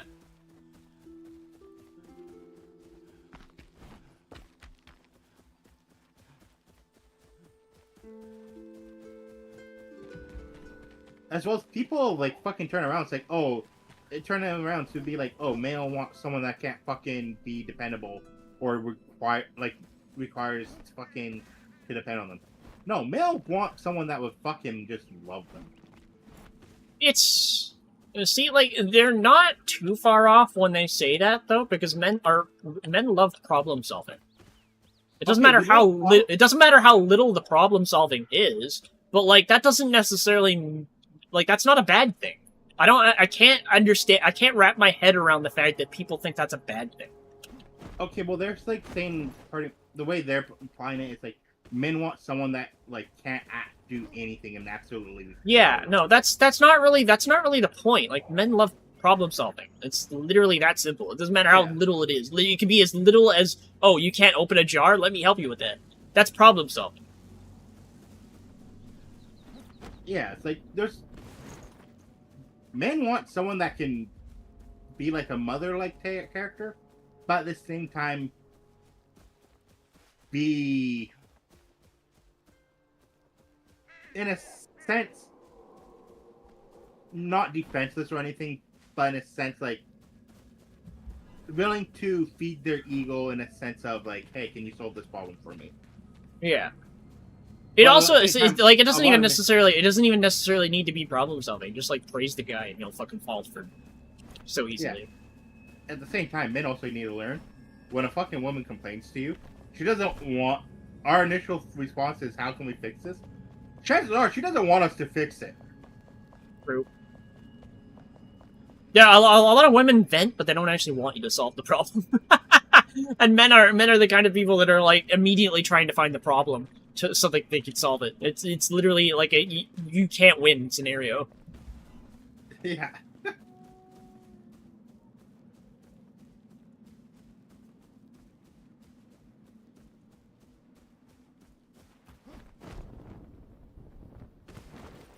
But no, I do recommend. I forget what the fucking anime was called, but I do recommend watching it. It was a good show. It's like Josie the Tiger and the Fish or something like that is what it's called, if I remember correctly. Yeah. Something along. I do remember having the name Josie in it, but it was a good watch. It's just a quick little movie. Oh, another one that's actually good is I think it's called A Silent Voice. Is that the gender bent version? No.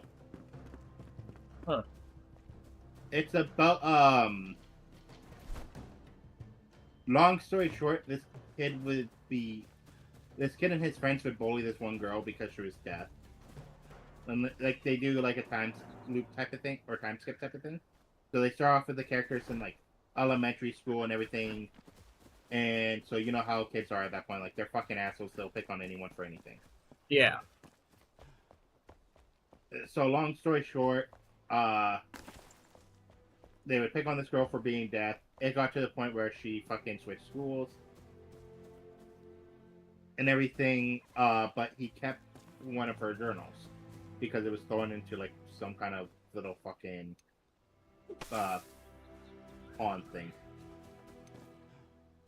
And as the people would turn around and blame him for it, even though like everyone in class was bullying her. So then they started bullying him and everything. So he goes on a journey to kind of like say thank you and to say sorry to everyone that he ended up hurting in the past, like his mother, his sister, the girl that he bullied and everything like that. Yeah. And they end up communicating, and he actually goes through the trouble of going into sign language classes and learning sign language. He like apologized to her and everything, but he was planning to kill himself.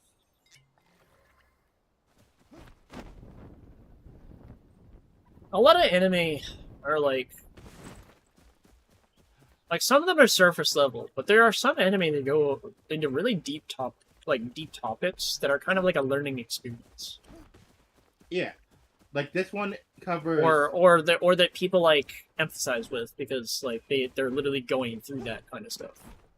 I will say this: if you do not like the topic of suicide, don't watch it.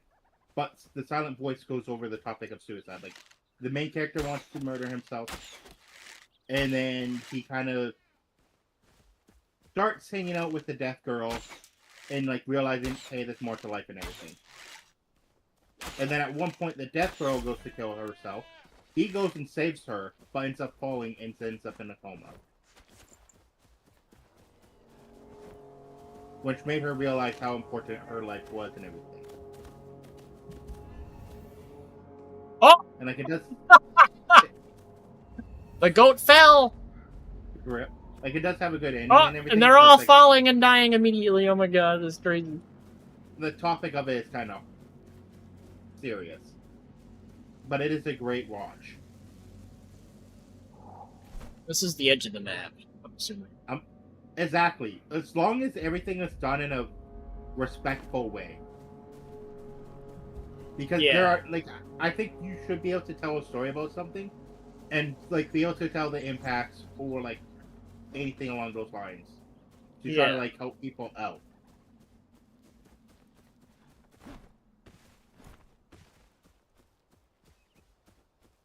That's a part of why I like ReZero, is because they touch on some heavy topics involving death, where like the guy literally gets stuck in a death loop, and it like loses his fucking mind.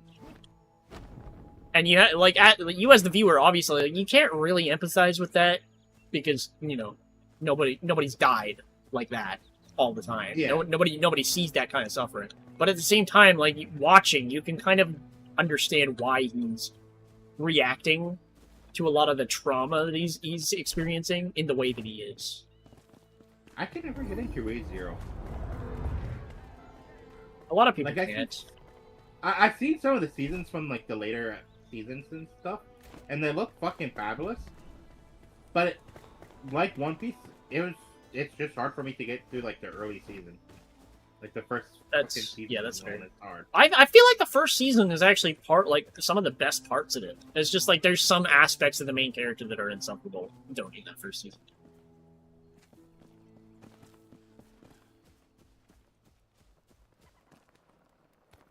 Hello. I wonder why that is. It's just the main character is annoying. No, like a fear of fools, but no problem.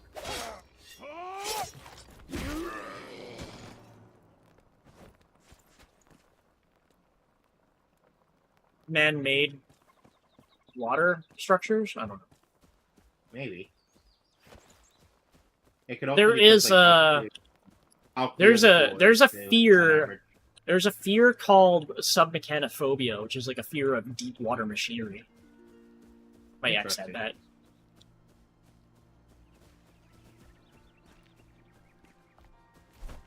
I'll fucking flat out say I have a fear of falling. Which is really weird, because until I was like fucking 11, 12 years old, I did not have a fear of falling. I need to fucking make up my mind to where I'm going.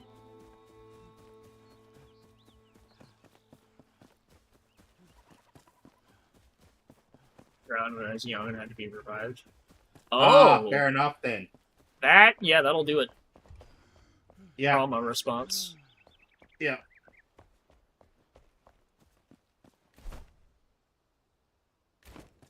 Needed to. Yeah, it's like, I don't know why or how, but I ended up picking like the fear of falling. Yikes. Damn. That can cause serious brain damage. Yeah, it can. I think I do know. Actually, I think I do know how I gained the fear of falling. Because it was like 3rd grade. I was sleeping on the top bunk of a bunk bed. And you know how like a lot of the bunk beds had like the fucking bars to prevent you from falling? Yeah. Not only did I fall off the bunk bed, but somehow that bar landed on me.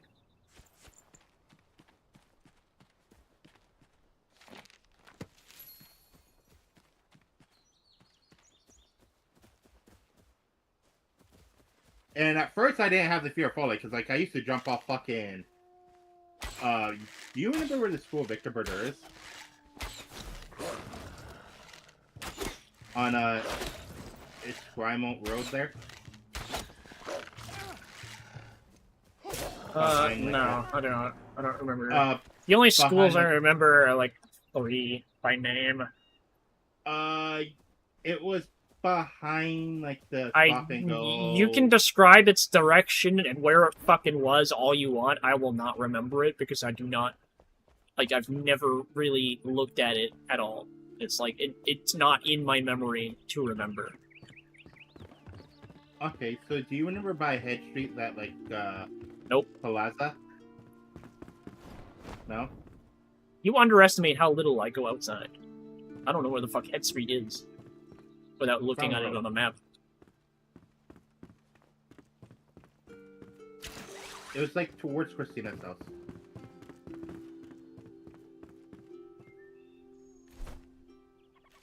Like if you were to go to Christina's from your old place, it would have been That's me unlocked. the area that had the Tim Hortons, A&W, and all that in there. And Shoppers Drug Mart all in like one area.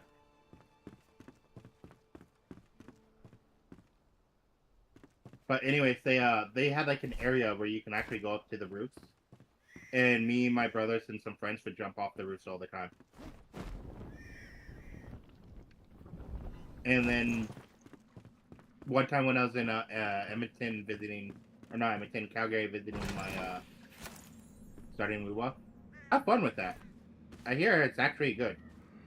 It takes a really long. It takes a really long time for you to actually get to the point where you can go up, but the story gets really fucking good. I can say that. So, I've heard originally like it kind of like had a bad start, but I hear they fixed a lot of things when it came down to that too. Story, I mean, oh shit, oh my god. Like, the story was never a complaint. It was more like gameplay. It was, no, the story's fine. The story is fine, and the gameplay, I mean, maybe it suffered early on, but it's really good now. Yeah. The one thing I will say they haven't necessarily, probably improved early on to any significant extent is the voice acting early on. Fair enough. That is one thing that I will kind of like state as a complaint that they could improve. The voice acting, at least early on in Wuwa, is a little mediocre in some cases. But yeah, like when I was around 11 years old, I think it was, I went to like my grandma's in Calgary and everything. And we went and watched some fireworks during the summertime. And we were sitting on a roof of a garage. And for whatever reason, I just couldn't get down. I was too afraid to go, like, fall or jump down and whatnot.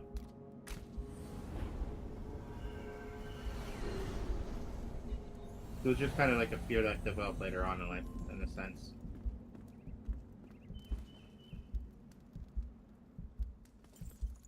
And then I watched 8-Legged Freaks and, yeah, never fucking going near a spider ever again.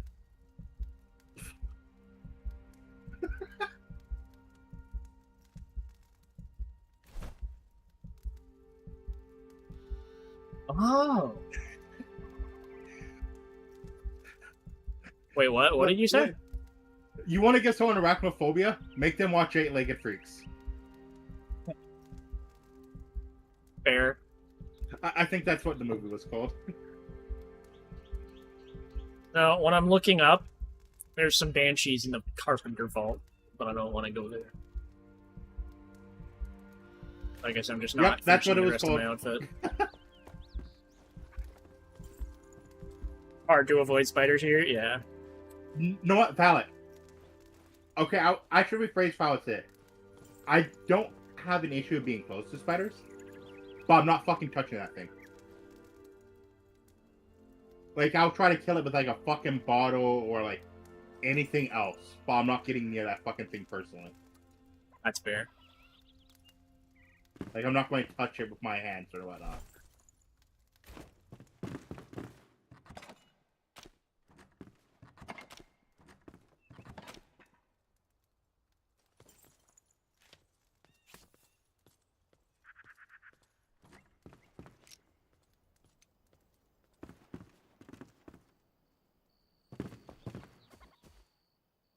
See, as long as I don't notice it or anything like that, that's fine.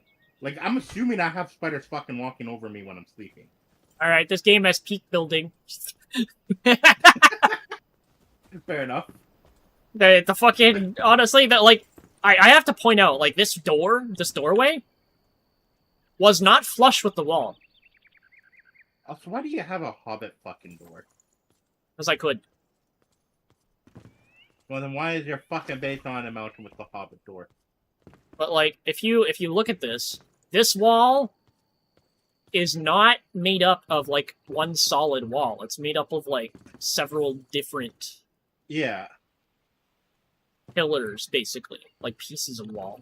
Whereas the doorway is just kind of there in the center. It doesn't fit perfectly, but everything else can kind of go in there. And then this hangs just wherever the fuck it fits with the roof, apparently. Like anything up top, it can just fucking hang there. That's fair. You can snap things, you can fucking have them not even on the grid and just like put somewhere. So I found out Magic the Gathering Arena got the Final Fantasy cards added to it. Oh. And I'm getting fucked by it. Oh, I just realized. I need to link this with something.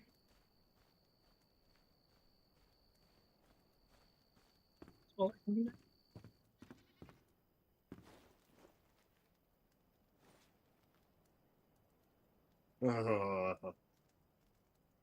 I won't lie, I would never want to live in Australia. Mainly because of the animals down there. Like, I'm not looking to fuck with a kangaroo or something like that.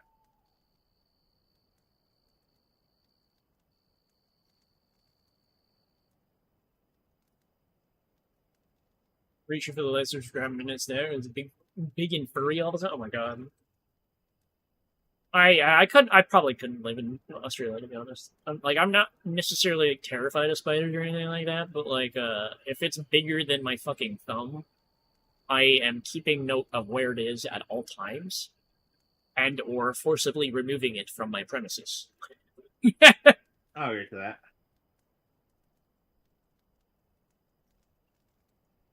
I mean, yeah. If it's smaller than that, like if it's just like a random fucking spider, I don't really give a shit. Just let it do what it's gonna do. Okay, I'll say I enjoy the pictures, I enjoy the videos of the animals and stuff like that, but I'm not looking to fuck with them myself. Exactly.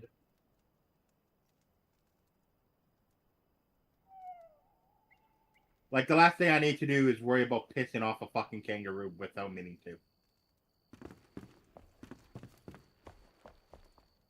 It looks fun until they kick you and break your ribs. God knows I already pissed off enough people and things as it is without meaning to.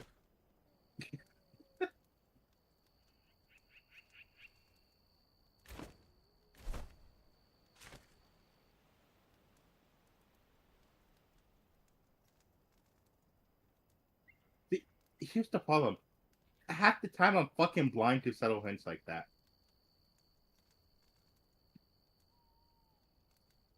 That's why, like, I don't need to accidentally piss it off. Wait, oh, you can craft legendary runes! Nice. Alright, new goal, new goal. Hey, bitch, get up.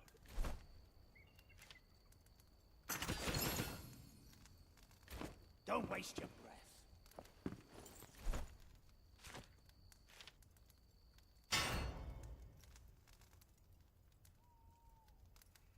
Upgrade this bow!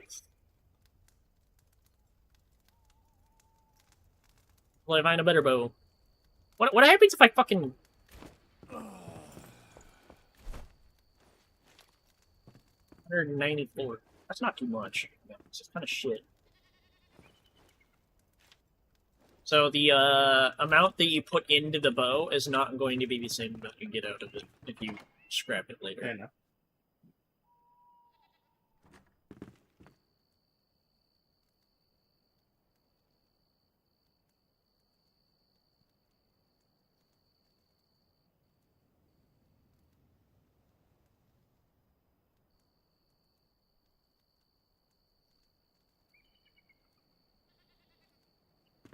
Let's go and make some.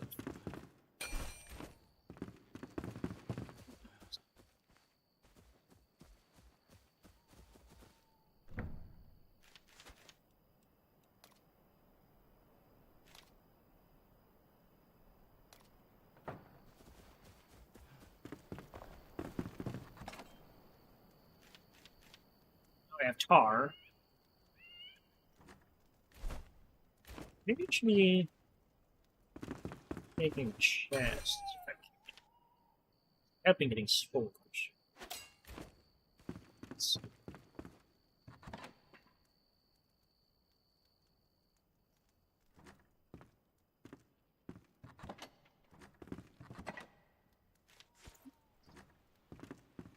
Active mycelium. Of that, I don't think. Requires small chests. Char nails and bones. Nails are you? Can I craft nails? Oh. How do I get nails?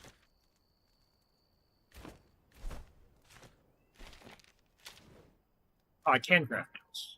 Well, the blacksmith can. Metal scraps. I can't craft metal scraps, so that's just something that I have to get, which sucks. I should probably make myself shield, actually.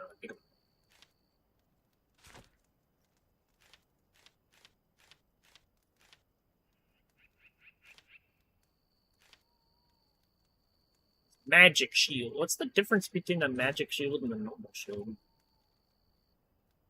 Well, that takes a banshee anyway.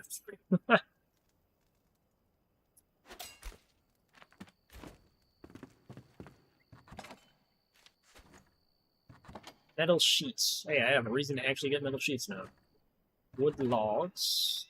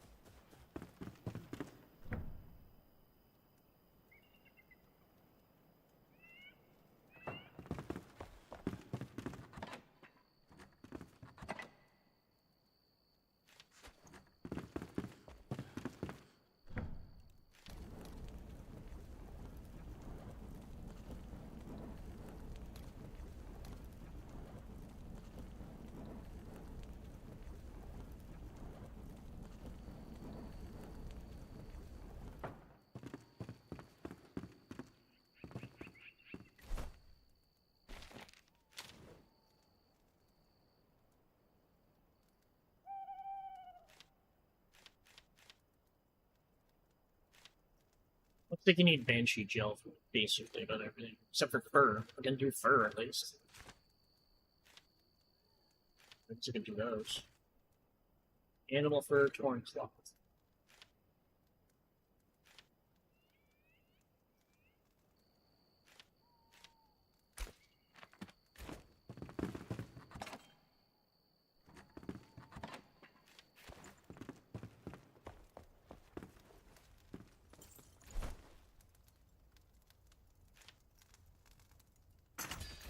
Now get back out.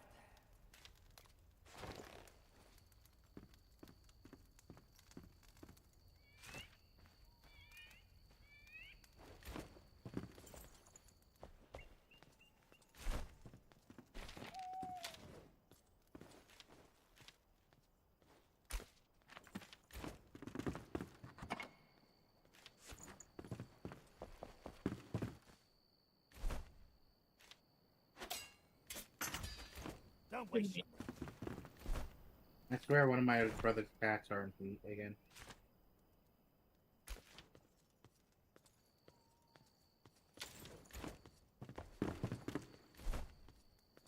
Wonder how a kangaroo themed VTuber model would look.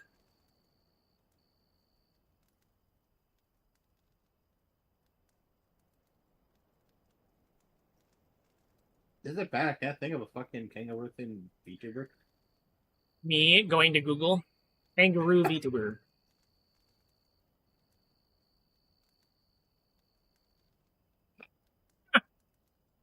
Well, There's the monkey one I know of. yeah, There's banana juju. hair. Yeah. There you go. Here's one. Fair enough. Kind of cute. I mean, the outfit's cute. Let's be honest. It works, yeah, it does.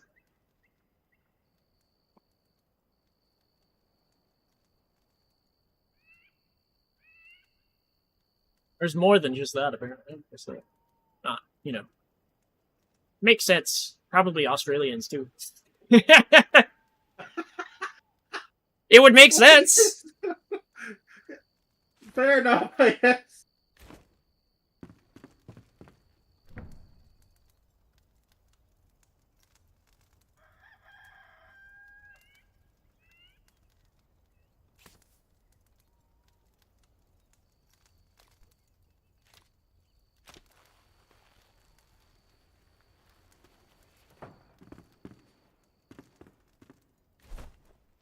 Have viewed before. What was I doing? This.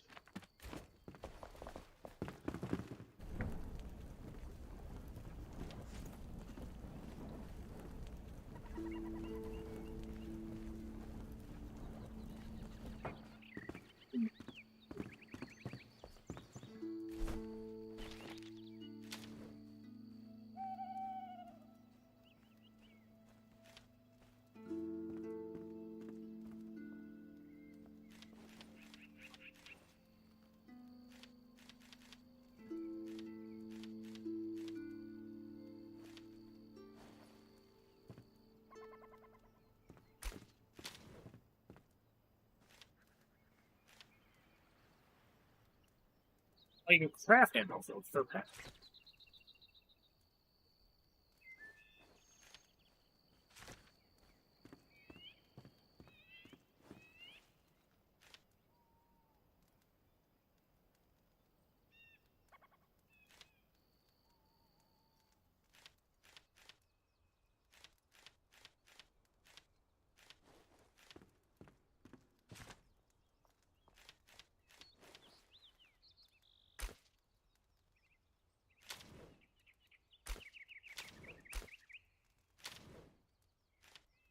I don't know what wood acid is for. In my journal, as if it's a quest.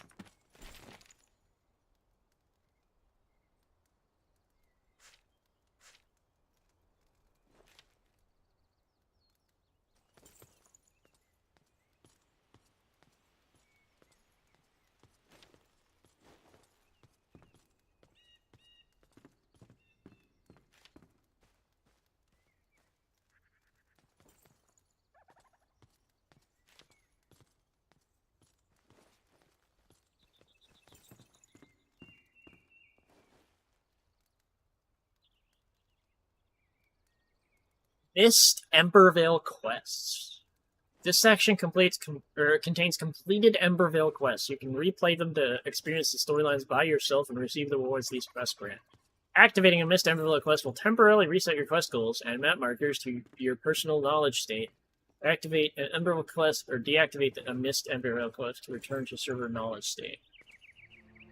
If no missed quests are available, you've caught up with the quest progression of the server. Hey, this is actually super fucking cool! So if somebody does quests without you, you can do them on your own later. Nice. So like the server has its own progression, and then you can log on and be like, oh, these are all the quests people have done without me, and you can go do them. Nice. That's fucking awesome. What the fuck? I'll agree to that.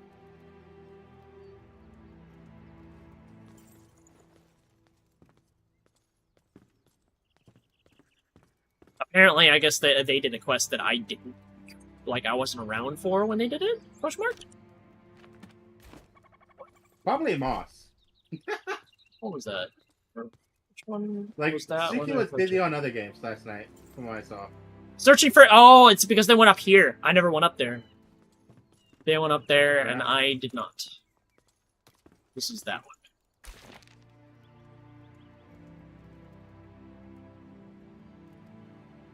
Rewards.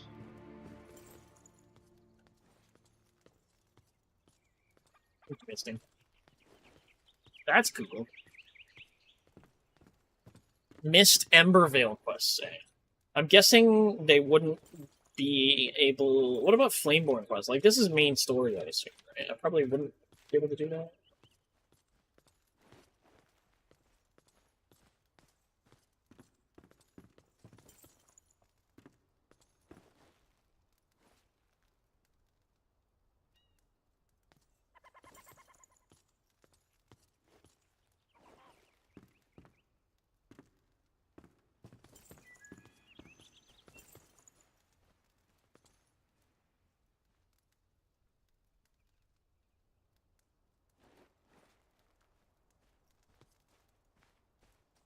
I'm going to their website, apparently. What the fuck?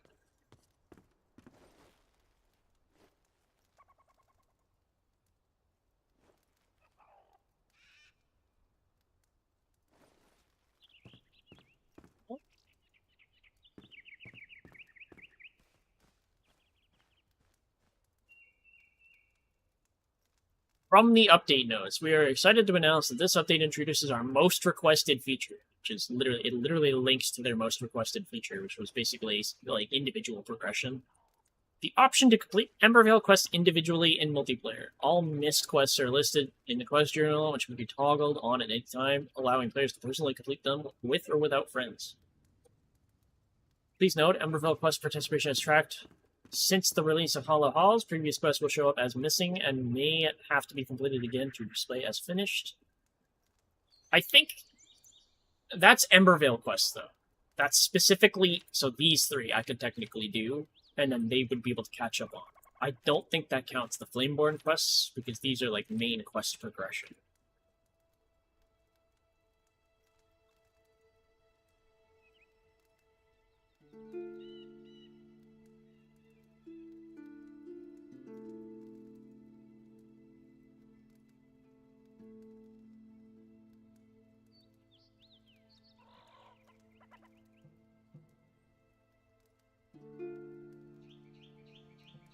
Oh, wait, no, Flameborn quests are character specific. What? Oh.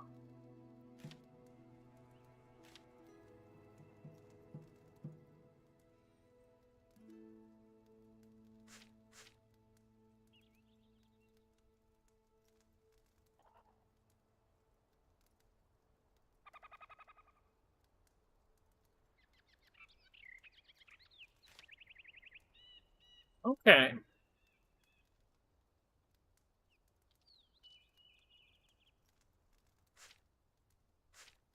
I get it.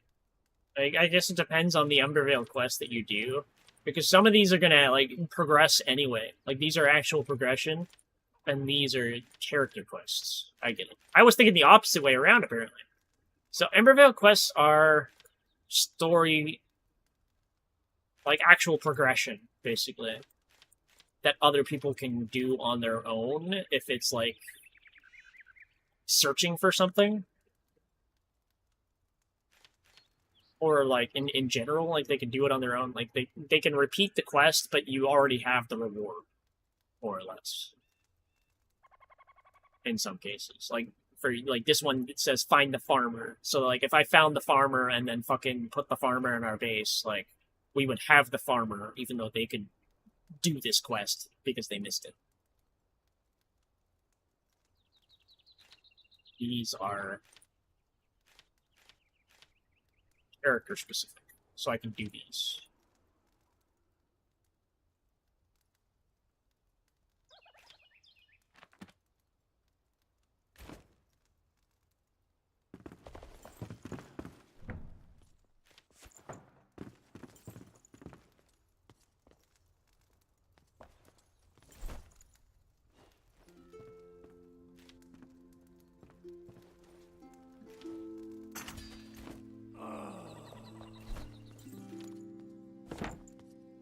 And now I have a decent shield.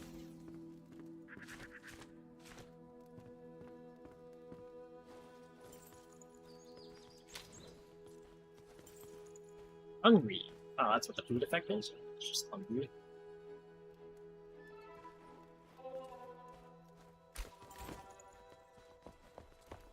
Alrighty.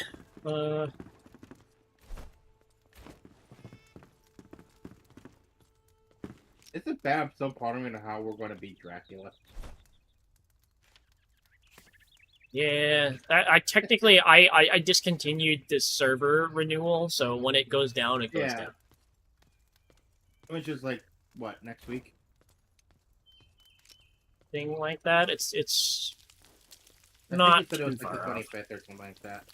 Yeah, Wednesday. you'd be able to see it in the server. I'm pretty sure I specifically said what day. Yeah, I think you said it was like the 25th or 26th.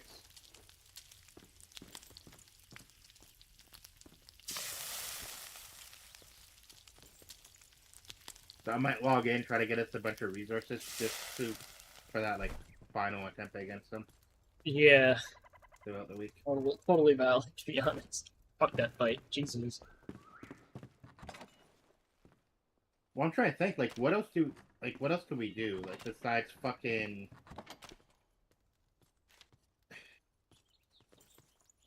The only thing we can really do is fucking upgrade completely to Shadow Weave, and then hunt down a legendary weapon.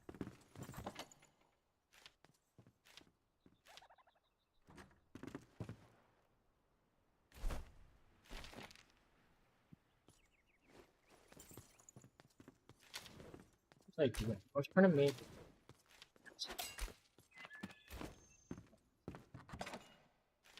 Need these.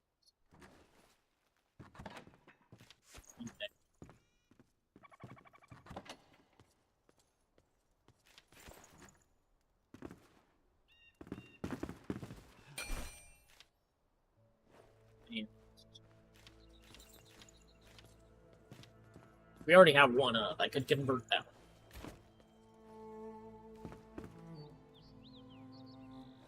I think I'm gonna go.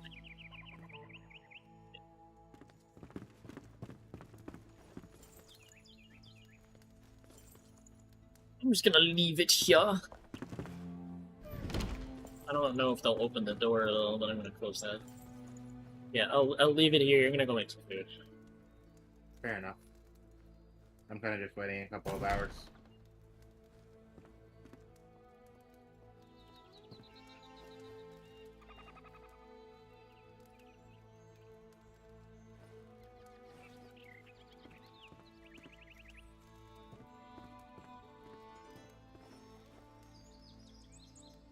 I'll be back.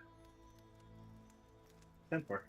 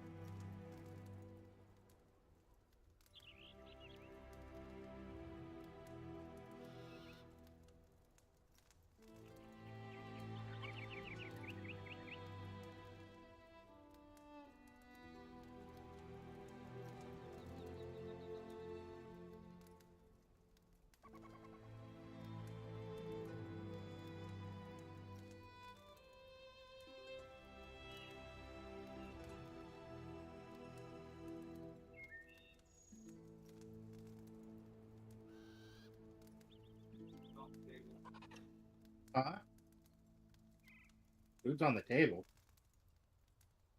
Oh, pizza. Okay.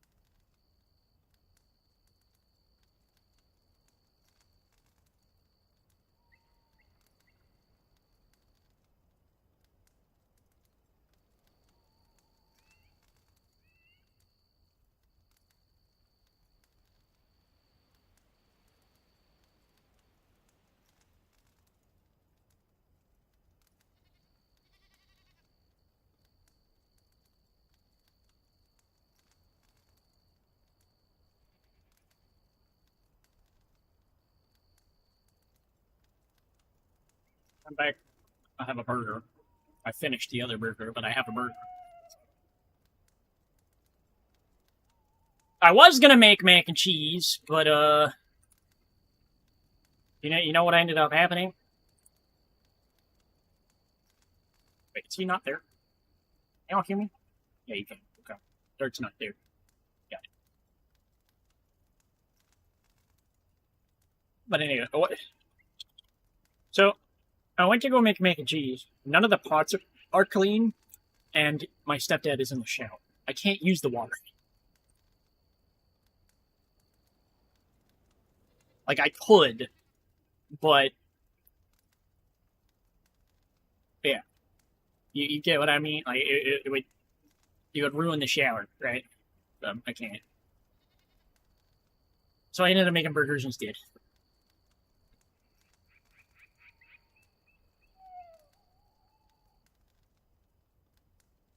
Anyways.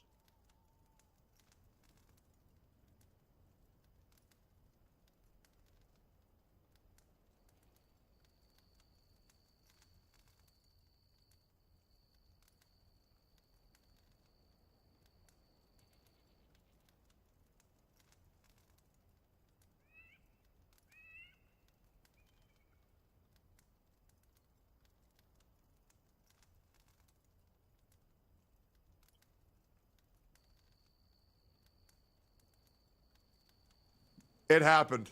At the end of this video, I have a very big announcement to make. Paimon VA is dead. English VA has Well, allegedly been officially recast. In 5.7, allegedly, Corinna Butger is homeless. This seems like the official confirmation, but I will wait till I see it in game. Will they retroactively remove Paimon's voice from the game and have the new VA slowly replace them? We will see. Let's get into this. So Paimon's voice actor has been recast. That's right, boys. The promised day Oh has my arrived. God. Genshin Impact has finally recast Paimon. Oh okay, my God. finally recast Corinna Butger, and finally we are done with that absolutely deranged individual. The prophecy has come. I literally told y'all that there would be a wave of recast after the strike ended. I literally told you should have trusted old paper bag boy. Yeah, I believe 13 VAs have already been replaced. I believe one of them is also Kaylee Millis, who's another known scumbag on the internet, which is great. Because old paper bag boy. Almost every single person who harassed Tainari's new VA has been replaced since then. So this is a big dub for anybody who doesn't like pieces of shit. Is always right. Although if you don't like pieces of shit, you're probably not watching my channel. You're probably not a fan of me. All right, but let's get into it. Let's listen to this. But later we're going to be covering how this could and is likely true, and also how the travelers are coming back, boys. So let's get into it. The voices of the travelers are coming back. Hey, don't panic. Paimon heard that dreams tell us what we need by showing us the opposite. So, if you had a nightmare, maybe all you need is something to cheer you up. Come on. Paimon will treat you to something yummy. Okay, I will say this. She sounds fucking stupid still. But the good news is she sounds As stupid, usual. but at least is not voiced by a stupid person. And that's what's great. And normally for me, I separate art from the artist, but Corinna Butger is one that I make a very big exception to because she is a known piece of shit behind the scenes that's been negatively affecting me since the launch of Genshin. Yes, I remember when I got my first hate thread because she... There's something to say about a pretentious piece of shit voicing a character, and you can tell that they're a pretentious piece of shit by the voice of the character. And I feel like Paimon's old voice actor was like that. She was upset because I mislabeled her gender. And then she told all the voice actors about how problematic I was. And then I got blacklisted, well, by her and a couple other VAs like the Acheron VA, which was so fun to deal with. Dude, that's actually pretty good. I actually like... No, it's bad. It's still bad. Don't pretend this VA is still cringe, but maybe they're not a shit person behind the scenes. That a lot. Now it's a little bit more high pitched than I would have liked. I would have liked it to sound more like the Japanese dub version of Paimon, a little bit cuter. But you know, it's actually really good. I think it's a lot better than Corinna Butger's version of Paimon. Sure. It is better, but I still don't like it.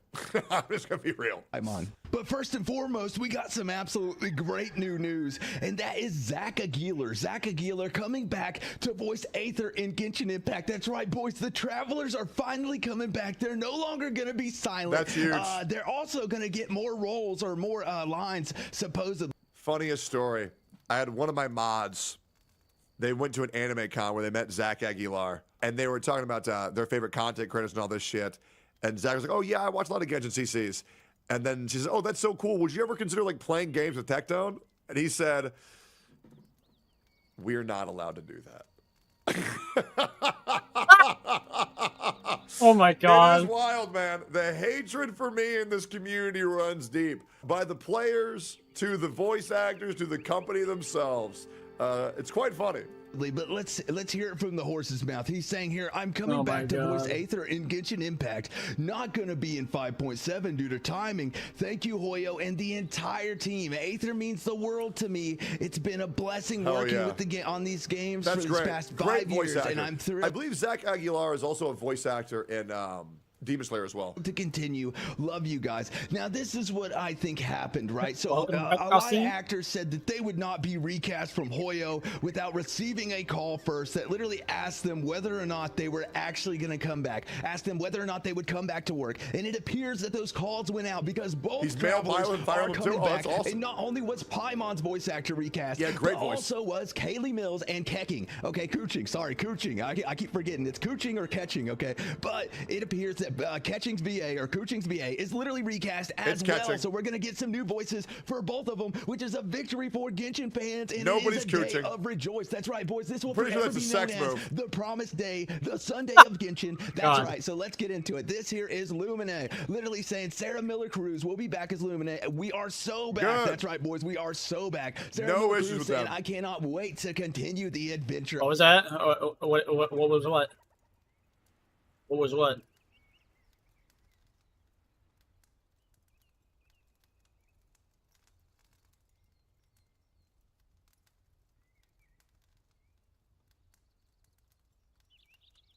I miss.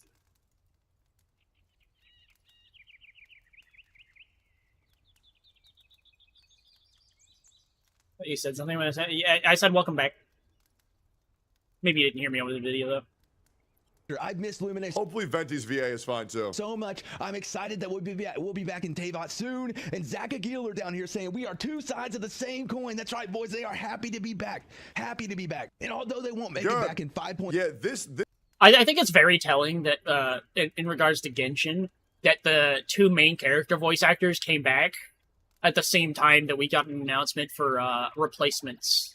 Or not even really an announcement, but like a leak that two other characters are getting replaced, basically, respectively. Because you know what that means? That means that those two people that were voice acting those characters refused to come back. They were given the opportunity and then didn't. This will be huge for the game, and hopefully they retroactively fix all the missed voice lines. Yeah, the games like Genshin and Honkai Star Rail, man, it was so bad playing with no VA. It's either that or they were not given the opportunity because Hoyoverse realized that they are such shit eaters that they need to just be fucking canned. It's one of the two. Also, this fucking guy's name is literally Hassan Diddy Hamas Piker. That's hilarious. He's fucking...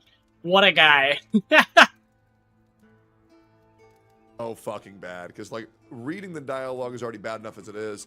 But actually, like, when you are forced to read it and there's no other option, oh god, it's so pain. 0.7. It looks like they'll probably be back in 6.0, but this is a huge win. This is a huge win for Genshin fans. We wanted to... It says they're back in 6.0, but are they really not going to fix it? Travelers to come back. It looks like we already got Erica Harlacher to come back. Fix Maybe even Allegra. Whoa, what? Huh?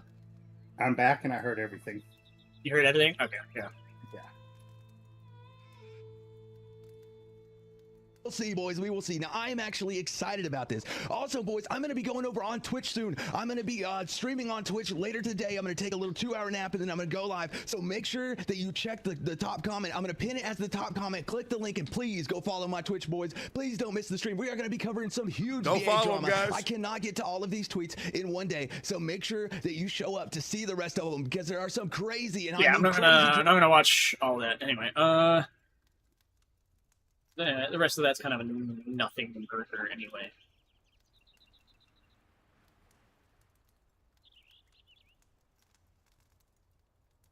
There is a video I was watching that I want to go back to.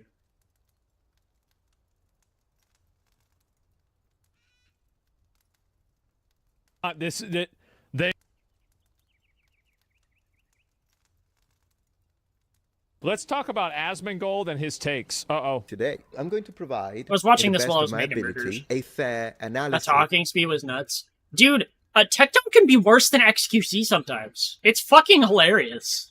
The dude doesn't know when to stop, like, when to slow down his speech. He just, like, he talks at maximum speed, and sometimes his maximum speed is fucking, like, Slim Shady. Like, well, to be fair, they both are Canadian. You know, that's fair. I didn't actually know Tectone was Canadian. I thought he was American, but, you know, I guess it makes sense. He's turned around and stated that he grew up and went to school in Canada. Understandable. I mean, I talk fast sometimes, but, like, I'm not anywhere close to that. Of Asmongold's takes on topics that we overlap now. Actually, I feel like when I try to talk fast, I start tripping over my words and I start stuttering. So. Yes. For the thing to it is, I used to be really good at talking fast, but it's like you're not really thinking. Like you're just kind of going. Your words are spilling out of your mind as they're coming to your mind. So like, I wouldn't even say that. Technically, they're coming out before they even show up. Yeah, like so, like what I mean is like they're coming out like as you're thinking it, but you're not giving it time to think that like to fully like finish that thought process. So it's basically it's coming out before you filter it. Where it's like a lot of times when people try to copy like Eminem and anyone else that speaks fast, they tend to think about it and attempt to do that. Yeah. 0.0000000000007% of you who have never heard this name, I will try to provide slow down, I kept saying stuff without short, filter. Yeah. brief, but fair. Oh yeah, I kept on saying stuff to the man point where no one before knew we what I was begin with talking the about when I was a kid. Oh yeah. Like I had to slow down fucking big time. Analysis and it sucks because I would love to be able and to in talk order to that do fast that, again. I'm going to disappear for a moment. Why? Well, because it's not about... So this is like an analysis of Asmongold and like stuff.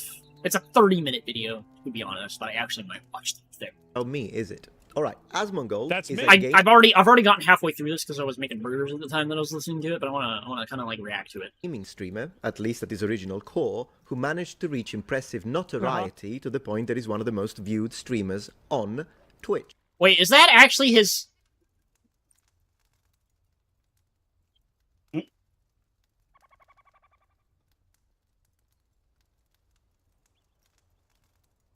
Yes, okay.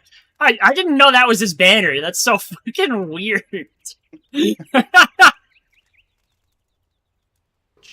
On what category you ask? Gaming? Well, he's very popular in that substrate too, but no. Damn. In the political commentary sphere. He's, in fact, Twitch #1 political commentator. Now, how did this happen, you ask? Well, I think one of the reasons could be the fact that his name is now one of the most searched words on Google search engine above, for example, the NBA, among other things. So I'm sure that that's a contributing factor. What? You know how if you get up too fast, it feels like you give yourself like a Charlie horse or a fucking like twisted your knee or something? No. For me, it's if I get up too fast, I get lightheaded. That's different. It could be because of the way I get up. I generally get up from my knees. But I ended up doing that, and I fucking ended up like fucking happening to my right leg again. This is like the 4th or 5th time it happened within a month. Yeah, for me, it's like if you sit a certain way and the circulation in your legs isn't like free flowing, and if you stand up really fast, all the blood drains to your legs, and that's why you get lightheaded. Yeah, because of how low my bed is to the ground, I tend to be on my knee, and then I'll push up. Yeah, that's fair. But I go to push and turn at the same time 90% of the time. And I always do it too fast where I'm still on the fucking knee. So it feels like I give myself a Charlie horse or something. But it's not all there is to it. And also I'd like to underline while I'm at it. Could I be picking up everything and destroying the bunnies? In Wua? if you're killing bunnies, you're getting meat, right? But I don't really know necessarily if that's useful. I'm sure you can use it in cooking, but I haven't really had much use for the stuff that I've grabbed yet. So, like, besides, like, the stuff you get from killing enemies and some of the flowers, I will say, like, as you're going along, pick up any unique-looking flower that you can find. There's probably some that you'll find everywhere, but there are certain flowers you will only find in a certain area. Always pick those up. Always. Because those are usually for character upgrades or weapon upgrades or something of the form. And you'll need a lot of those if you ever actually get a character that needs that resource. Yeah. There are some universal flowers, like I think gemberries or whatever are universal. You'll find those pretty much everywhere. But, like anything that looks mildly unique, grab it. It's the same with ore. Like any rocks and stuff that you find. You might need those as well. Since ASMR seems to be number one, I think I should probably open an ASMR channel. Metatron ASMR with helmets, but I digress. Let's first and foremost frame this in the most coherent way, and then we'll go into the takes. So I'll begin by, rather than talking about who he is, I want to talk about what Asmongold is, and in order to do it, I'm going to give a definition in reverse. So let's retro-engineer it. What Asmongold is not is a political commentator, regardless of any given success in the space. He's a gamer who comments on politics. And I comment on everything. I give my unsolicited opinion about everything. Yep. That's exactly what Asmongold does. If something happens... He's literally a World of Warcraft player that plays other stuff now and gives his opinion on whatever the fuck people come up with in his chat. Or that he sees in his Reddit. That's literally Asmongold in a nutshell. He will comment on pretty much anything, but that doesn't mean he's an expert in that field at all whatsoever. He's still just a gamer that mostly grew up on WoW. It's on the internet, I'm going to talk about it. It's that simple. I was expecting to see you get hate on your Twitch or a Twitter live stream. I expected it too. Nobody said anything though. I literally got no messages. He's a gamer who provides commentary on politics, usually through the prism of the culture war, in relation to gaming specifically. So, in most cases, there is that connection. Oh, by the way, did you hear? What? Apparently, it's actually proven that the Democrats are, in a sense, paying for protesters. Huh. So there was a video that went up of some person who's doing interviews and stuff, and he noticed one particular group keep on appearing at these protests. It was called, like, Rise Up or something like that. Well, he dug into them, and he found out that they are getting paid by a donation fund. Well, the donation fund happens to be a Democratic donation fund. Of course it is. God damn it. For the Democratic Party. I don't so need while to they delve. might be, don't while need they to might delve say, into that, "Oh, to be we're honest. not paying for them," they are paying for them in a sense. Yeah. Although these days I've seen him comment on policy and To be news fair, I too expect from that there time are to some time. people going to Still, protest are once paid you by the frame it public that as way, well. a gamer who comments on politics, you'll be able to understand how he can be based on certain topics, mostly those Like, I'm related sorry, to but no one's common going to sense within the protest gaming fucking every day space, of the week but without also, having a at the source same of time, fall short on other more complex issues. After all, that's to be expected. He clearly doesn't have a background in political science, international economic theory, nor history, so he will lack in those areas when he gives an opinion, and people should keep that in mind. If you're commenting on, say, economic policy, a full grasp, for instance, of the socioeconomic underpinning of any given item in discussion would be required to have a complete picture and therefore come to a reasonable conclusion. Yet, in my experience, whenever we talk about Asmongold, we talk about this, ladies and gentlemen. This is Asmongold. I like this part. So what do I mean by that? Imagine you have a D20 right now and you roll it. Unless it's gaming, with which I often agree with his takes, particularly when it comes to politics and games, you have to roll your dice, the D20, to represent Asmongold's positions. That's right. That's right. I have a lot of crazy opinions. That's true. I think a thing people don't understand about Asmongold is he is an expert at giving a take where, like, he's joking, but he sounds serious, and he does not imply in any way, shape, or form that it was a joke until, like if he does it all, like, 30 seconds later, and then he's like, "That was a joke, by the way," or something like that. But like the time has passed already. Somebody's already clipped that out of context, and they're gonna use it against him. But like, he's not serious, and if you watch him regularly, you know he's not serious. But he says stuff like that, like that's completely backwards to his actual opinion, and he sounds completely dead serious about it. And people that watch him for that specific point of time are like, "What the fuck?" I'll also say this about Asmin. And this is actually what makes me feel sorry for Hassan. Asmin is not tracked by his audience. Yep. Like, Asmin gives zero fucks if he pisses off his audience or not. Yeah, he literally intentionally goes against his audience a lot of the time. And I feel like that's why a lot of people respect him, is because he doesn't give a shit what other people think. He just does whatever the fuck his stance is, basically.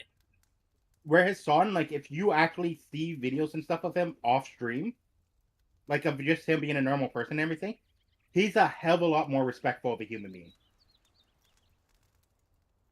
That like, honestly makes sense. I feel like his takes are only there to please his audience. I feel like when I started watching him is when he was like on his way to his downward spiral. When I first saw some videos of him, because he was like reacting to like murder, like what do you call it? Not trials, but like investigations on YouTube into like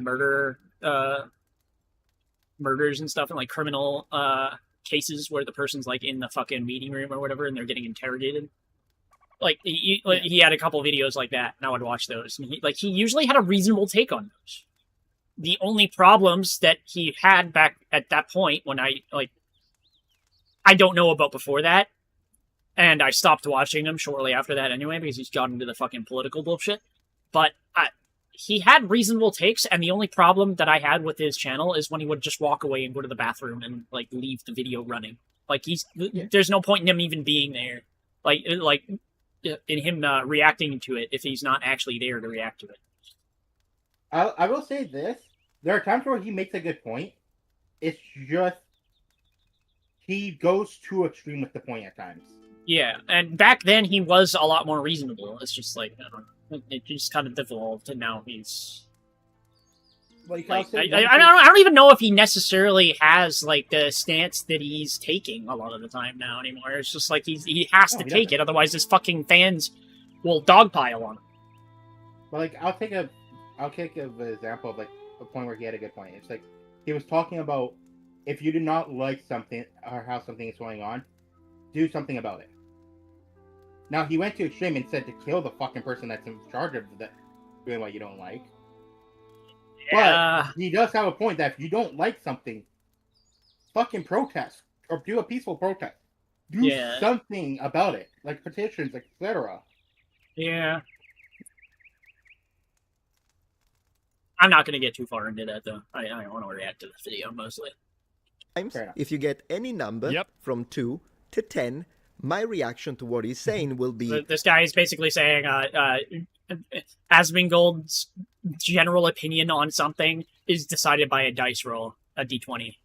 And like if it rolls at a certain range, well, it's a bad take. If it rolls in another range, it's a good take. It's pretty accurate. Sometimes he has some fucking unhinged fucking takes. Yeah, I was about to say, at times it feels like that is the case. No. Yes. No, I don't think I can agree with that. You roll again, and you get like between... Asmongold for is we all know Asmongold grew up poor. Oh yeah, 100%. And he still lives like it. Yeah. Like, he doesn't let money get to him, where his son's kind of the reverse way around. Like, he grew up with money, and he lets money get to him. I think the funny thing about Asmongold is he could be way richer than he is right now. He could be so much more wealthy right now that it's not even funny. He'd make Hassan look like a fucking joke in comparison. Like, he already does, but, like, even more of a joke. Like, insignificant in comparison. Actually, I wonder about that. We don't know his finances. Well, what I'm saying is, for the longest time, he streamed without ads. He literally shut down one of his... Well, not really shut down, but he stopped using one of his YouTube channels because the pressure got to him. I'm just saying, like... Yeah, if things were different and he capitalized on every ounce of success that he had, but still still held the stances that he does today, I think he would be several times richer than he already is. Like, at minimum. I don't fully know about that. It's really hard to say because of the fact that we don't know how much he actually has. It is hard to say. It is hard to say, Dart, but like at the same time, look at how much money people have made from Twitch ads, even though Twitch is not very good for ads. And the fact that he had them literally turned off for as long as he could because he wasn't an affiliate. And now he has no choice in the matter. But it's like, if we look at it, like, on one end, it could have added trillions of dollars to him. But on the other end, it could have just been pennies to what he actually has. That's true, but I think it's a reasonable opinion to assume that he would have been multiple times more rich if he actually went like deep into it and capitalized on it where he could. Yeah, like he definitely would be richer, but it's like, is it I'm a penny richer or is it like I'm a fucking $100 richer? You know? Yeah. Anyways, continue. Between 11 and 19, I will say, you know what? What he just said makes perfect sense. Yeah, sure. That's right. Absolutely. And we do so many videos, it happens constantly. I agree. Sometimes he rolls a 1. In those cases, I'll go, ooh, no, oh no, no. I'm sorry, no. Although then again, to give credit to the man, he usually apologizes publicly for those takes. And other times, sometimes you roll a 20. When that happens, I say, Asmongold, based. Somebody has to. So which one we're going to encounter today? Well, also, I gotta say, props to this guy, another long hair content creator, as a male. Good looking guy, honestly. Now, doesn't it? Yeah, right? They're all fucking based. I've got a few videos prepared, so then we can see which dice we roll. Every content creator I know that's male, it's either fucking bald or long hair. Yeah, they either embrace the fact that they don't have a good hairline, or they fucking have a fuckload of hair. In fact, just for fun, here's what I'm gonna do. I'm gonna roll. Let's see it. And let's see what we get. Roll the dice. Woohoo! Ooh. Okay, this was not a good take, so Asmongold. Next. Ooh, Asmongold, that was pretty good. Pretty based. What hair? I have a ton of hair. What the fuck are you talking about? Fuck you. No. Actual falls into like the long hair. Like, at least last time I seen, he was. I probably have longer hair than my model. Now, for the analysis to be complete. Huh? Do you know? Yeah. Actually, hold on. Okay. Let me double check. How long is my fucking model's hair? Yeah, definitely longer. 100%. Okay. Like, I remember you having long hair, but I don't fucking know. I have not cut my hair in over 5 years. To be fair, I haven't seen you in over 5 years. At least not in person. Arya's laughing at me now. Usually, when it comes to criticism towards Asmongold, this is... Everyone I've seen during TwitchCon has long hair or long beard. They're all based. Everyone you've seen is based. I wouldn't say I have a long beard, but I do have a beard.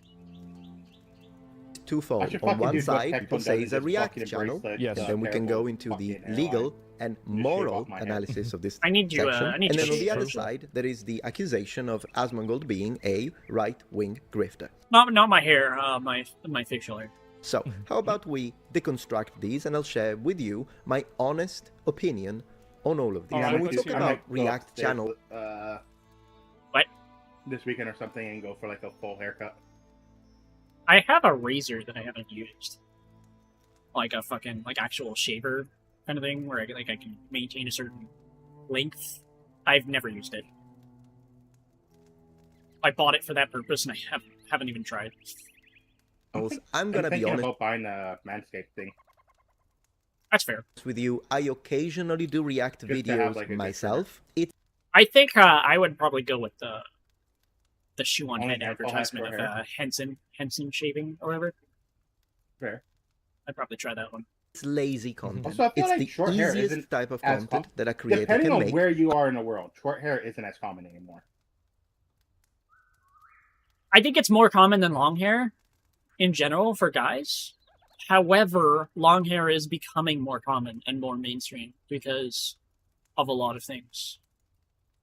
I don't know. In North America, we see a lot of fucking long hair. Like, even when we were in school, I've seen a lot of fucking long hair.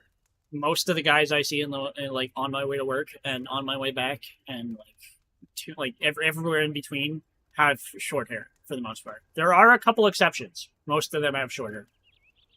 I think that's a lot of it's to do with like the job or like the industry they're in, or it could just be to the effect of summertime too. Yeah. I'm talking like in general all year round. Like I don't really see long hair. I wonder if Stack still has long hair. Has reasons so they can cut it off during a certain time to donate it. That's fair. I personally usually choose to do React videos when Honestly, I'm I busy used to do that with Tim Hortons.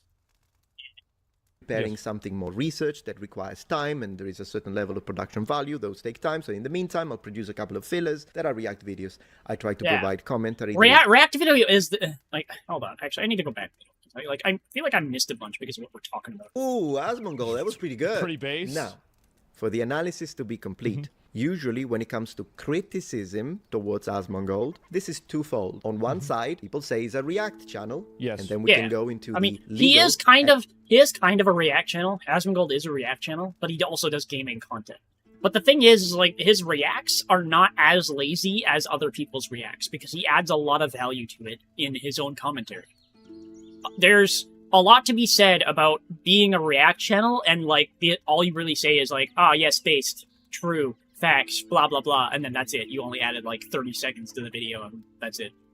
That's not that's the common complaint about React channels is they don't add anything. And a lot of people say that about Asmongold too. Yeah, it's like he just says yep, no, okay, yep, true, based, blah, blah, and then they don't actually look at his reacts and realize that he pauses in the video and goes on a 5-minute monologue. Yeah. And moral analysis of I also this feel like section. There's two forms of reactors. Like you have your traditional. Like there's Asmongold and then there's fucking SS Sniper Wolf. I was going to say fucking XQC/Sniper Wolf. Sometimes Sasan, because Sasan kind of switches up between the two. Like I have to fight you a little bit on XQC because a lot of the time I see him react to something, and if he has something to say on that topic, because I gotta say, like obviously there's gonna be some things that you react to, and it's like I literally have nothing to say about this because I don't know about this subject, whatever. But like when he has something that he like has an opinion about, or he has like some sort of investment in, and he reacts to it, he will pause the video and go on a monologue himself. Like, XQC is the type that will go on a monologue. It's just you won't understand it because he talks so fucking fast. But you know what I mean? Like, you have those reactors that are either, like, might as well be non-existent, or legitimately are non-existent, just fucking walk away. And then you have those that are, like, as you stated, XQC, his son at times, Asmongold, fucking Nuxtaku. Like if I were to upload my reacts, I would be concerned that they wouldn't get watched simply for the fact that we always go on tangents about stuff that has nothing to do with the video that I'm watching. To be fair, some they do, but they also don't. Yeah, it's like it's different. Got another first redeem. Nice. And then on the other side, there is the accusation of Asmongold being like there definitely is the two categories, and I feel like lately a lot of React channels and stuff have been leaning towards like the more interactive side, where before they were towards like the less interactive sides. Yeah, exactly. I don't upload my reacts as it is, so I don't know. I feel like if I were to do a react. Like officially a react where I actually want to react to something blindly and then upload it as its own video, I would probably do it while I'm not in Discord, so that everybody who wants to comment on it would have to go through my chat. That's fair. Yes. And then we can go into the legal and moral analysis. Hey, yeah, I'm pointing. I'm literally calling you out on that part. Of this section, and then on the other side, there is the accusation of Asmongold being a right-wing grifter. So, how about we deconstruct? It's a little hard to ignore something that's brought up in the middle of conversation when it's said in voice chat. I mean, construct these, and I'll share with you my honest opinion selective hearing. on all of these. All right, when we let's talk hear it. about React channels, I'm gonna be honest Google with Docky. you. My experience with MDart. Google Docky on Twitter. Occasionally do React videos myself. It's lazy content. It's the easiest type of content that a creator can make. I personally usually choose to do React videos when I'm busy preparing something more research that requires time and there is a certain level of production value. Those take time. So in the meantime, I'll produce a couple of fillers that are React videos. I want to make a YouTube video or like several YouTube videos. The problem is like I don't have editing skills and I don't really want to edit videos. That's kind of my issue. Is I don't want to spend time on that. I'd rather pay somebody to do it, but I know that's not cheap. To provide commentary that is interesting, congruent, and cohesive, considering the topic at hand, particularly when it comes to history. But at the end of the day, he's right. I mean, it's a lot of work. Yeah, exactly. Like I do my speed paint video. Yeah, I can't. Anytime I think about it, like. It's one thing to just make a video, right? It's one thing to just like put a YouTube video together where you're basically a talking head. It's another where you like edit like other parts of video in, like relevant content. Like for example, if I'm talking about MMOs, if I put like a clip of fucking World of Warcraft in there or something, or Arcade or RuneScape, etc. Like that takes work finding that video content to put in, and then like cutting it together properly so that it all fits together. It's so much work. And because I don't have the skills to do that, like I've never done that, it would take me even more time because I'm not used to it. So it's I don't really know. Like I don't want to put together a video, like a YouTube video that's like low effort, because I know that's not going to get views either. I'm going to need like a thumbnail that actually catches somebody's attention and a fucking title that's going to catch attention. And then in the first fucking 15 seconds, I have to like come up with something that's catching enough for them to actually watch the rest of the video. And that's enough work in its own. And then I have to keep their attention after that. Like editing and putting together an entire video is harder to do than watching a video and reacting to it. I mean, it's objective fact, of course. No matter how you look at it, React content is lazy. Also, so, like as if Mongol, we have a Google Doc on each other, it'd be both tame but fucking scary. What? If me and you were to have a Google Doc on each other. I think it would just be like a bunch of like calling each other shitheads in like various different ways, and then be like, but this guy's also awesome, and you'll always have your back.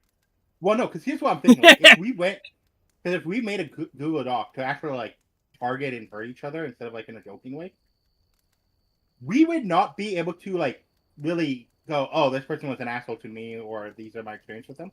But then we could turn around and be like, this fucking person's jokes, or like the fucking stuff that gets said in private between us. Like, holy shit. Yeah. Immediately get banned off Twitch. Like I said, like we'd be tame in the sense that's like, oh yeah, my experience with him was great.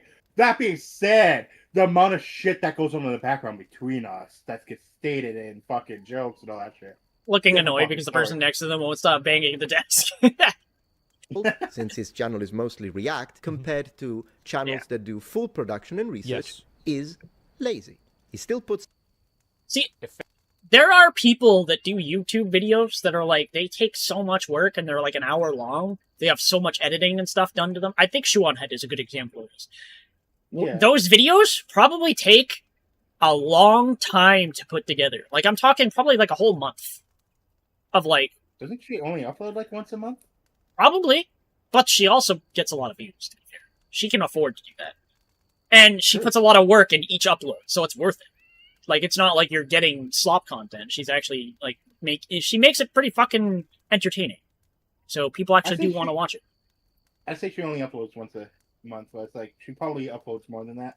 But probably, yeah. I mean, there's obviously, there's obviously smaller videos and stuff like that. But she does have some longer form videos that probably take a long time to make. Effective. Talking about Shoe on Head. This video right here. that is a Hey, reaction MC to Grace, welcome back. I stand corrected. this character, this person. Chew on it. I stand corrected. Her last video was 2 weeks ago, then 1 month, 3 months, 4, 6, 7, 8, 9, 10, a year. So yeah, she takes anywhere from like a month to 2 months to make a video. Yeah, exactly. It's a lot of work that she puts into those videos, and that's kind of what I'm getting at. Is like it's you like if you're gonna make a YouTube video, you want to put a lot of effort into it, so that it's actually worth watching.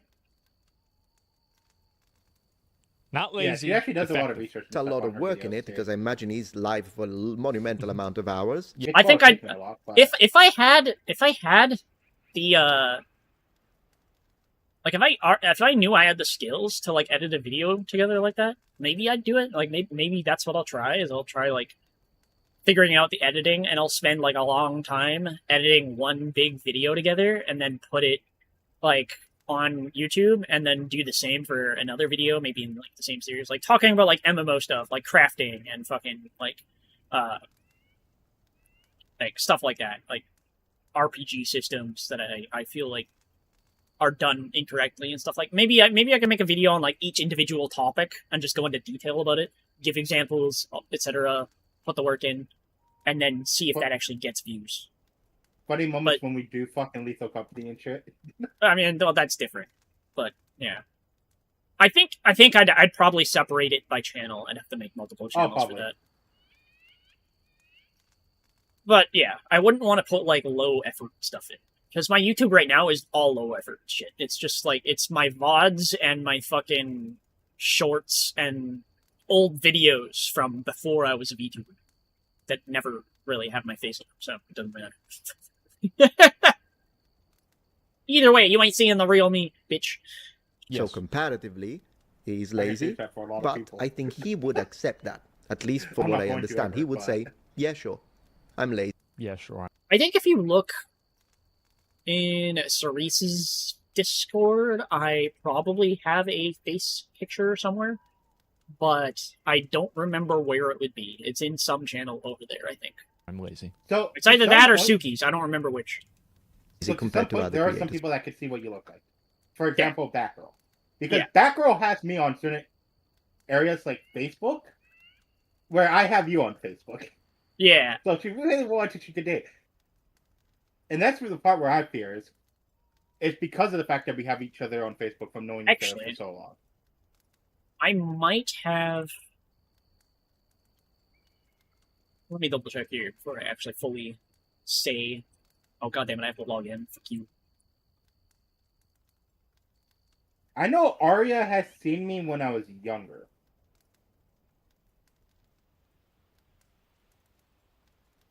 And by younger, I mean like fucking...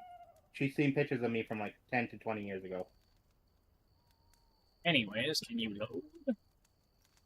To be fair, I think Arya has seen the most recent picture of me as well. Which was still like fucking 10 years ago. Okay, there is one avenue that does have my face in it. But I'm not going to say which. I may or may not remove it anyway. That is fair. I still need to get measured. At this point, those who see me during TwitchCon know how I look like and how tall I am. Yeah, that's fair. Yeah, I did. What did you do? Used famous. She's seen old pictures of me. Whoops. Monumental amount of hours. Oh, yeah. So comparatively, to be fair, I think he's she's lazy. seen like the most recent picture of me, but even then, that is still old. I feel like I'm literally like every time I unpause the video, we're talking. I can't hear it. Sorry. One streamer saw me the first time. Immediate reaction was, "Holy, you are small." Arya short. Compared to channels that do full production and research, is lazy. He still puts. All right, I'm short too. Don't worry about it. Well, I mean, actually, you know what? I'm probably closer to average than short necessarily, but yeah, I'd say you're about average male.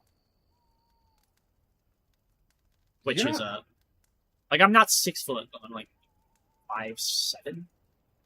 Yeah, I was about to say you're similar to me, if not a little bit shorter. I don't really know exactly where But I'd then be. again, I it's been haven't years I haven't since- measured my height in forever. Thanks. I did something and I can't say here in case certain thinkers see it. And, oh, message. Not lazy, effective. A lot of work in it because I imagine he's live for a monumental amount of hours. Yeah. So like when you think okay, so like in hindsight from this video, he's talking about how React content is lazy and like so technically Asmongold's content is lazy. But if you think about it from the context of how long he's streaming for, it's not that lazy. He's live for a monumental amount of time and does not have as much time to just sit back and edit. Although he could have other people do the editing for him. Realistically. Does he not? Like, isn't his YouTube actually? He has an editor, and he basically just takes VODs and shortens them, and finds like key points. So it's like he does have an editor, but it's different. Because he's not editing long form videos together that have like a bunch of research and shit into it. It's different. Well, I remember Asmongold originally stating like the channel was originally someone else's, but because of like fucking terms of services and stuff like that, he had to actually get control over it. So he started paying the person in charge of it. Oh, okay. Yeah. He's lazy, but I think he would accept that. At least for what I understand, he would say, "Yeah, sure, I'm lazy." Yeah, sure, I'm lazy. Compared to See, other he creators. admits it. But True. Is it illegal what he's doing? And most importantly, is it immoral? And I would like to respond to this because due to the fact that I've done a little bit of React myself, I've had those accusations. From the legal perspective, we need to discuss the fair use disclaimer, which under Section 107 of the Copyright Act of 1976, I've got it right in front of me, allowances made for fair use for purposes such as criticism, commentary, news reporting, education, research, scholarship, and as I said, in general, commentary. Scholarship so from is a what legal covers me, perspective, strictly obviously. speaking, as long as it provides enough commentary You know what? I'm not in order to surprised by make that. his Oh, you're talking about whatever are you saying? reaction content Oh, yeah. transformative in nature, he's doing nothing illegal, and nor am I. Whenever Wait, am I I do allowed to send a it to React Astro? Yes video. or no? Fair use is a defense legally, so it's not something that you can claim proactively. It's something that you use as a defense in court. My perspective with it has always been like, if people don't like Reacts, then I won't react to their channel. Period. Yeah. Right. I mean, unless they're making. This is probably the reason you I don't fear like my Reacts mom because if she gets pissed off. But why am I fucking all tabbing? You're like right there. Keep it to his grave anyway. I don't even know what you're talking. What?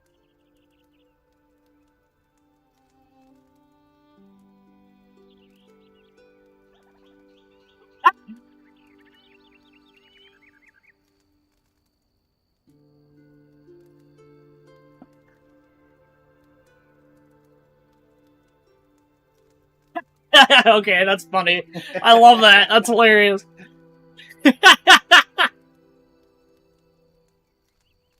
because you're reacting like you're making Honestly, a video there's a few that's people I negative. fear just for that reason. Oh my god, that's pretty fucking funny. About me, and like you don't want me to react to it. Well, too fucking bad, They're all right? fucking But short, other too. than that, yeah, I would not react to their videos. I do that all the time. I think that's reasonable. Now let's talk about the moral aspect of this. I like being thorough when I do these examinations as well as fair response. Is it morally wrong to produce React content? Usually people that complain about this, I know myself because of the comments I get, they say that React channels are content that's fair. thieves in the sense that someone else with a much smaller channel produced a video. The big React commentator reacts to the video. They are stealing their spotlight. They are stealing their views. This is never or almost never beneficial to the creator that is being watched. And therefore, this practice is highly immoral. Sure. Now, the situation with this, it's a very reductive way to look at this, and it's a really case-by-case scenario. But when it comes to the kind of commentary that I provide, and also for what I've seen when it comes to Asmongold... And that's always the perspective that I've had, is that, like, yeah, I think it's stupid to say that and to, like, just to place it in, like, that level of a simplistic viewpoint. But if somebody feels that way, then I wouldn't react to them. Yeah. It's that simple. The real question that I think... And also, by the way, I think that you could extend this logic to video games, and I don't really see a lot of people talking about this. I agree with That's Asmongold's take here, by the way. Like he's talking about how like React channels, a lot of people have this complaint that React channels take away from smaller creators and stuff like that. Like, you know, like the person that watches the bigger creator won't ever watch the smaller creator or whatever, or won't follow the smaller creator, so the smaller creator loses any of those views that it would have gotten, blah blah blah. So it like detracts from their effort and goes to the bigger creator or whatever, or bigger React channel. Basically calling the bigger React channel a parasite. And Asmongold's saying you can technically extend this to video games, the same logic to video games, because there are a lot of people that play video games on stream or on YouTube videos, etc. You got Let's Plays and stuff like that. So you got somebody who plays through the entirety of Expedition 33. And then you have people that watch this, and they will never buy the game, because there's no point in buying the game. They've already seen all the story. There's a lot of people that are like this. So it technically takes away from the game's sales. It is the same fucking logic. I was going to say technically slightly different, because no matter what, you have the game site, like you have the name of the game in the title. You are always giving credit to the game, where not all Asmongold's like one is okay. You do. Not all React channels will fucking turn around and be like, "This is play this person, go check them out." Yeah, that's here's different. the link and everything. Da da da da. Like a lot of people will turn around and hide it. And yeah, and I like if I actually made YouTube videos like that, I probably would put that in the description. I'd be like, well, this is the original video, blah blah blah. These are my handles and stuff like that. And you know, like every other fucking React channel YouTuber that's not fucking shit. But like there is a level of nuance in between the two, but the fundamental logic is very similar. Like if you watch somebody play a video game, you're not likely to actually play that video game if it's a narrative video game.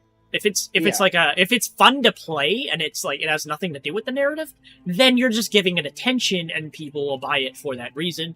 It's different. However, like the same nuance can go to reacts. Exactly. Nice try, Leroy, you piece of shit. But it's like when it came down to like Asmongold, and even Techco did a reaction to like a video. The person that they reacted to, they started off with like 300 subscribers. That's gonna come up in this video. Fair.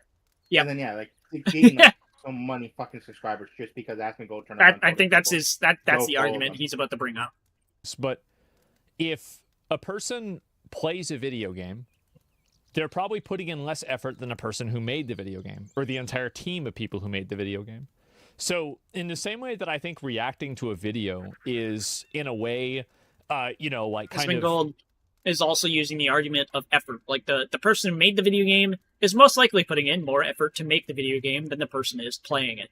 And they're taking away value from the video game by having people that watch them play it instead of buying it. Oh yeah, definitely. Not really fair. Like, if you want to say that's not fair use, the guy who is playing a video game in terms of effort, for sure they are. Yeah, and also another good. I was gonna come in. I like how that TTS didn't actually go through either. That's funny. I was gonna come in with some original comment instead of the usual "you suck" or "get good," but I got nothing. So jump scare attempt it was. Fair enough. Good component to this too is that when you're playing a video game, you do act as a market replacement for that video game for a lot of people. I'm going to be honest, the only reason it failed is because I saw it pop up in my Twitch feed, so I knew it was coming before it happened.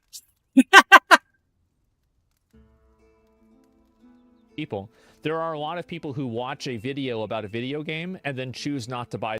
And actually, the only reason I even noticed that is because you did the demon hair and eyes redeem first.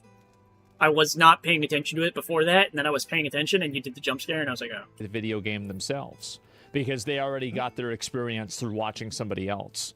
So I think that really until they want to apply that same logic to video games, I don't really take a lot of the criticism about React channels and this type of complaint very seriously, because I think it can be applied a lot more broadly than what they expect. And I think people just don't like React content fundamentally, and they're looking for a reason to talk about it. Publishers can copyright strike you, but they choose not to. Yeah, but they can't copyright strike you for that reason. And you're talking about the morality of it, not the legality of it. But, you're right, technically. That's true. Should ask is, can it ever be beneficial for a smaller channel? And I have the answer. Oh. Let's have a look at this channel, ladies and gentlemen. Oh. This channel is called The Background NPC. What a surprise. And we can see it's a channel with 112,000 There you go. subscribers. There's It's a the highly Background successful NPC. channel. Man, Yeah. how many videos did she have to make in order to be this successful? 300, 500, 11 videos, ladies and gentlemen. How did this happen? Either this lovely lady is a genius of algorithmic interpretation and reading within the YouTube ecosphere, Dude, imagine making 10 videos and then you fucking explode because of Asmongold watching it. Like, the odds are not in your favor. Not gonna lie. So if it happens, take it where you get it.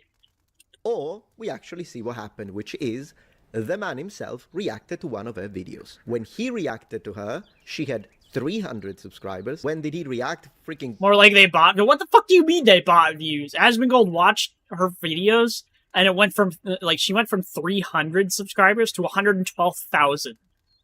That doesn't just happen. Subscribers go up in real time. 10 minutes ago. Well, here's a good way to look at it. Like by I've had companies pay me to react to their trailers. Yeah. You guys ever see? Remember whenever the marathon event happened and they paid Lyric and Shroud and everybody to react to it? And yeah, Asmongold, the thing Asmongold's bringing up right now is how, like, people, like, content creators get paid to react to things. If it didn't generate attention for the thing that they're reacting to, they wouldn't get paid for it. Exactly. Reacting doesn't create value, then you wouldn't have companies paying streamers money to react.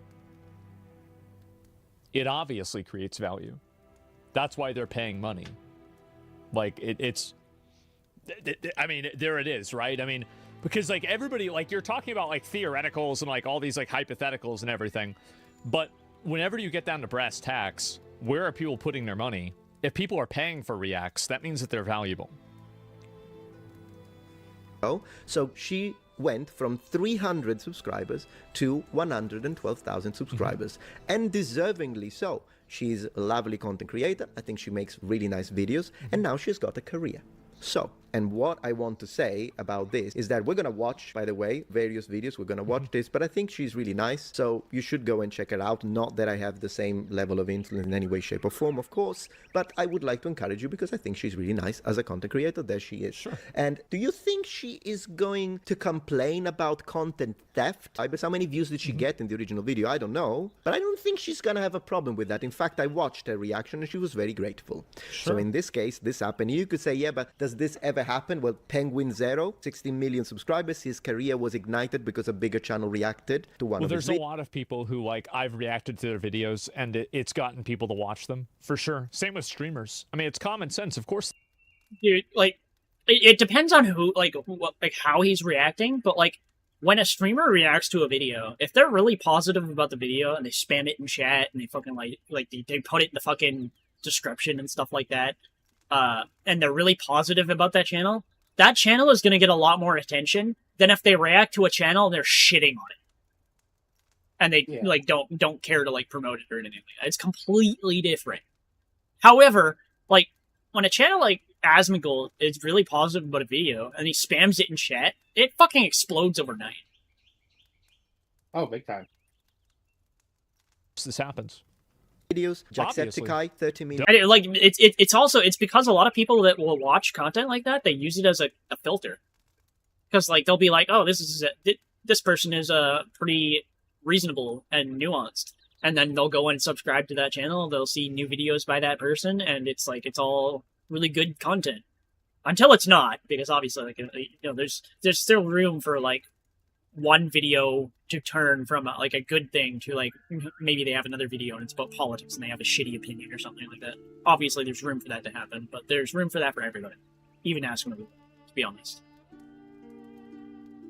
Subscribers, his career was kickstarted by a bigger creator that reacted to him, and there are plenty of stories like this. Given if the video in question is a horrible video, even if a big creator reacts to you, you're not going to have success. So of course, part of this... obviously, if you get a bunch of attention on your video and it's a shitty video, people aren't going to watch it either. due to the fact that she produced a good video, and also, as you can see, she's been posting, so she needs to now retain the new subscribed wave. She does have some merit into this, but let's stop pretending that when a big creator reacts to a smaller creator, it's only detrimental to the smaller creator. This is a clear evidence, and I'm all... It's so obvious that that's not the case. It is. It's so obvious. There's so many points of reference for it. I mean, yeah, of course.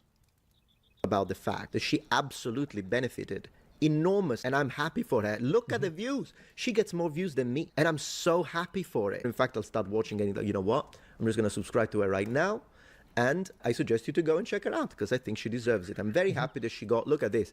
I gotta do that more. I watch a lot of videos at work that are like reactions and stuff like that, or like reactions to reactions of like channels that I should be subscribed to, but I'm not.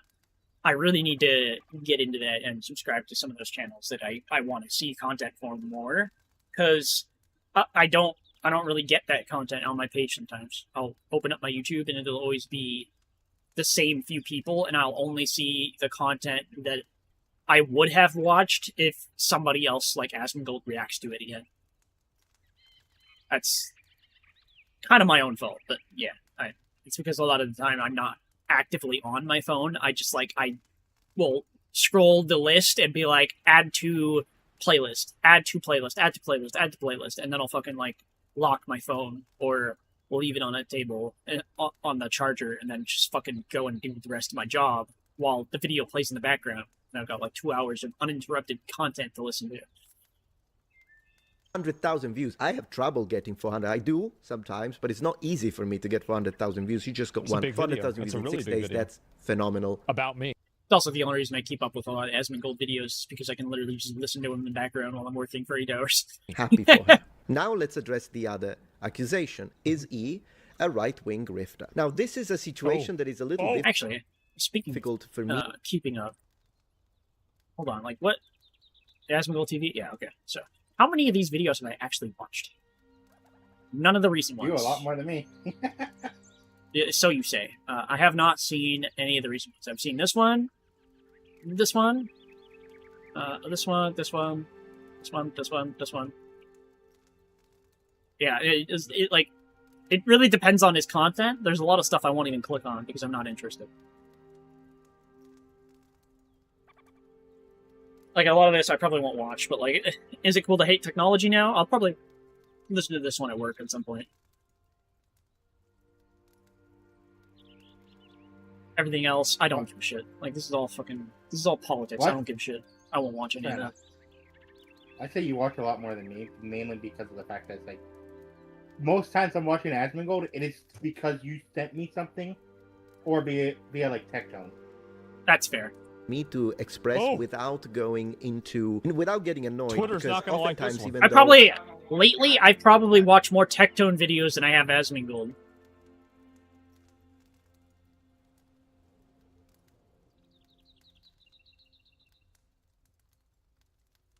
You know what? Maybe I'm wrong.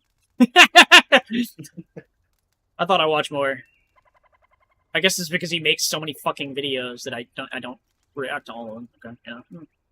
Yeah, he makes fucking 7 hours ago, 9 hours ago, 10 hours ago, 17 hours ago, 19 hours ago, 1 day ago, 1 day ago, yeah, he's literally endlessly uploading.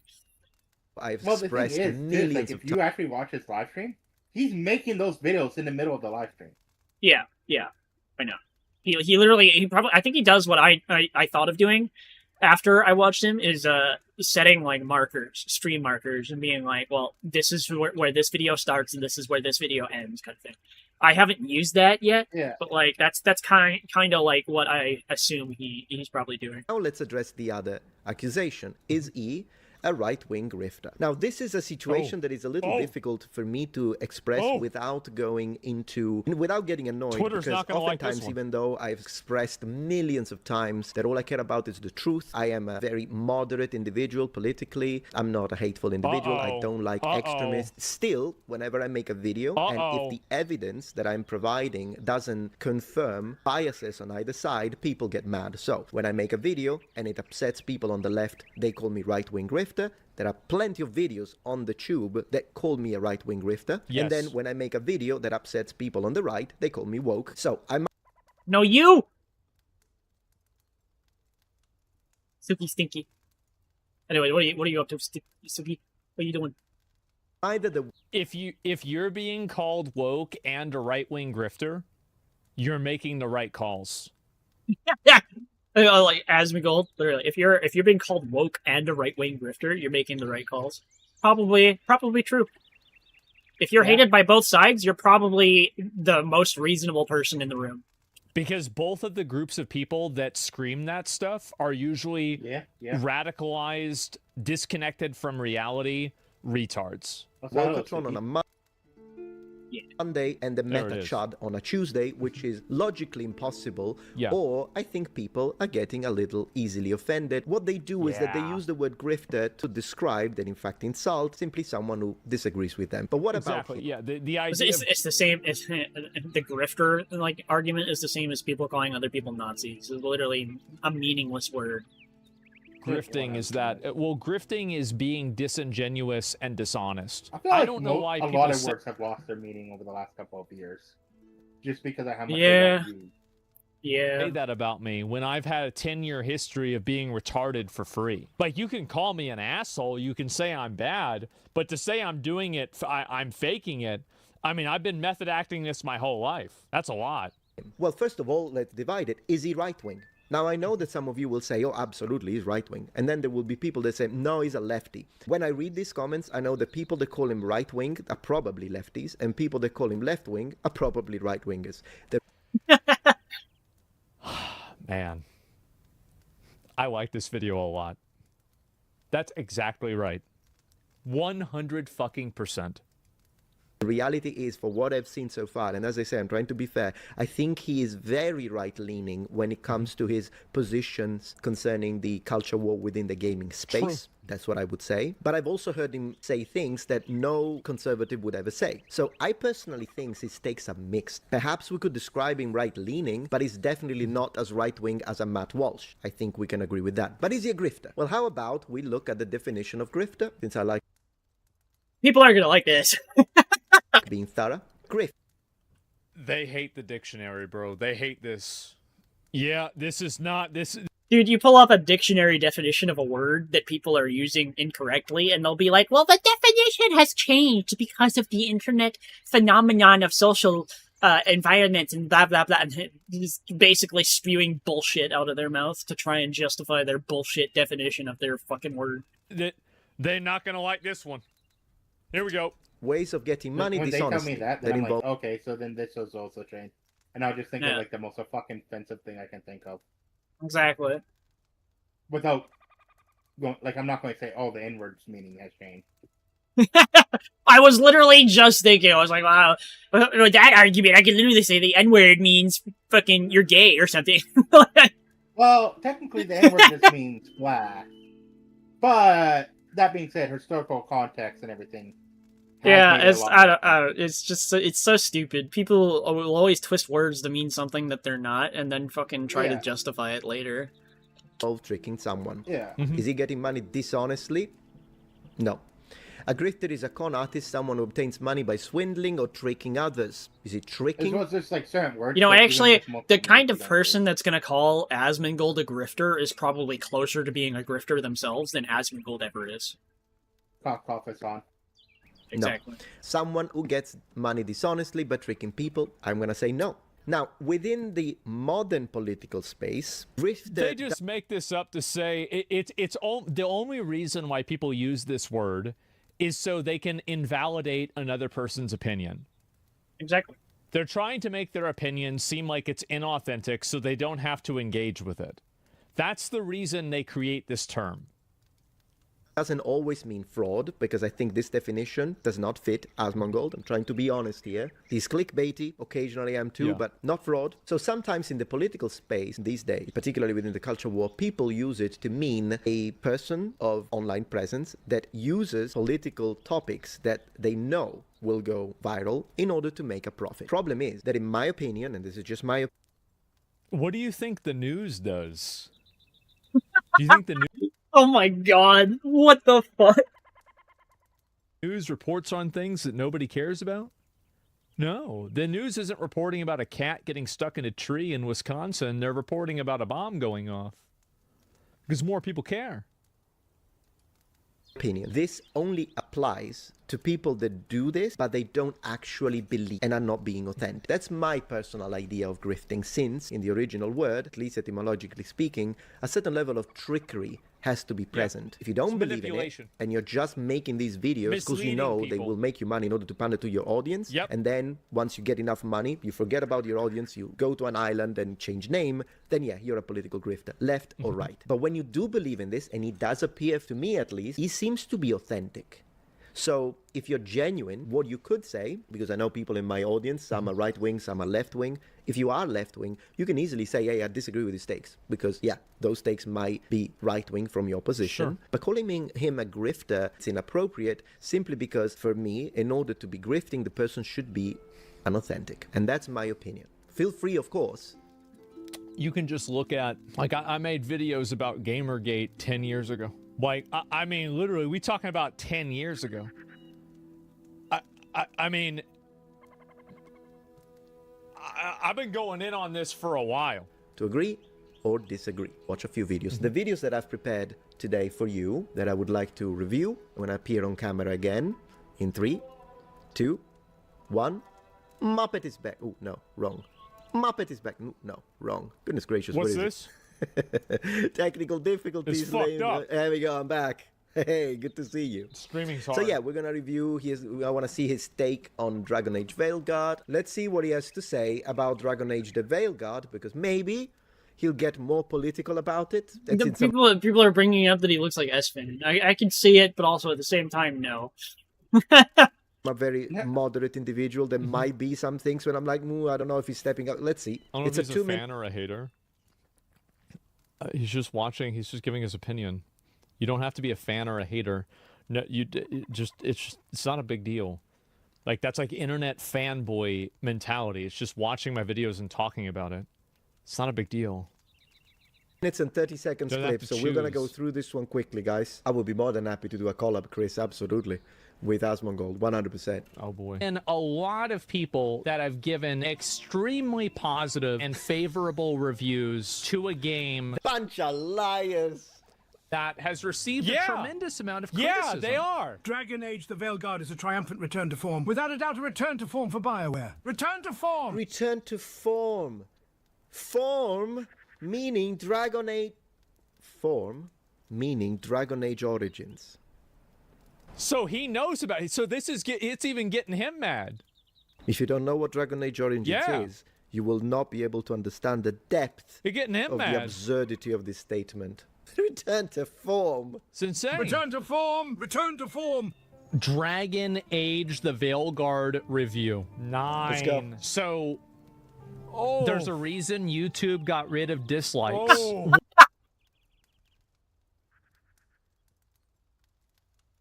What is the dislike speed? 40K? Oh. Holy shit. That's bad. To give you perspective, the tool that allows you to still see the number of dislikes is not 100% accurate. Correct, he's right. But it does give you so don't take it literal, but it does give... It's not a good ratio, and all of the comments are bad.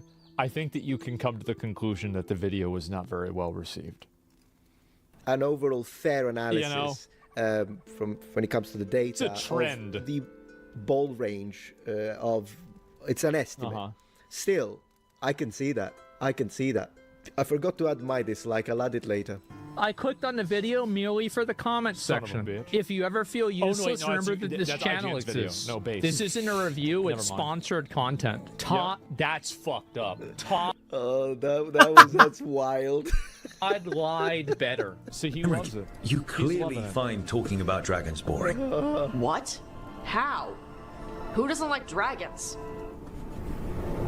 You're not ready? I'm not ready either. Let's watch it. Pounding that snake's nose. She's still holding the ruby in her other hand. It was crazy how many videos we made about this game and how bad it was.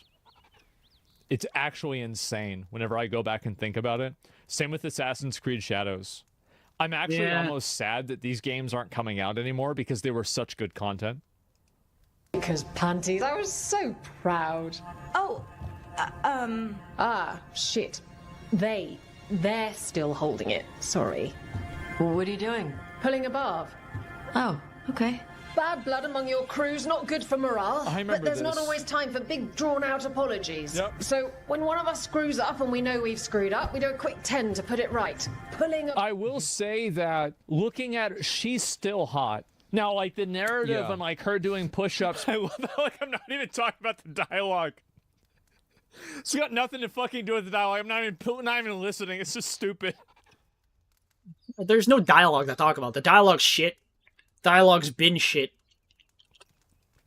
Because she she used the wrong pronouns. Yeah, I didn't even care. It's really stupid. playing the game they on did mute, nerf her boobs. I think they did. Yeah, I agree with him, but I would like to say the writers did a disservice to the people that, of course, use the pronouns and whatnot by doing this, because this is obnoxious.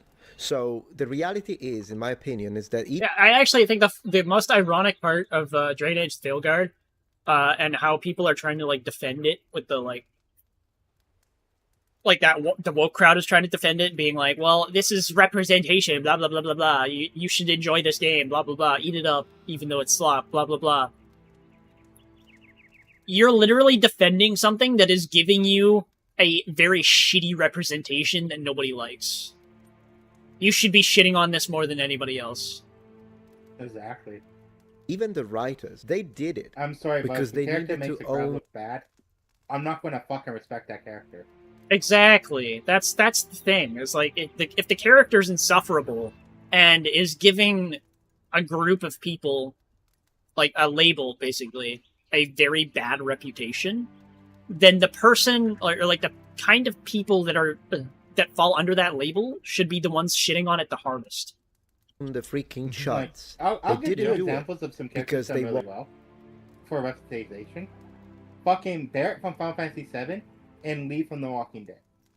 Both these characters go against the traditional black trope of just abandon the kid. Like, they are great representations for a father figure that will do anything to protect the fucking kid and make sure the kid has a great future. Yeah, I don't really... I have nothing to comment about on that because I don't know the context of those games. Well, to be fair, you don't need to know most of the context. Yeah, I mean, it's whatever. Like, them being a great dad doesn't have much context. Yeah, I feel like it's a little bit different because it's a different subject material. No, I mean, it's still great for, like... Yeah, like, I get your argument, but yeah. I feel like a better example would be Baldur's Gate, to be honest. If you're looking for representation, don't look any further than that. The reality is, in my opinion, is that... It had some good and it had some bad. Even the writers, they did it because they needed to own the freaking shots. They didn't do it because they wanted to actually support the LGBT community and all that. Because if you do, you're going to sit down and really think, because this was a catastrophic failure. But let's be honest, people that professionally work into the R&D department or in general marketing, you're telling me that they couldn't foresee that this was going to create a massive backlash because it's cringe? No, I actually think that they're not able to, because anybody who brings it up or speaks against it, it's like the emperor's new clothes, but the emperor is in North Korea. And so what ends up happening is that when somebody speaks up and says, oh, I think this might alienate people and people might not like this, they get called and maligned as a racist or some sort of bad actor or a bad person. And so why would you, as a guy that's working at this company, put your career on the line to, put yourself in the crosshairs? Yeah, Asmongold's on the money here. Like, there's a lot of people, like, that work in fucking marketing and stuff like that for a video game that are probably not going to be able to say anything about their game being shit. And they just have to try and market it the best they can because they can't open their mouth without being called the bad actor that everybody is trying to market that game against. Yeah. And it's just like they can't do anything about it. There's nothing they can do. They just have to go with the flow. And then on top of that, everybody else on that team is going to go on social media and be like, well, if you hate this game, you're a racist or a fucking bigot or whatever the fuck. They're going to constantly blame their player base instead of blaming themselves for fucking it up. Of every mentally ill Karen that's working at that company, and then get called into HR for being transphobic because you think that this character wouldn't align with what viewers' expectations. I'm gonna fucking. This is gonna be a really stupid analogy, but imagine you're playing an MMO and somebody on the dev team fucks up a mechanic and it creates a massive gold inflation because somebody is able to duplicate a really expensive item that's worth like 999 million gold or something like that, and they just vendor it to NPCs, and suddenly the economy is absolutely fucked over. There's no way they can, like, remove all of that gold before it becomes an issue. And then that developers will, like, it's all the player's fault for doing it and abusing it. But no, it's your fault for fucking it up. Take accountability. Are. Actually, another game so that's really the reason why was technically Final Fantasy 13 for black people, but clear obscure for the women in it. Yeah, true. Called into HR for being transphobic because you think that this character wouldn't align with what viewers' expectations are. So that's the reason why. And it's toxic positivity because nobody can speak out against it or say anything that's problematic about it. It's just that they don't care. So I agree with him. He's right. This is stupid and it's cringeworthy. But I want to say this.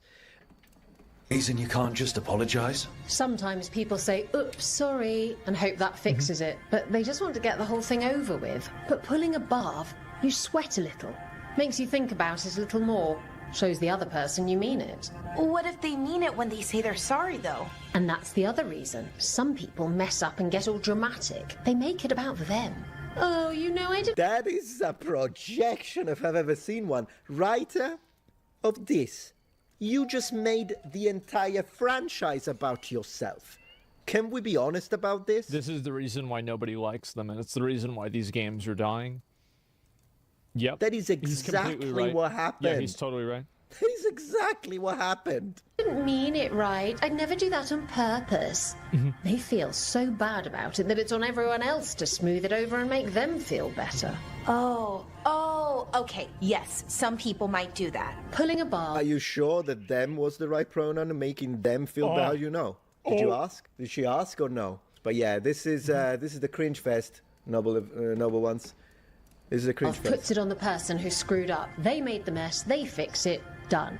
I cannot wait for tomorrow. Tomorrow is going to be such a good day for me. I'm going to wait. It was, by the way. We had like 80 or 90,000 people watching the stream.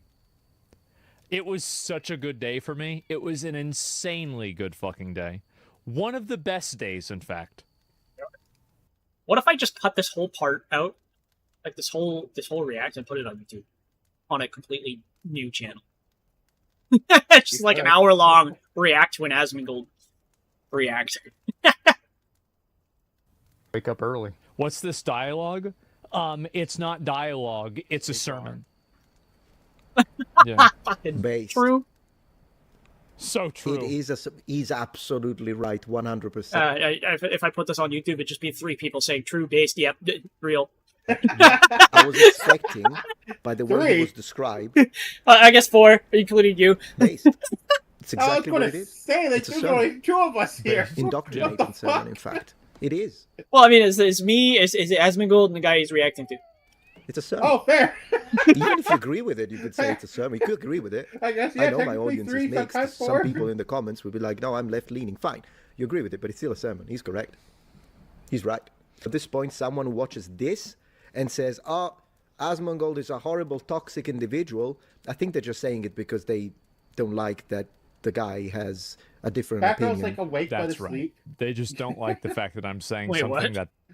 Batgirl's like Pandora's box. She's either awake or asleep, and she's going to call me out sooner or later. They disagree with. That's it. On That's this the specific only matter, thing. by the way. And some of his takes are clearly left-leaning, not in the culture war. In the culture war, I guess a lot of his takes would be considered right-leaning. Although for me, what I've seen up to this point, it was freaking common. I think that people have changed the Overton window so much that a normal point of view is considered right-leaning. The reality is that a lot of people are not right-wing because they don't want to see neo-pronouns, non-binary, and trans stuff in video games. This is actually the majority of most people. So if you're trying to create a dichotomy between like two different extremes of people, and you've created this dichotomy where a average amount of people is fitting into one of those extremes, then you have a bad calibration of where that window is. When most people end up being extreme, then it kind of defeats the idea of something being extreme in the first place. Nonsense. It's not even... It's insane. I understand that everything has become political. I can't even say that I like freedom of speech without people calling me a fascist, which is the craziest racist, disconnection from reality that I've ever seen. Because, racist. If being pro-freedom of speech makes you a fascist, then you have to explain to me, how is it possible that during the fascist regime in Italy, you could not go to Rome and say Mussolini is a most fascist company or countries do not let you speak out freely and have freedom of speech. Anybody who says that is a retard. They're just saying that because it's their special word. They're using the special word. They spec'd into the special word. They spec'd into fascism, so that's their word that they use. Shot you on the spot. It's like they put all their skill points into fucking like one agenda, and then they forgot to put their skill points into fucking intelligence, so they just they scream about that agenda even when it doesn't fit. Fascism, Nazi. When it comes to me, and that's my moderate take when it comes to these things, phobic. as long as someone is polite, as long as someone asks me politely, hey, I have this other name, I will use their preferred name. That's exactly what I said. Because I use the name Metatron, and you guys are very nice. Telling me Metatron, calling me Metatron, appreciate it's not my birth name, fine. Really? And when it comes to preferred pronouns, don't you even try with the crazy ones like bunny, bunny self, demon, demon self. Never gonna happen. I'm never gonna say it even at GUN point. Yeah, there's like there's the normal pronouns, and then there's the people that try to act like they're an alien. Get out of here. Bro, yeah. Get this shit out of my life, yep. But when it comes to she or he, the regular pronouns, the normal as long ones, as someone asks me politely, I will do it out of politeness. Exactly. With that being said. Yeah, because and this is what a normal person does, by the way. Because the normal person doesn't want to have a confrontation. Dude, look at this reasonable fucking reaction about pronouns. Oh my god. Imagine. In the Target parking lot. Yeah, but this guy's a bigot, person right? Doesn't want to have an altercation at the Verizon store. You know, like, yeah, sure, she? Okay, yeah, sure, she. Okay, so yeah, ma'am, can I please get the phone now? Like, let's be honest, yeah. You don't want to get in a fight at a GameStop. Someone like Dylan Mulvaney. I think it's totally reasonable, in my opinion, it is totally reasonable to walk up to somebody and assume their gender. That's just reality. Most people are male or female. It doesn't matter if they identify as something else. Most people are one of those two things. It is perfectly fine to assume a gender until you are told otherwise. And then it is totally acceptable for them to be offended if you don't call them by their preferred gender after they've mentioned what their preferred pronouns are. It is totally fine for that to be the case, but like, you can't get upset if you look like a man and somebody calls you dude or like bro or whatever the fuck. Like, come on. Who made a statement publicly. Upset at dude anyways, because most people tend to use dude as gender neutral. Well, you know what I mean? It's like, you get what I'm saying. Like, there's a little bit of semantics there, but like, you can't get upset if you look like a guy and somebody refers to you as a guy. It's just that simple. Yeah. And it goes the other way as well. Like, you can't get upset with somebody calling you a girl or a woman if you look like a fucking woman. It's that simple. It's really that simple. That's just society. We are humans. Humans generally have one of two genders. Get over it. And then you have those guys that don't give a fuck what they get called. Yeah, and also you also have to keep into account like people respect your pronouns if you tell them, but the amount of people that are going to go by something other than he or she or whatever is like less than 1%. So if you're the type to get offended over that, the 99%, like the 99.99% of the population that are normal are not going to immediately start using gender-neutral terms for everybody in their life by default, just because there is a 0.05% chance or whatever the fuck of encountering somebody that might be offended by it. That's just reality. I'm also going to say, like, if you want someone to respect your pronouns, it would probably help to respect the person as well. Exactly. If you're gonna be a rude piece of shit, they're gonna treat you like you're not human. Get the fuck out of here. The belief of this creator that like, people should go to jail. I will 100%, like Dream and Peach, for example. I will fucking bite my tongue.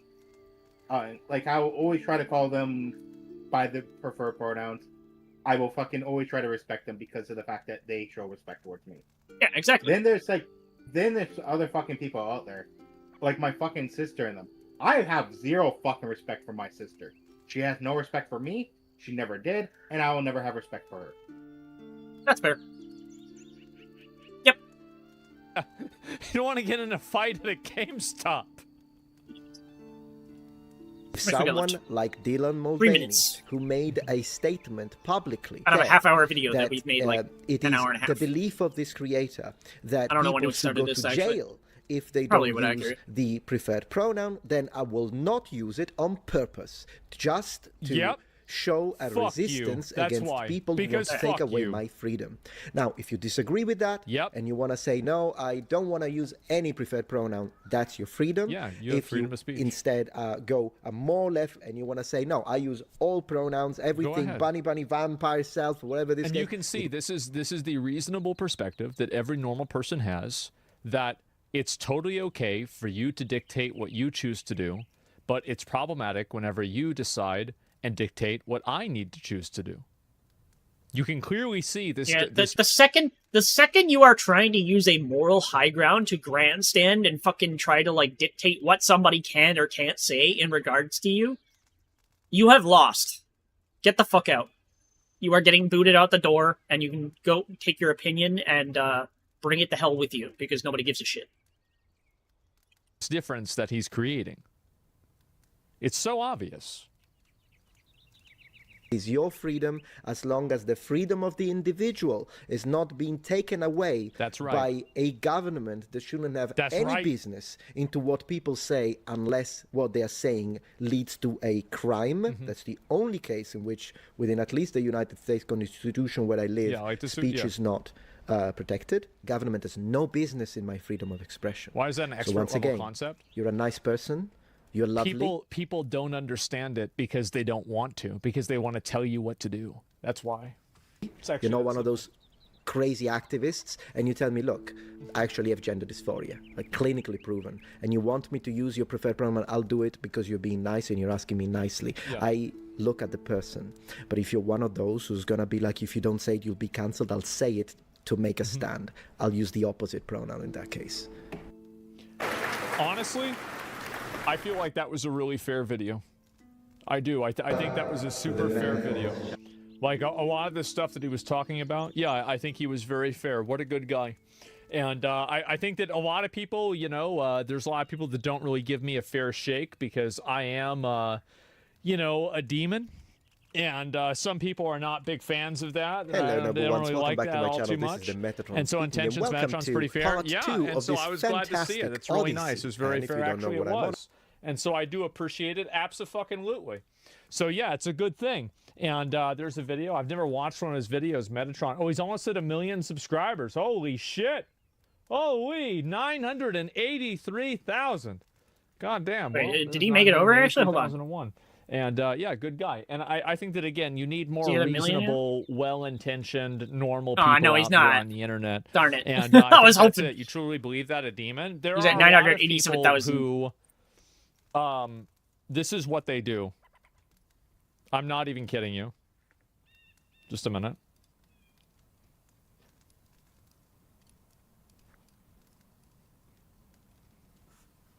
Wait, what is this?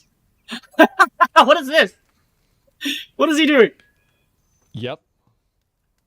Oh, in case you didn't get the point, here, let me make it easier to understand. Now do you guys see the problem?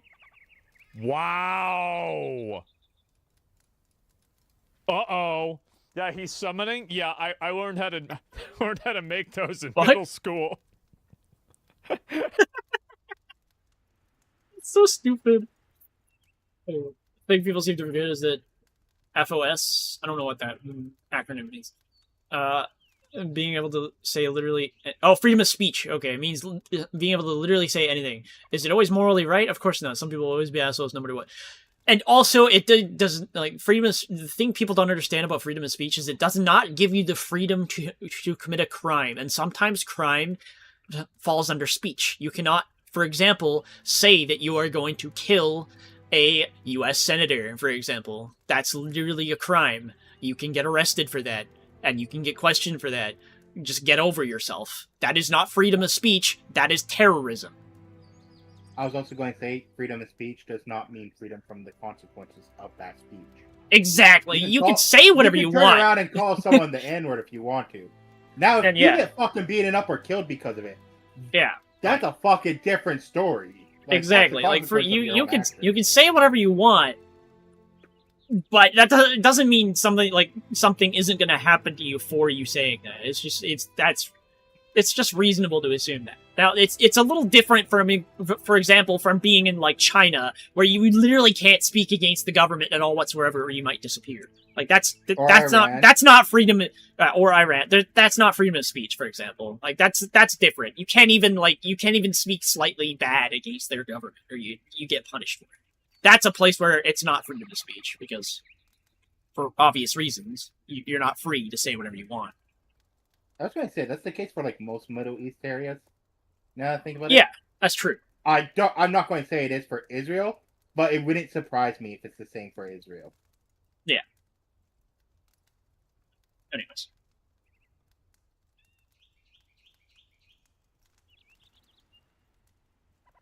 I'm gonna make a stream marker, just in case I actually intend to use that. Probably won't, but who knows.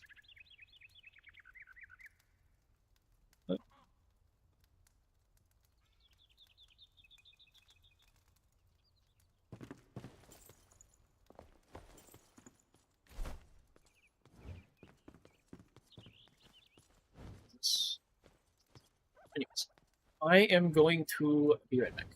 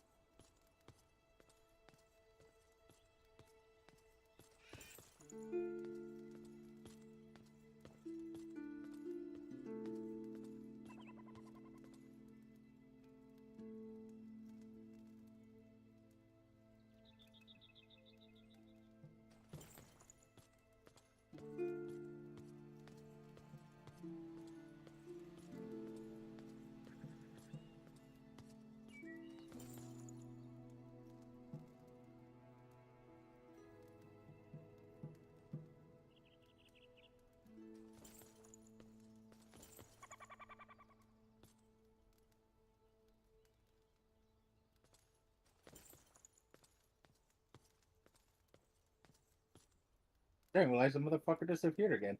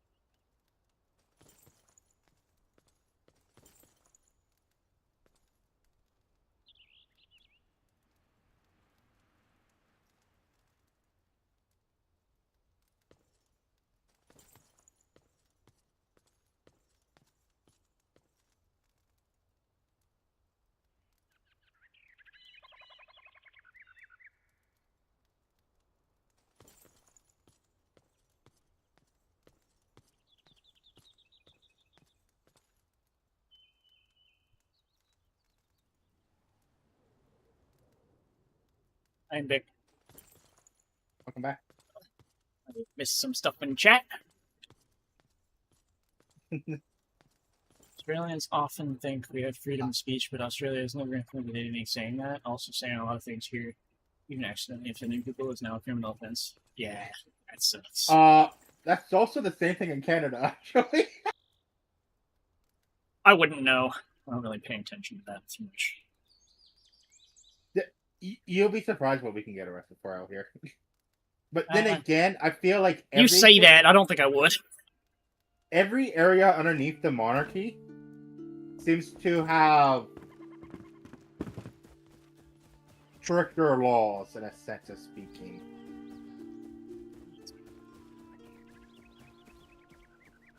No, I keep trying to head towards the path that I can just walk down. I have a fucking glider. I don't give a shit. Yeah. Also, things have been...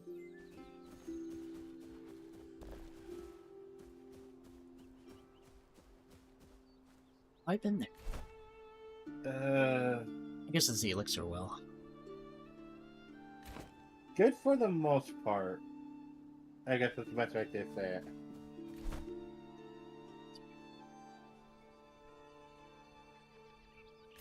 You know, I'll go finish that quest. My comment wasn't the straight because you laughed. I know.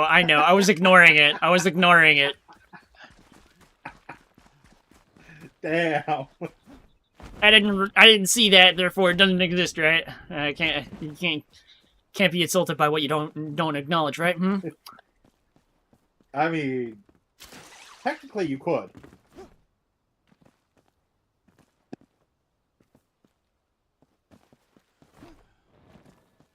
I mean, I don't acknowledge you and I get insulted by you enough.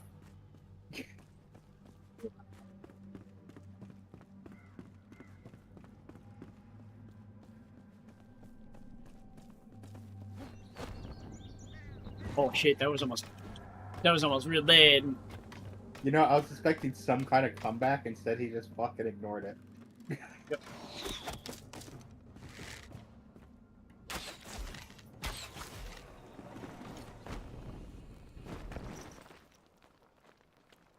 Can't ignore it now, I just acknowledged it.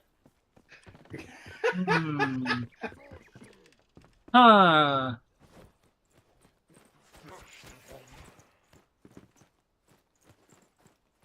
Hey, Enshrouded devs, you might want to make sure your humanoid enemies can climb ladders.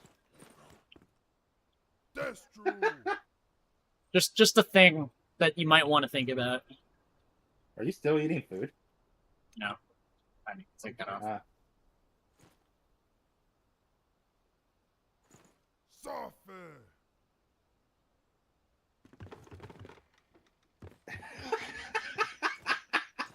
The one thing most guys don't know how to do. Oh! See? What? I ruined a great thing by having Batgirl here. I said something, she disappeared. Wow. Nah, she either went to the sleeping server or to AFK. That's so I don't think it's AFK because, let's be honest here, that probably would have kicked in a long time ago. Yeah, there's no AFK. If she left, it was for... And that's the message. So I'm going to assume she went to the sleeping server.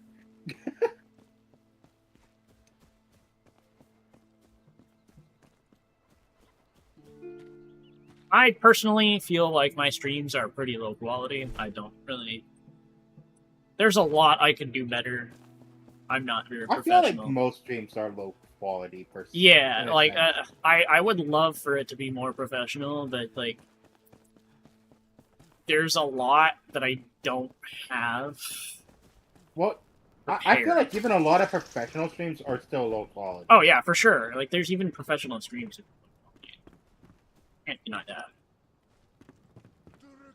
Oh, wasn't it? Like, I'm sorry. You're good. You're good, Austin. You're not wrong.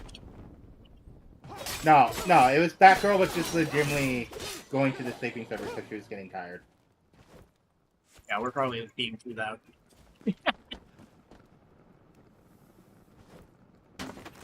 Exactly. There's always room for improvement. But it's like, even when you watch, like, fucking...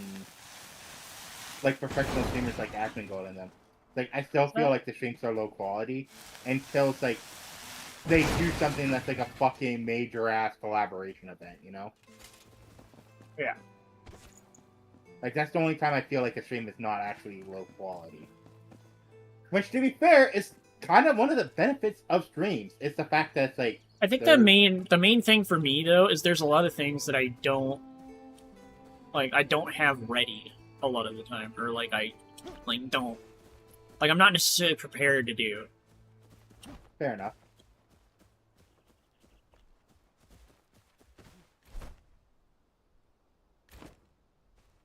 I don't know if I'd say we're quality people. You hear that? Yeah, we're quality people. We're quality people, man. We're moving up in the world. Gotta take it where you can get it, right? We went from having someone say kill all men on fucking Twitter to now quality people.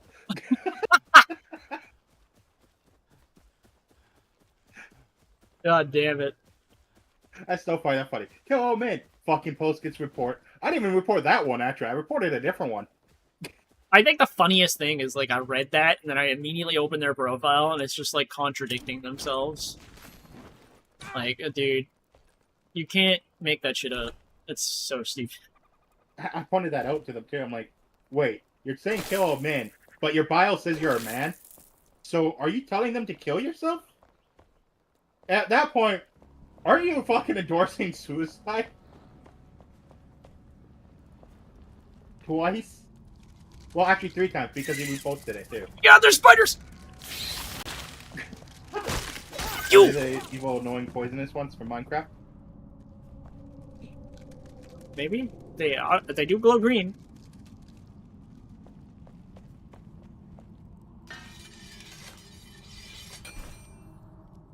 There's an anvil here. That's nice. Wait, is this hidden north?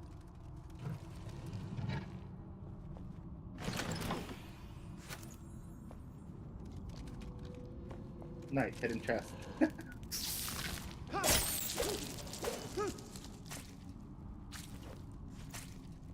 Why am I poisoned?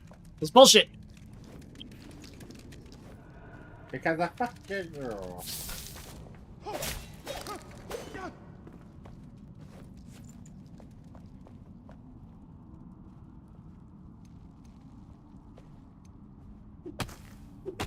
Let me just break this chest real quick, since I opened it. The server can break. Oh.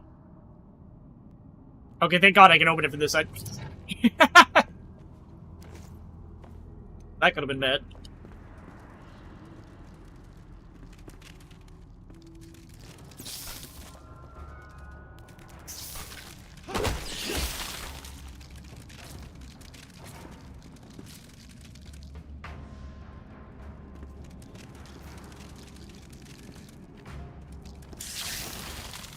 Jesus.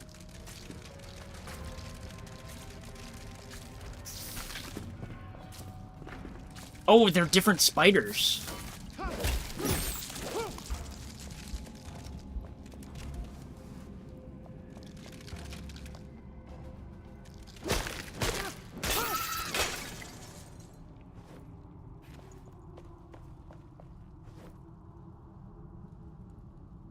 You deserve it? What? For different background, but you both seem pretty straightforward. Yeah, the thing is we don't really have anything that we need to hide behind. Like the kind of person that isn't authentic when they're talking to people is just why? Why are you predisposed to lie, right? Why are you predisposed to not just say what you're feeling?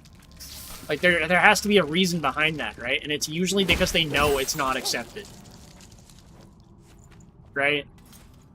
Yeah. The kind of person that's gonna lie to you and say, fucking, what you want to hear, they're doing that because they know that their actual opinions are against what you would normally accept. Oh, shit. I broke my torch.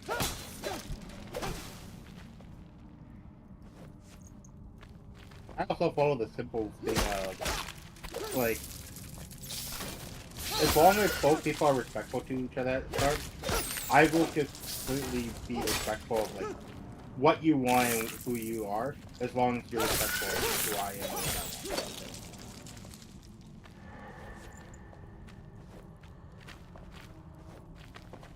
Like, I'm very much, I'll speak my mind, but I will also be respectful about how I speak my mind.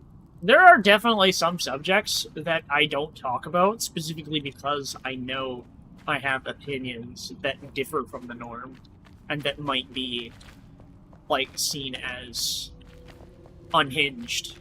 And, like, that, obviously that's a choice, but, like, I specifically don't talk about those things, because I know people aren't gonna like it if I actually do speak about them. Off stream, you're going to have to tell me one of these topics. I mean, it's stuff that I have said before. I just don't talk about it often. Fair enough.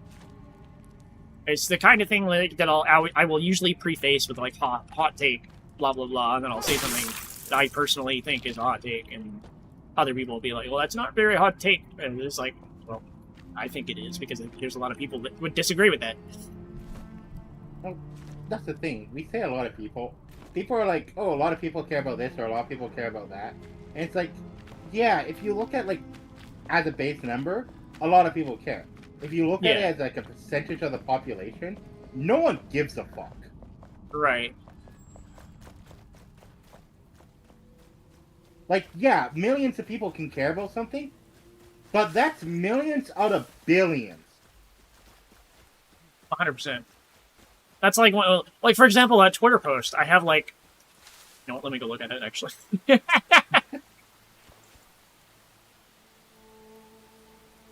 X.com. Go to my profile. I feel like half the people on that Twitter post that you Lies are stuck in the old-fashioned ways. Let's see. It's got 1.9 thousand likes. And it's got 222 replies and 77 retweets. Some of those are most likely quote retweets. In fact, the majority of them probably are. But you have to point out the fact that, like, yeah, a majority of them are. But anyway, you have to point out the fact that 2,000 people liked it. And only, like, 25% of 2,000 people, roughly, because disagreed with it. Understand its nuance.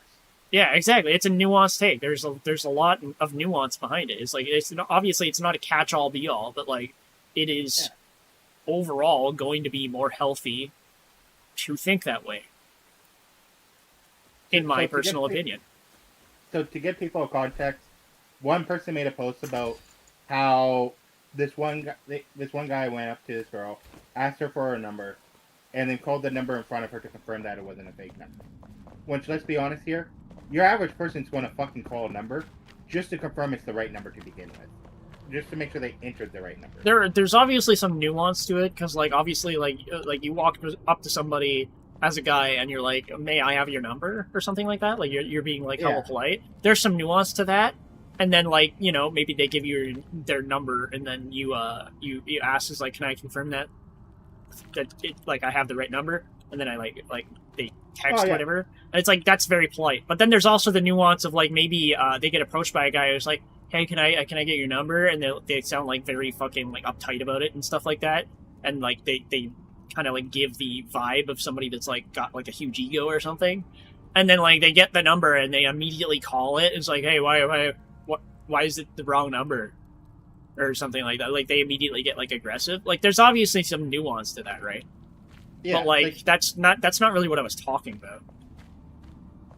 Yeah, Astro made the points, like, well, if you cannot, like, if you're going to give a fake number, then, like, he feels like you wouldn't be a good partner because you wouldn't really be able to communicate things. As simple as, like, even just a simple rejection.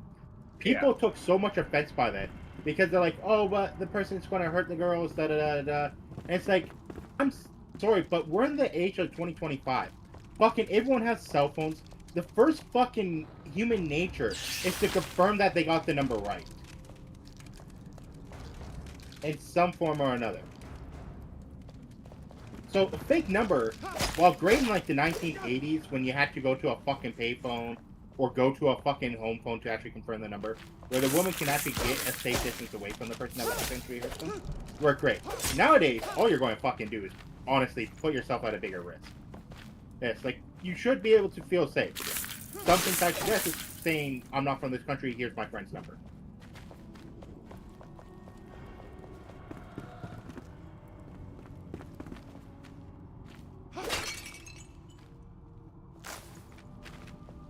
I have my subject too, but I'm also excited to things how they are. I don't like beating around the bush or wasting people's time. Exactly. That's kind of, I'm the same way.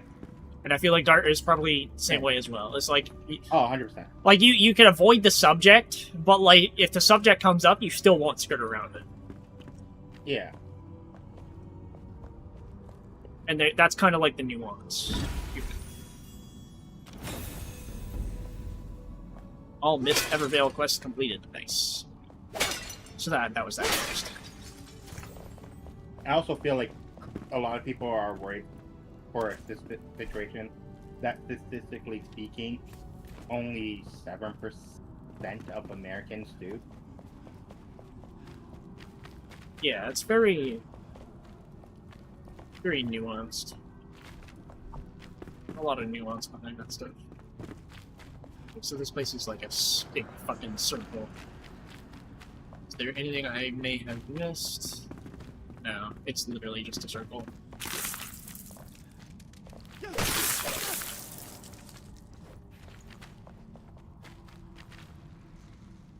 Maybe there is a secret door or something. Mind you, 7% can be big, because that's still like hundreds of fucking people.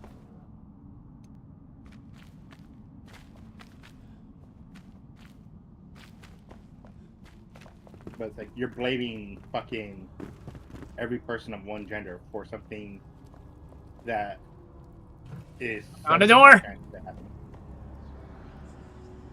And actually, slightly higher chance of happening from your own gender. There's nothing in here except for this coffin.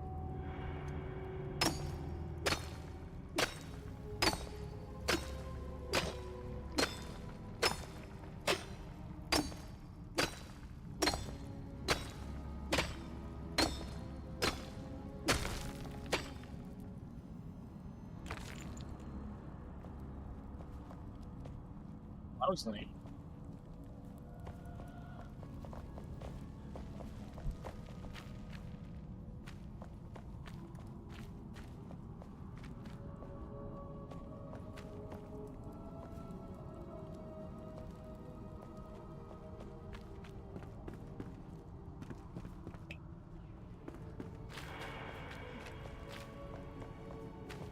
Basically, like in every secret.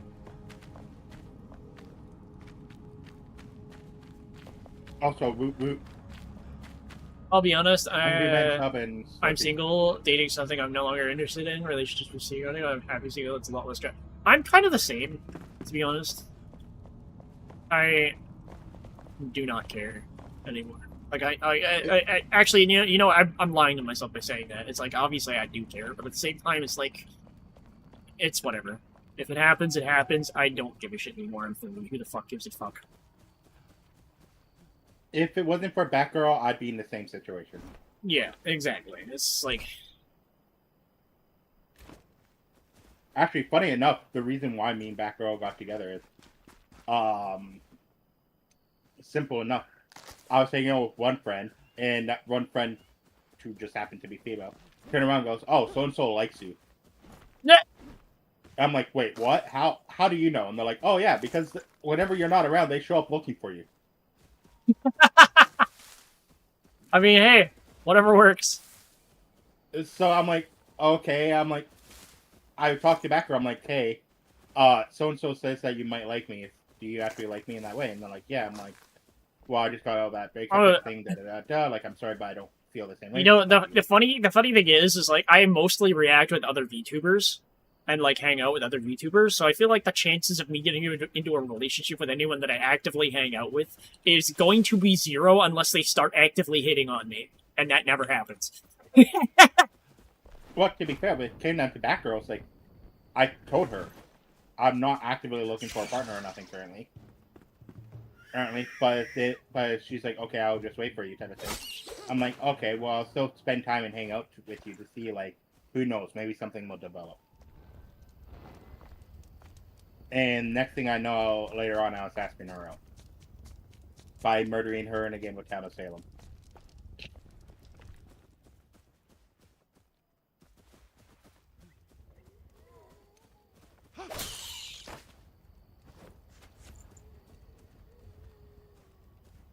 I care too, but it balances out. Yeah, it's like there's always like you can always lie to yourself and be like, I don't actually care about relationships and stuff like that. Like obviously you're lying to yourself by saying, but like there is a level of nuance where it's like I don't really care to search for a relationship, and that's really what you're saying. And I'm in the same boat. And if Dart was single, he'd probably be in the same boat. Like we're not gonna search 100%. for people. It's just like if it happens, it happens. But at this point in life, who the fuck cares? Yeah. Like naturally as men and even some as women, like we want to nurture, like we want to like pass on DNA and stuff. Like that's human nature. I don't really think it's that. It's just like we want somebody to care about that will care about us, that we can like kind of like show our affection to and help. Well, it doesn't necessarily have to be like just for like making kids necessarily or raising kids. It doesn't have to. Generally speaking, most times it tends to lean towards that within human nature. But at the same time, it's more complicated. Whereas like men tend to want that person that depends on them, where they can support them either financially or protectively and stuff like that. Where not all women, but a lot of women tend to want someone that can financially take care of them or be there and able to protect them when they need to be protected. And there's a lot of women that like to be independent, but would still like that person to be able to protect them at times.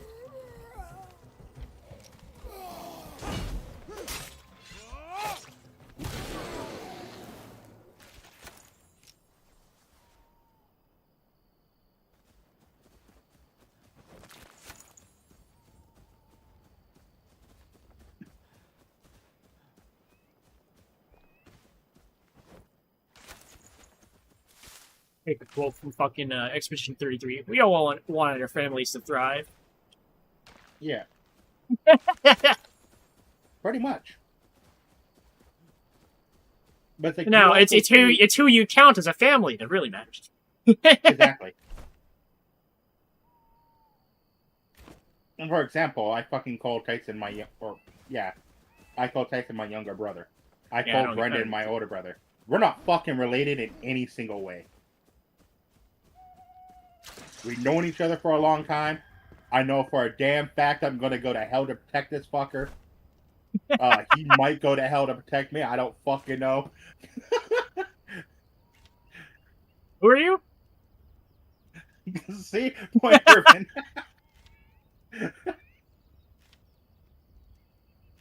But it's like, I grew up in a very much... Family's who you make of it, but it's not... Family is complicated. Yeah, exactly. Family's complicated. Fucking Expedition 33. Fucking Expedition 33. Family is complicated. God damn it.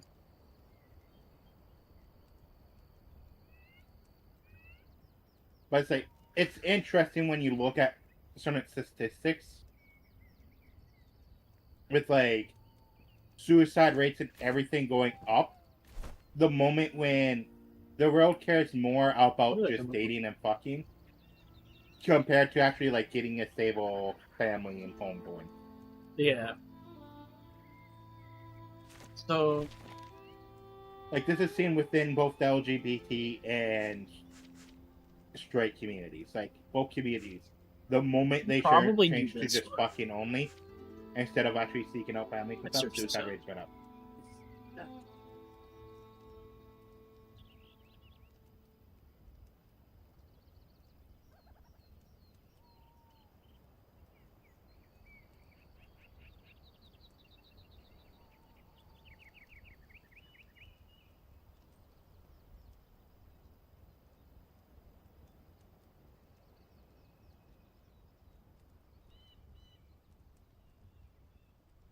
use fast wait.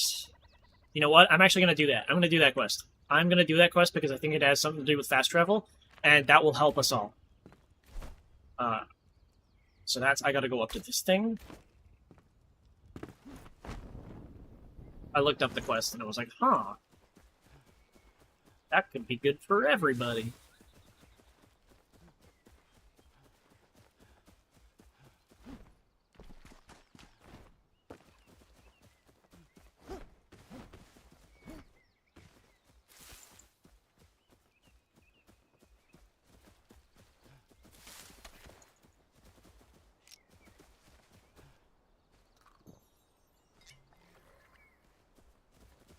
How many players is this?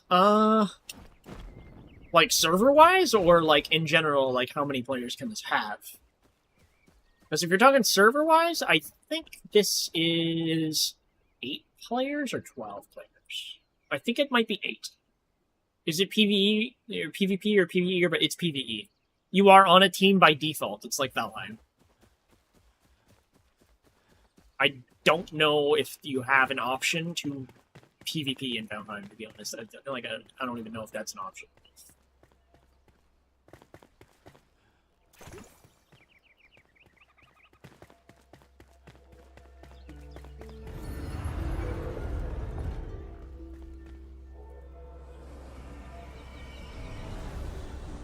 But yeah, the server's technically 8 people simultaneously.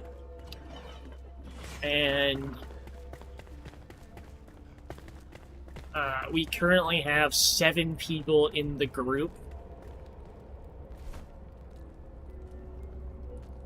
But we've only had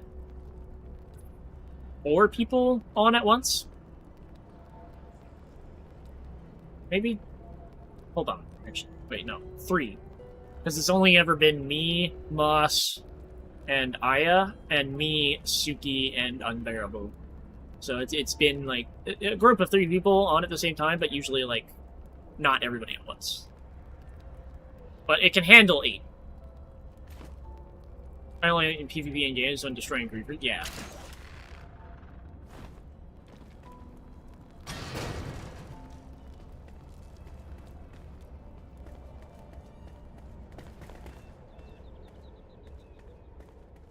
Sorry about that. Mom came back down. Handed me a cheesy breadsticks.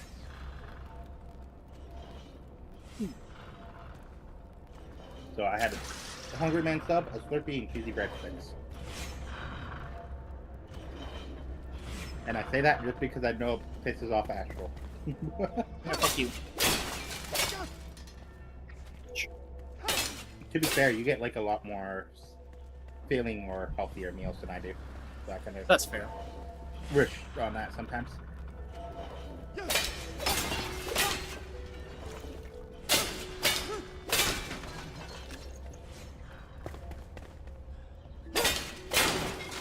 I don't know if it's because I'm older in age, but I don't like PvP in games as much anymore.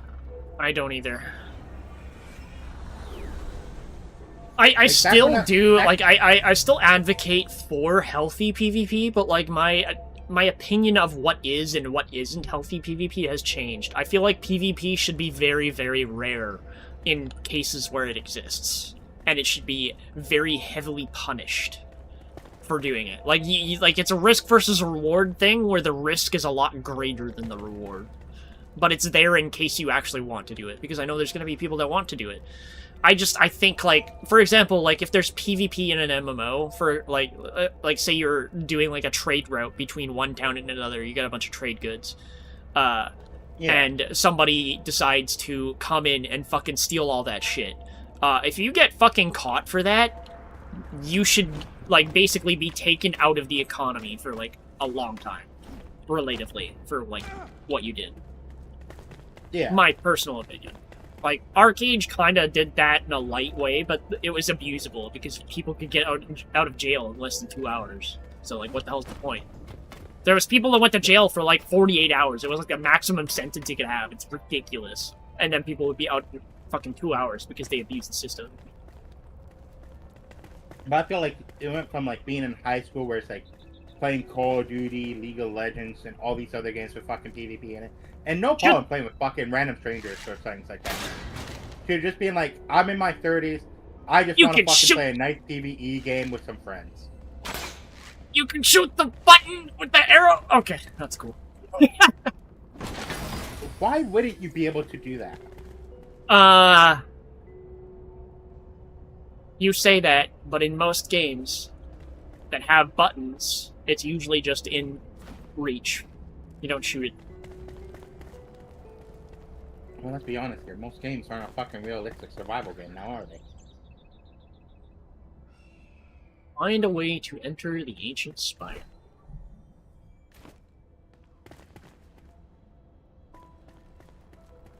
This isn't it, eh? Unless... Where's this go?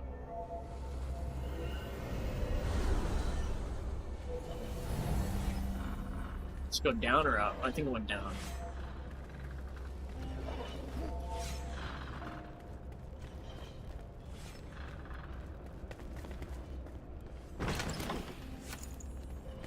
Here, that's ridiculous. Yeah, exactly. There, actually, hold on. What is the MMO that Pirate Software was, like, heavily behind? That I can't remember the name of? So I feel like that was the closest to what I'm thinking of in terms of, like, healthy MMO PvP economy.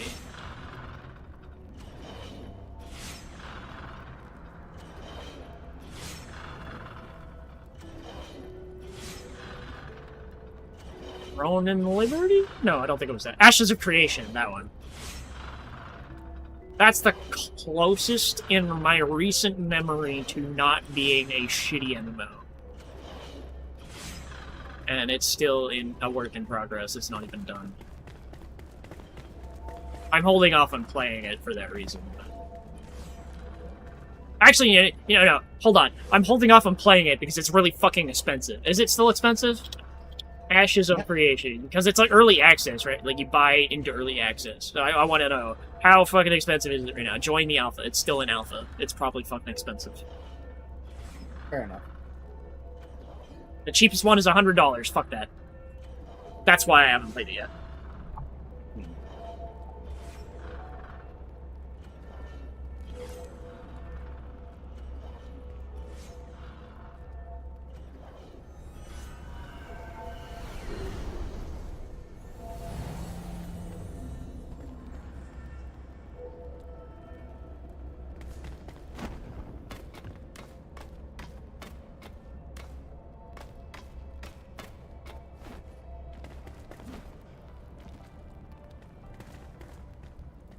I got a question for you. What? When it comes down to Final Fantasy Tactics playthrough, are we allowed to use the digital deluxe editions in like the first chapter? Digital deluxe edition items. I don't really know what you mean by that, to be honest. So, if you order like the digital deluxe edition for the game, they give you some gear that gives you different effects. Like, they give you an accessory ring that boosts how much drop points you get. They'll give you, like, a cloth armor that will give you shell wear off the bat and some things like that. Which could be used to abuse some fights because you don't have access to these items early on. Like, early in the game for a regular play. Oh, that's what happened. I was like, what the fuck? God damn it. The server just went down. I think it restarted. Either that or it crashed. I'm not really sure which. Your server is restarting? Okay, yeah. Understandable. Fair enough. But yeah, in Final Fantasy Tactics, it's just if you pre-purchase the digital deluxe, you get some items that give you, I would say, an advantage early game. I don't care, to be honest. Fair enough. I was just wondering if you would want it to be like a fair playing field or what. We're not competing. Who cares? I was also going to say technicality. It would be a fair playing field if we both got it anyways, but yeah.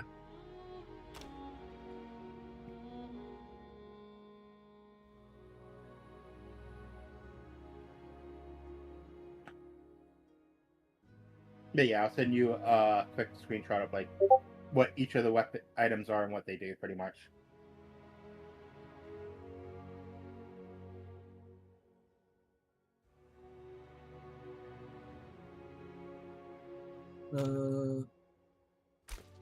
The anti-charm and shell, I think, would be the biggest cheats when it comes down to it. Why is this not favorited? What the fuck? I was wondering why it wasn't showing up.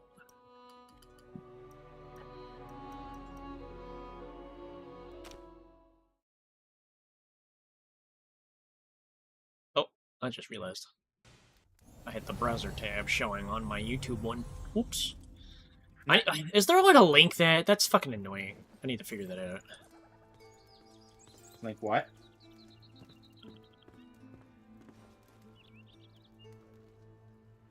My YouTube Shorts, like vertical thing, has the I have the browser tab in it, but it's separate from the actual browser tab in my actual source. So it's not like it's not linked together. So when I unshow one browser source, it doesn't unshow the other. Interesting. I don't know if I can link those. I really wish I could.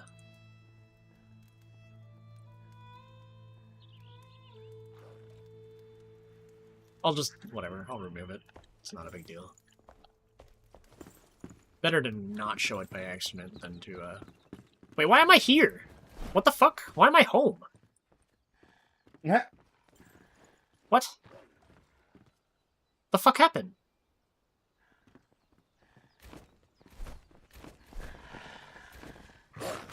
I have my whole inventory.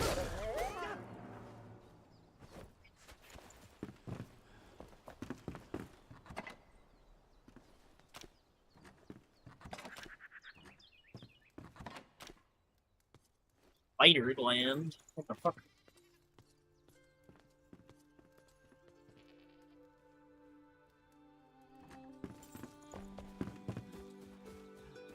Well, now I'm upset.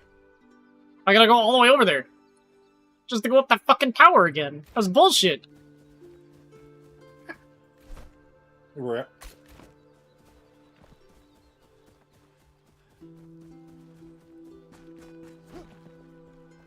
Look how far away I am. I was climbing that tower, and now I'm way over here. What the fuck?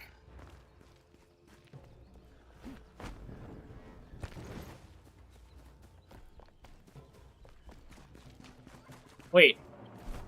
No. If I'm home, I might as well repair my shit.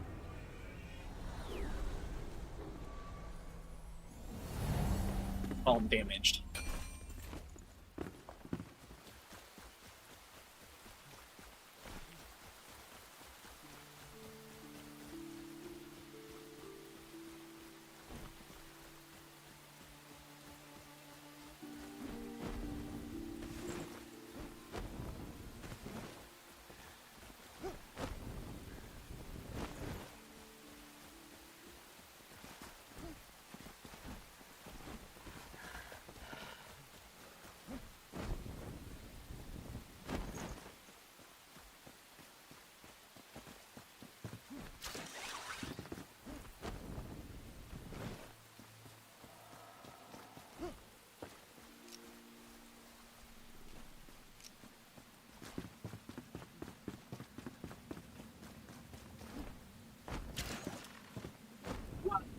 Okay, why did that fail? What the fuck was that? Alright. I guess I'm taking the fucking scenic route. Damn. What is this?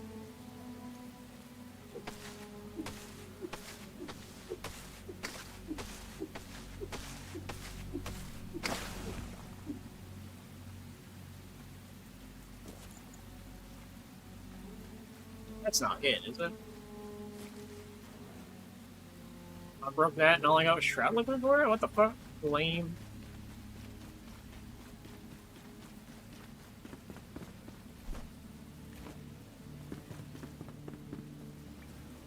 I remember this cave.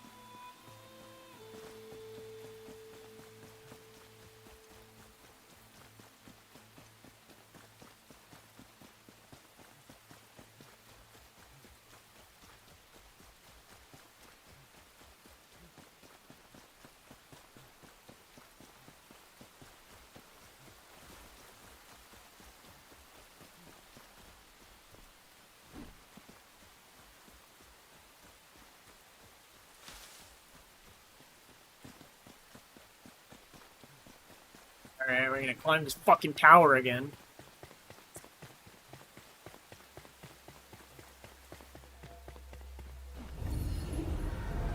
Nice to have a Discord notification. What is this? Oh, it's you. What the fuck? I told you I sent you the image. I didn't even notice. I didn't even notice.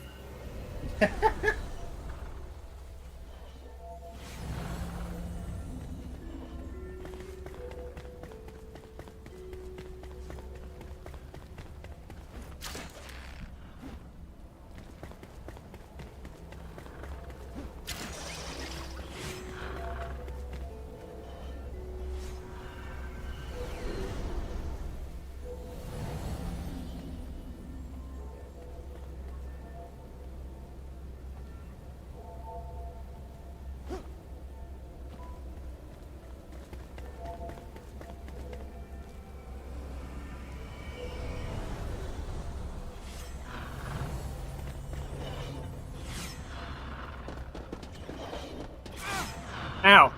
Okay.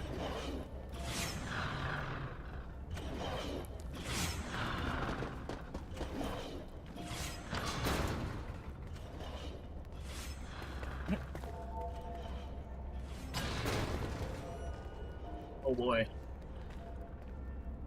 I wonder if this is deadly. I wonder.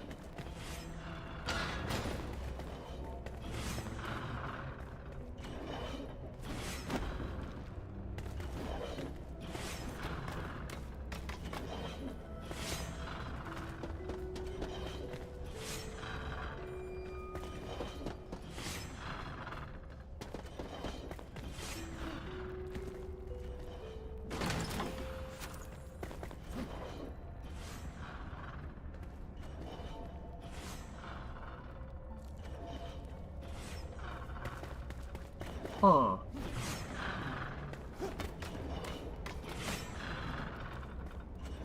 Oh.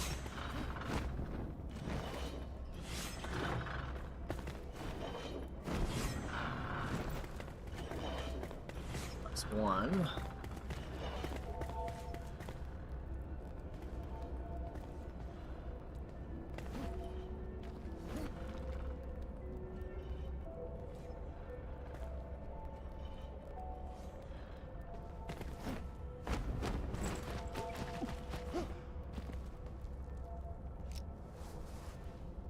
Bird, baby, bird, X Inferno. You know what?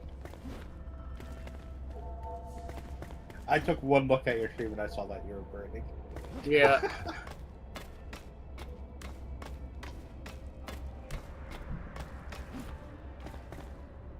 There's that second button.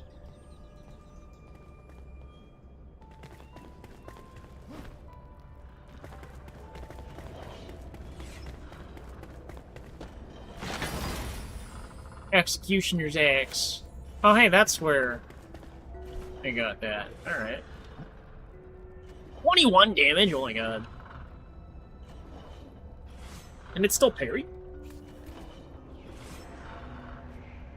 I guess so. Huh.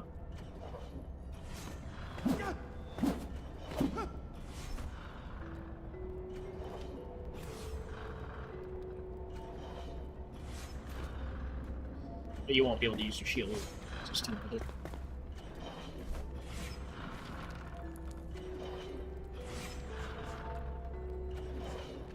I still haven't found a way to enter the Ancient Spire, or so it says. This is not necessarily where I need to go. Or no, I didn't use the teleport over here. That's probably where I need to go.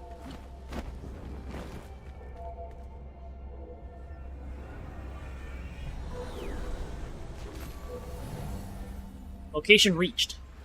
Oh, I'm at the top now. Use fast travel and speak to the flame of the ancient spire. Unite with the flame. These ancient spires open fast travel points all over the world and reveal ancient knowledge of Emberville. Venture forth, child, and the land must be reclaimed. Okay. That's why I got this. I figured this would be a fast travel point. And that's why it shows up on the map like that. Alright. So the ones that show up grayed out are future fast travel points. These ancient spires. This is another fast travel point.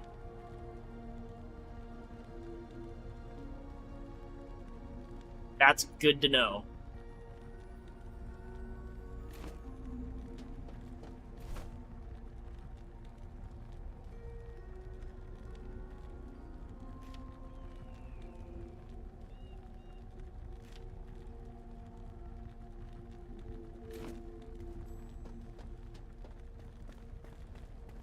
You can also get a good view up here. Am I wrong? Look at this fucking world. The way they crafted this game is actually pretty cool. Honestly, that's my main thing about going on ferries to the island and not, is I love the fucking scenery and view that you get. Yeah. Like, I'm almost never... I'm either in the arcade for fucking ferries, or I'm outside on the decks. Like, Yeah. I'm never in between those two areas. Right. I'm trying to think Actually, where that's not that... true. There was one school trip where everyone fucking sat in one room, and we all watched Phineas and Ferb. I wonder where... Fucking a bunch of high schoolers watching Phineas and Ferb. I guess it's hard to really tell. I wonder where the forest is that has the fucking... resource. The clay. I don't think it's in sight. I think it's beyond that way. Still north.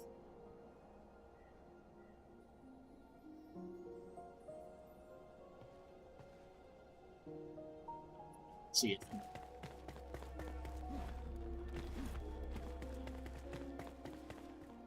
Either north or it's east. And I don't think it's east.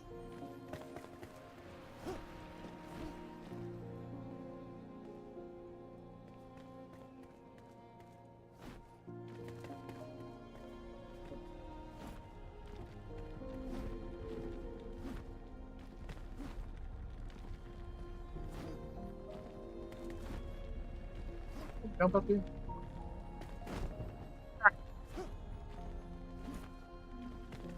Trying to do some fucking parkour bullshittery.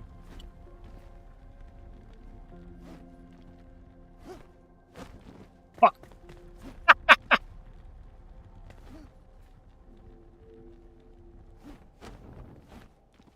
Right. I don't think I can get up there, can I?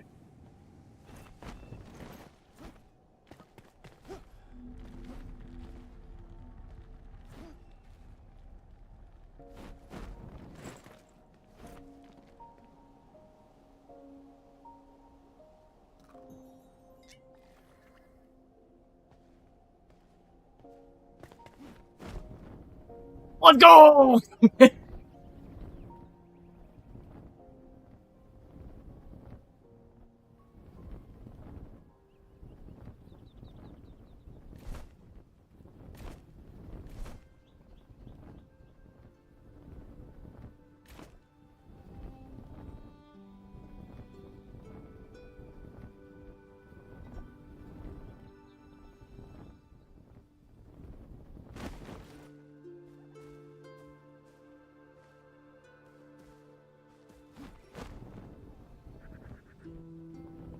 I do like the gliding in this game. It's really nice. It's the happy middle ground in between the Minecraft Elytra and how broken that is, and like the shitty fucking gliding that Genshin has. Valid. Also, I love how you're like, how fucking broken the Minecraft fucking Elytra is. I was like, yeah, that fucking thing is fucking extremely broken with fireworks. Yeah, I think like it's really like the happy middle. I honestly I think Wuthering Waves has the better one. Not necessarily the regular glider, but the wing glider that you end up getting at some point. I think that's closer to Minecraft and how broken it is. However, it's still balanced because you can't glide forever.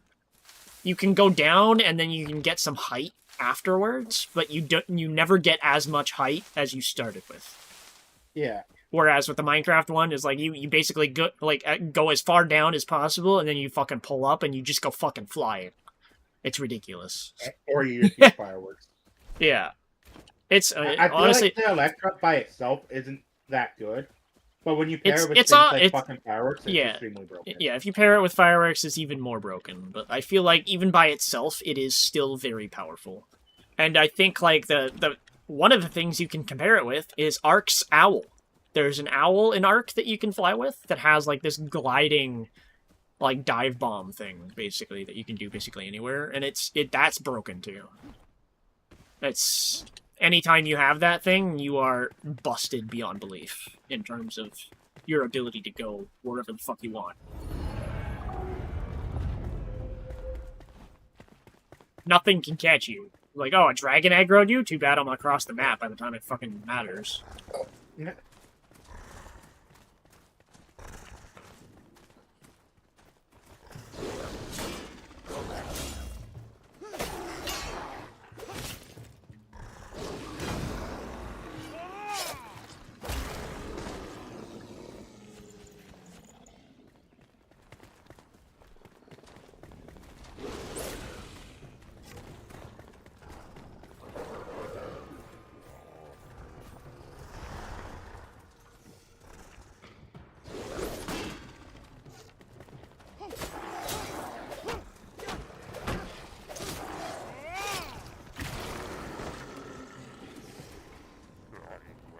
The fuck? What are you doing? What are you doing? You're casting a spell. What are you doing?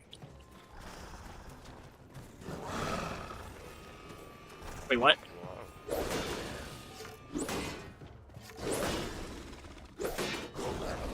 You done?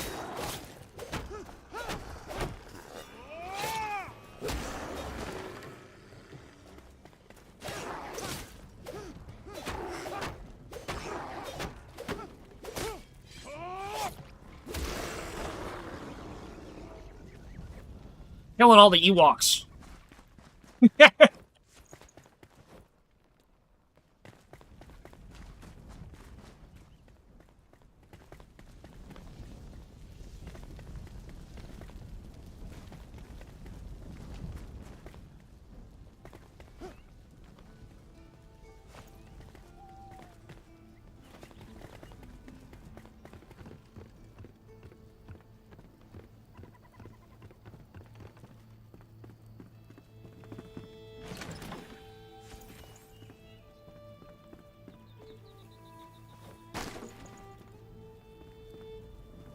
Go across here.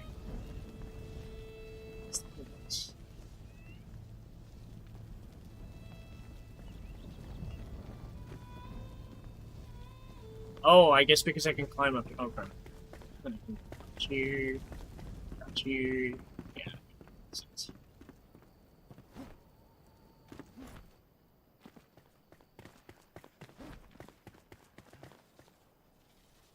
What the fuck?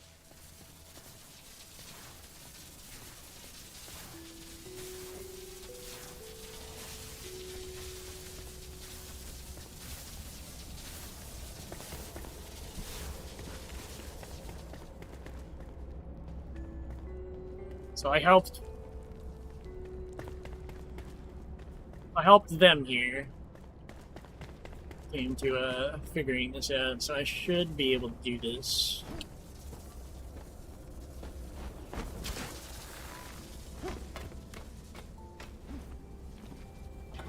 Okay, that's fucking neat. What? I just looked and you fucking grappled. Yeah, the grapple in this game's really cool, actually. Like, instead of basically giving you a bunch of really broken things you can use for, like, moving around, they give you pretty believable stuff. That's nice. Honestly, it's also it's not like fucking Conan either, where you basically get the ability to climb whatever the fuck you want. Honestly, I wouldn't mind exploring this in like multiplayer. I wouldn't mind exploring this with other people. Yeah. Like I wouldn't play it. I wouldn't do anything alone per se. But like if I was traveling with say you in a group type of thing, I would fucking love to explore this game. Yeah. It looks fucking amazing for that.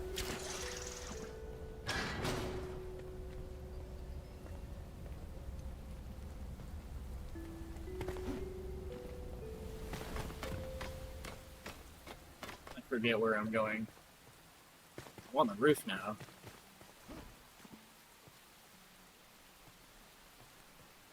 I don't think I need to be up here.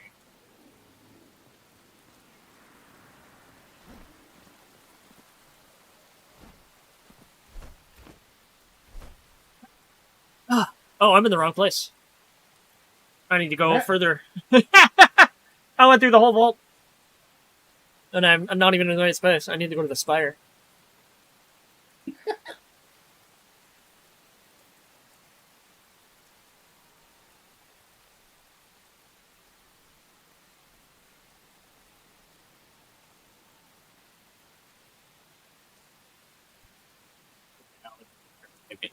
God damn it. Okay, that's what I need to go do, right there.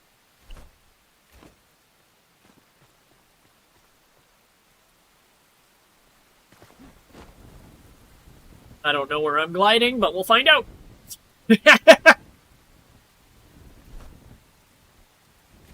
I should probably go this way. Where's that landmass, at least? Wait, is there lava in between it? It looks like there is.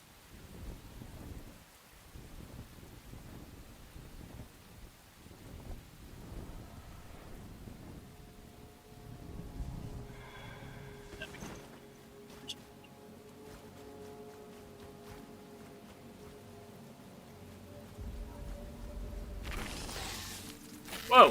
Whoa! Whoa, whoa, whoa, whoa, whoa. Fuck y'all. Fucking boats.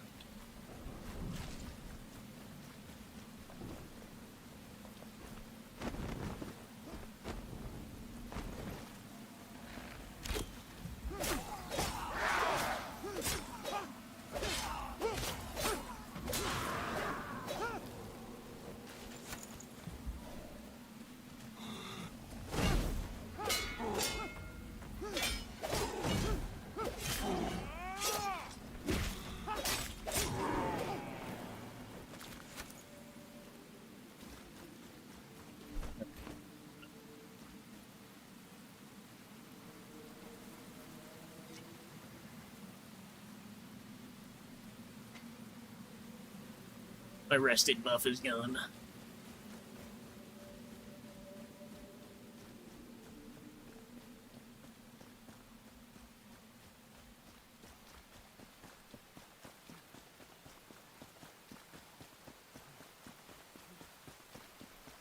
Right, this is a place where I got fucked over by every fucking mob that decided to show up.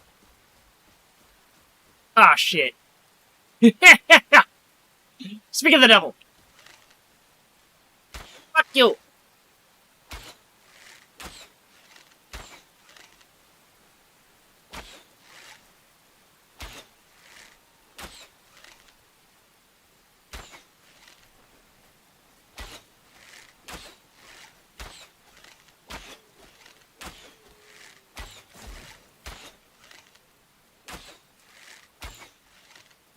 You stop moving that way? Jesus. Oh! Fuck you!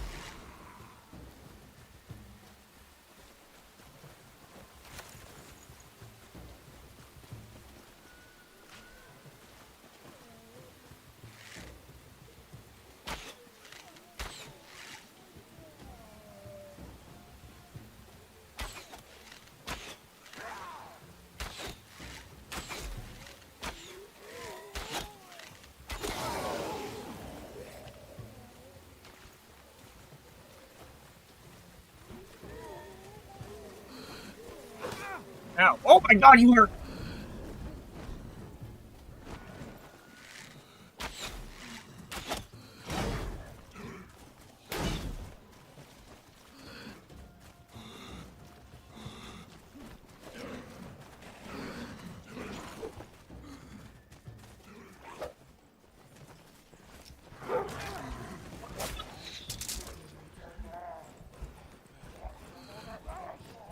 What is this bullshit?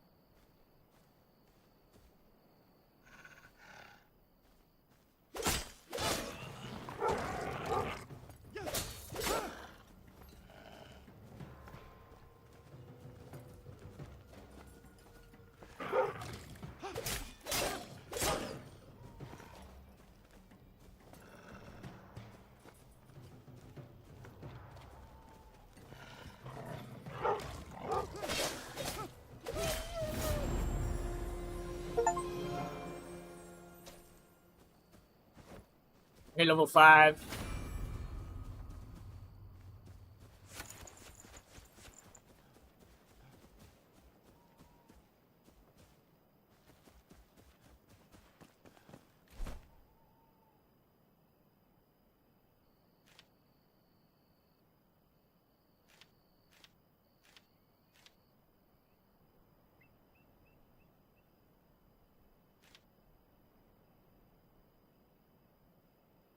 And it's not, that counts as damage.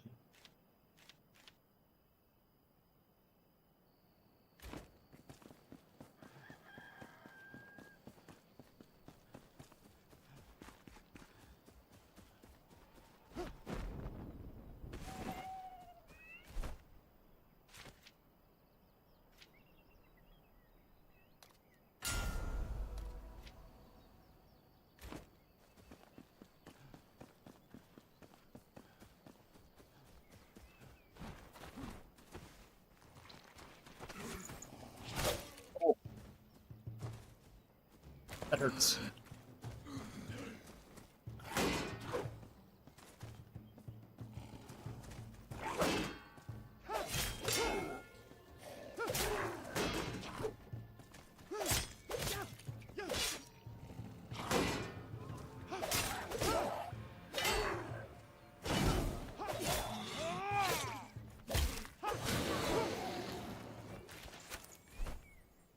I found a shroud spore.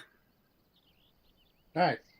I don't actually know what this is used for. It says it's used to craft medicines that can cure the shroud curse. Okay.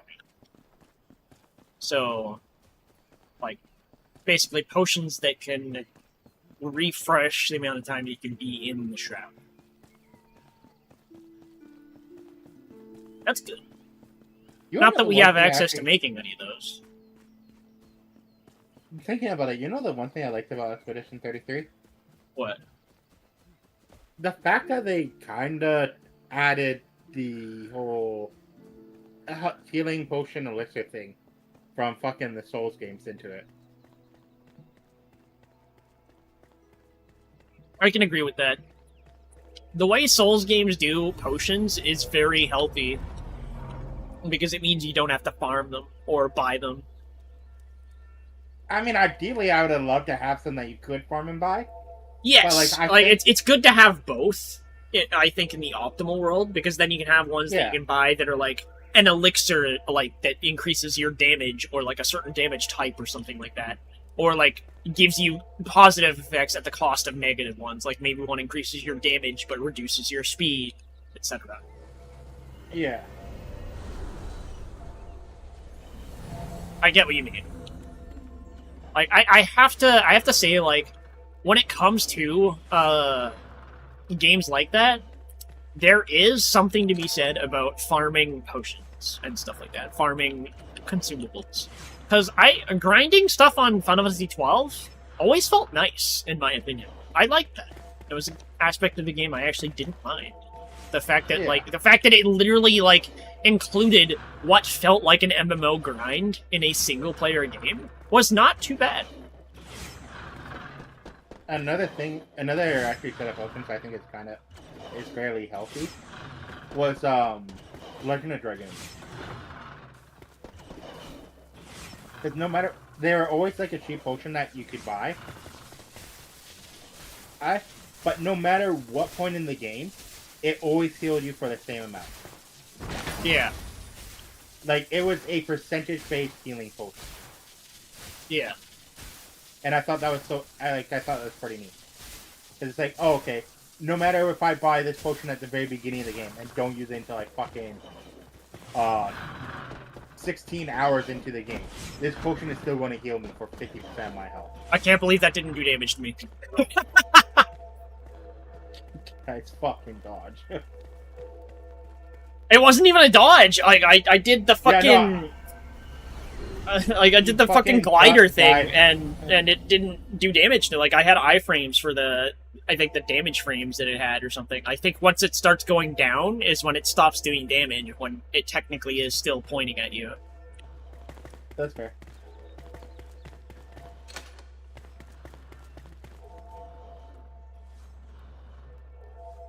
Why aren't these active?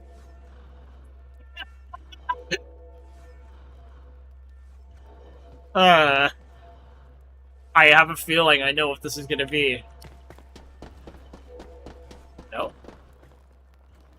It's gonna activate when I press the button. Oh, big time. Fuck you, I hate being right.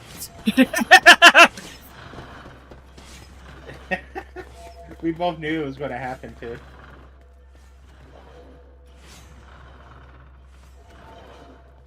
Trick here. So it's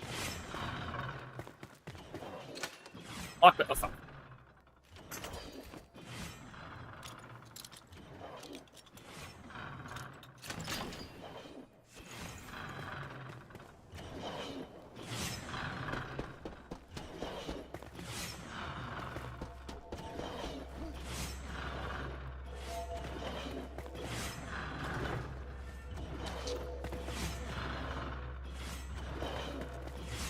Do I use this?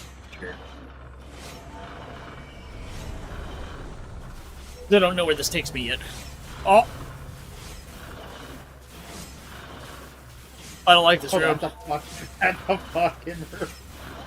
That's a room that you expect to see in Ganondorf's castle at the fucking bottom. Yeah. I don't like this room. Where am I going? I don't know if that door opens. Dude, all I can imagine is Ocarina of Time, fucking Ganondorf. Or where if you fall, you just fall into a room like this where there's nothing but fucking space.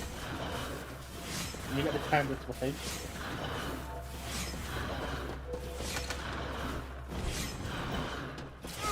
Ow.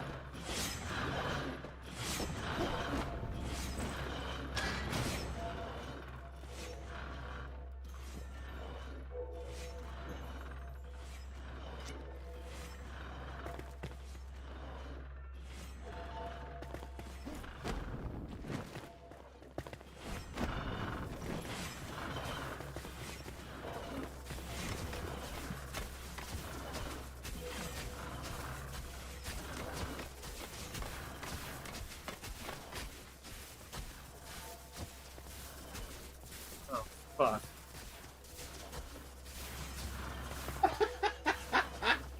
Fucking took one look at that room that you were by. It's like, oh my god.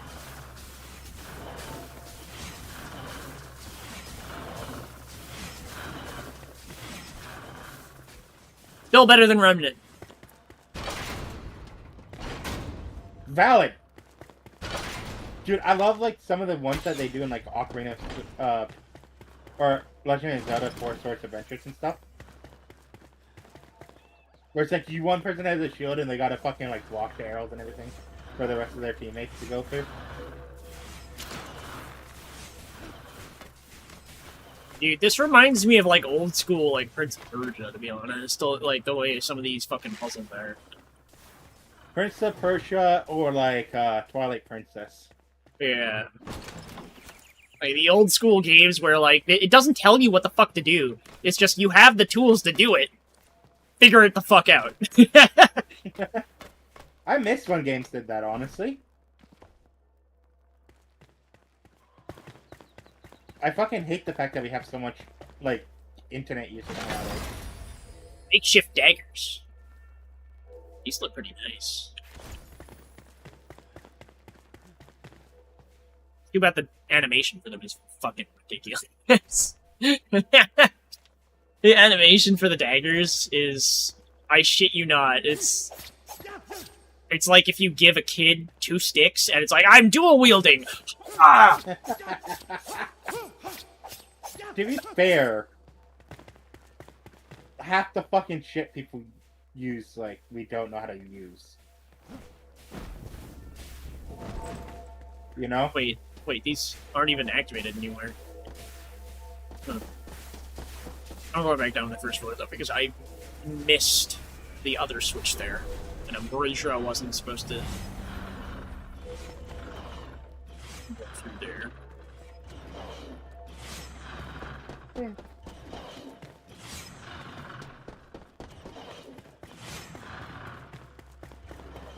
Yeah.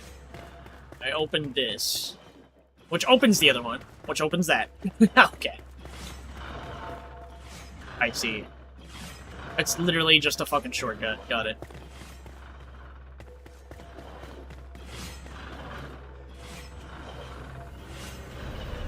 Congratulations.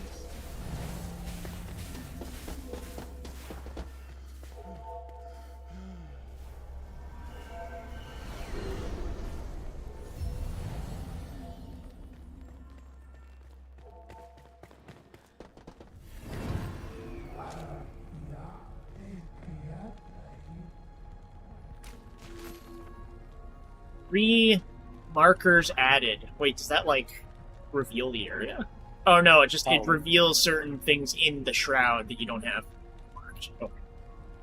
So there are things we can see that we have not been to yet, and that, like, we haven't even revealed the area of.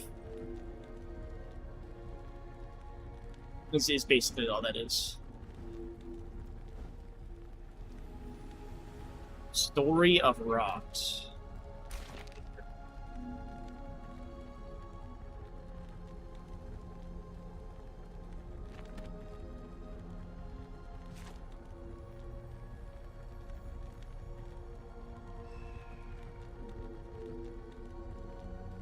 Southern armor.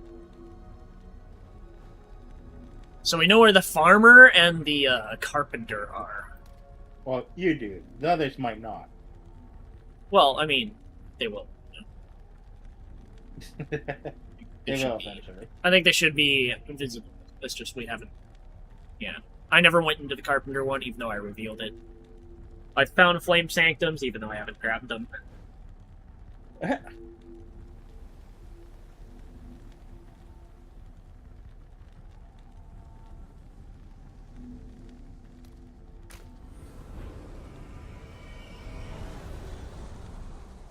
We have 2 fast travel points now.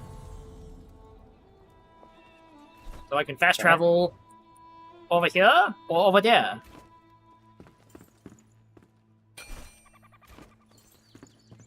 And I have daggers. Now, whether or not I choose to use these, I don't know. Here's a different story. Okay, open menu. Encyclopedia.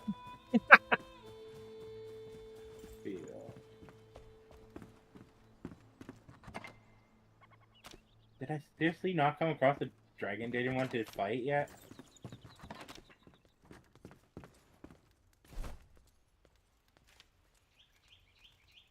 This is the one I upgraded?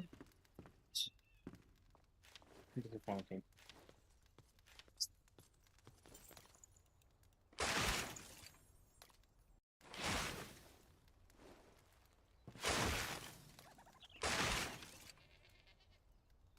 I don't know how good the axe Moscow is.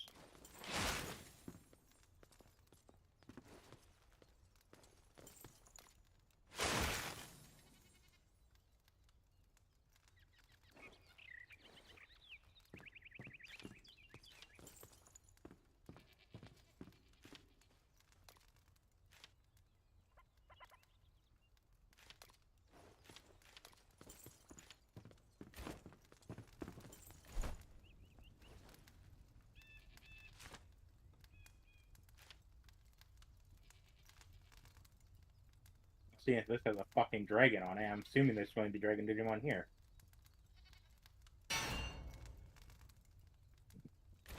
You still here?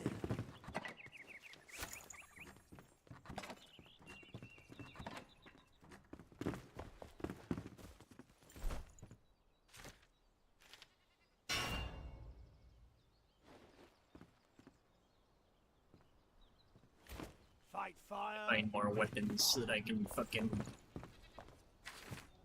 upgrade weapon more. A hunter and an alchemist. Oh, it's showing me new locations now? Oh, the alchemist is like right outside of where we've explored. Yeah. I don't know where the other one is. Wait, Hunter. Wait, no, we already have Hunter. We got Hunter. Come on.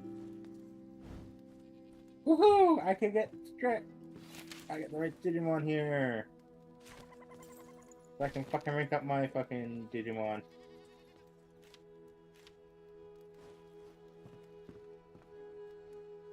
Three forms of blacks, eh? Wish I could get them.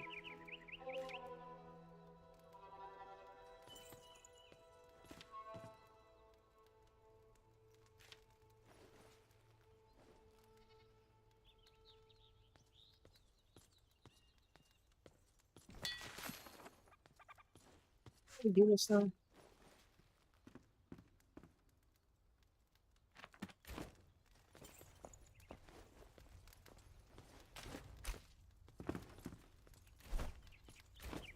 There's still blood to be spilled. Huh. I guess I still have to find it for it to matter.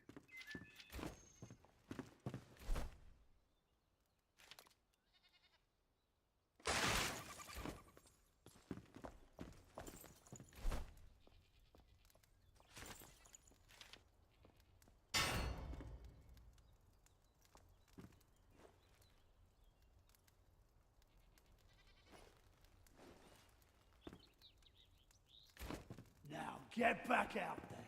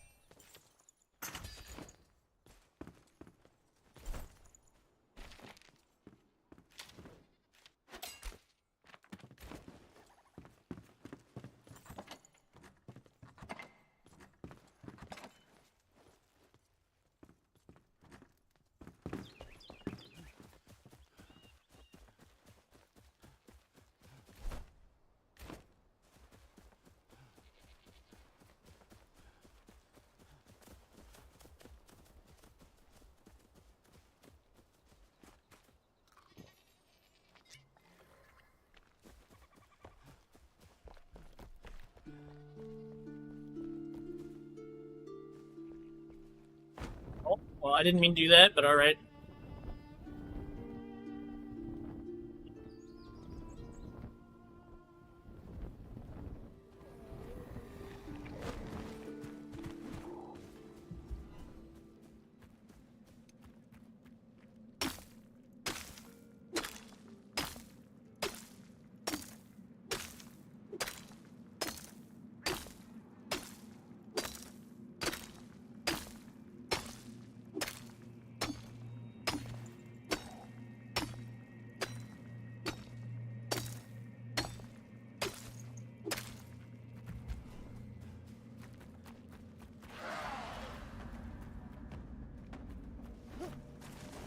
Oh, hi. You get the fuck back here so I can stab you to death, bitch.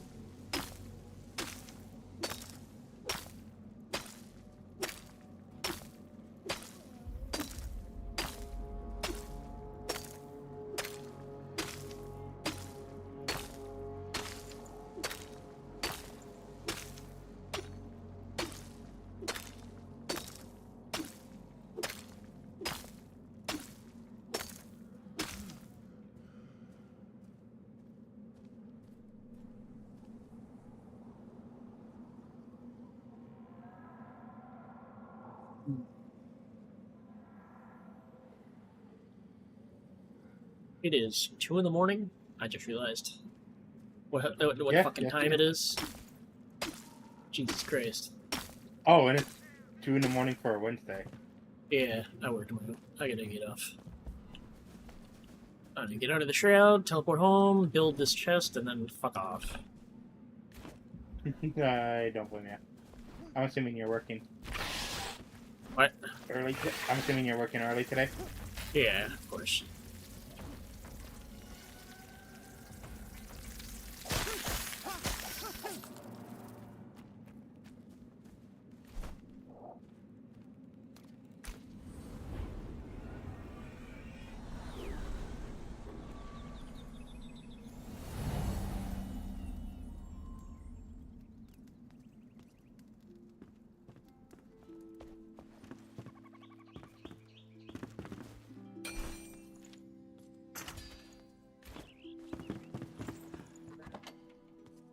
Everything from this chest?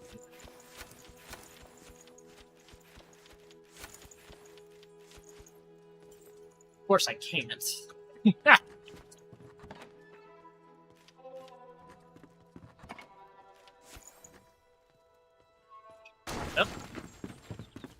And turn it into a magic one. I can make another chest.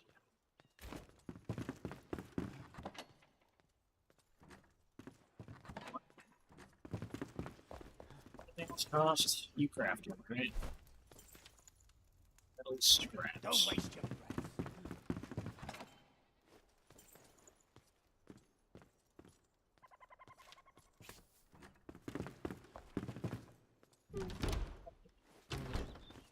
Yeah, I'll speak up when you're not in the doorway, you shit.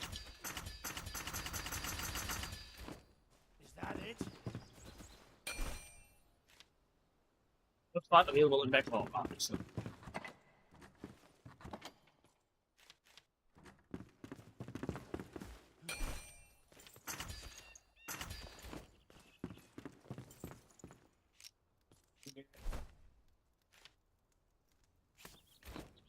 Is that on under that?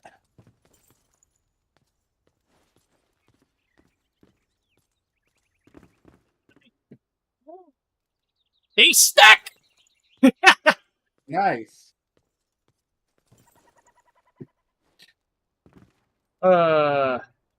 This game. Yeah.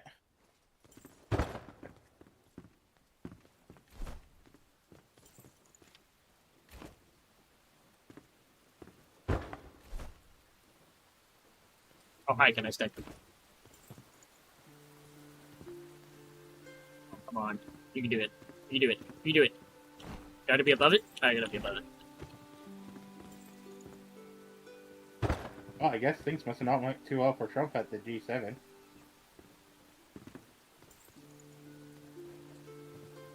Fucking allergies.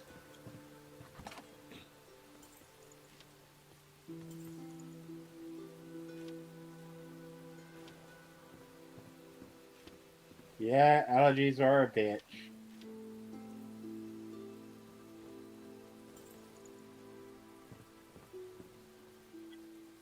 Fuck.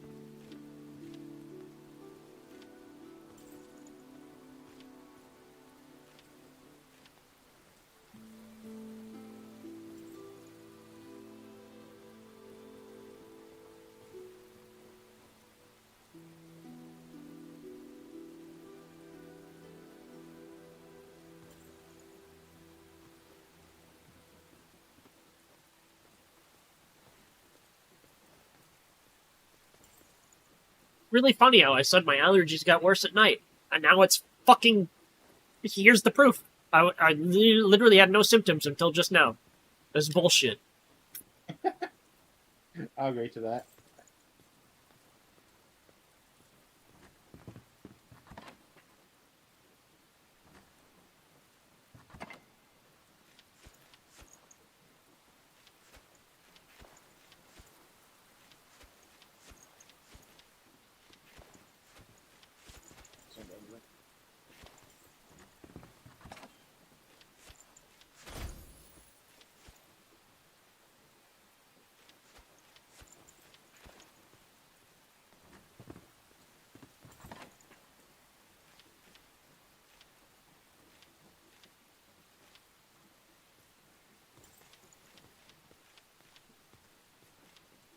What the fuck?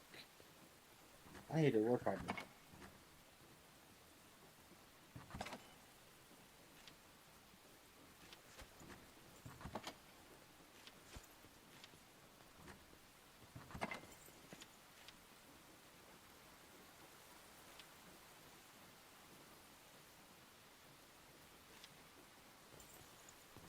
You already have a stack of some.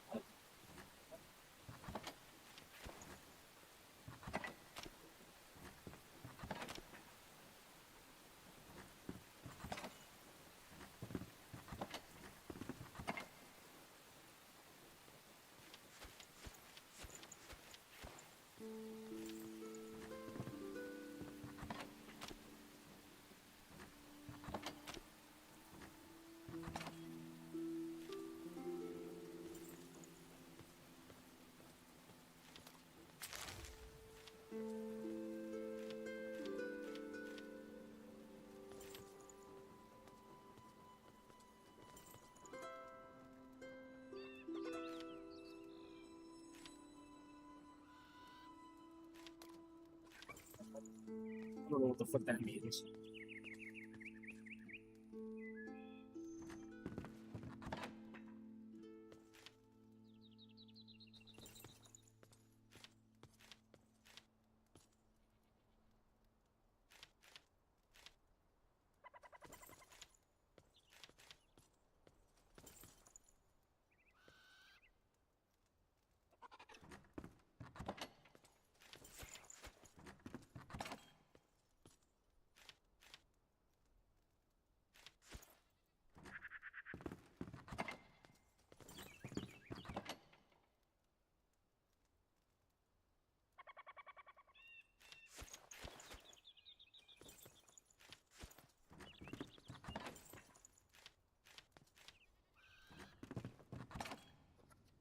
I could hit something in the game, or that's okay.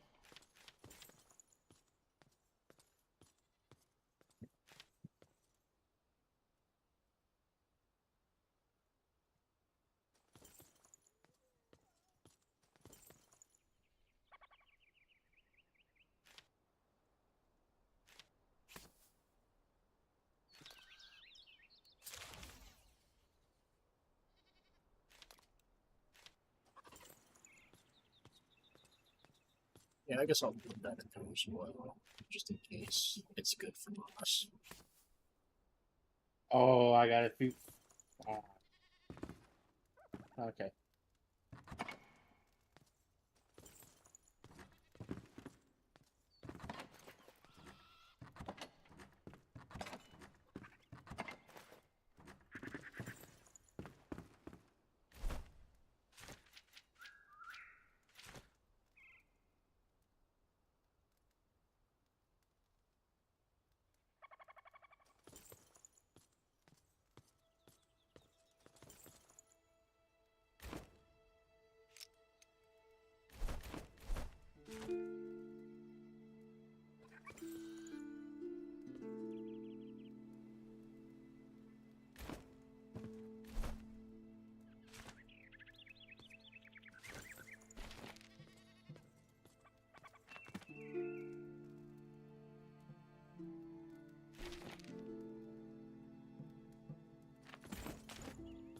Alrighty. Well, good.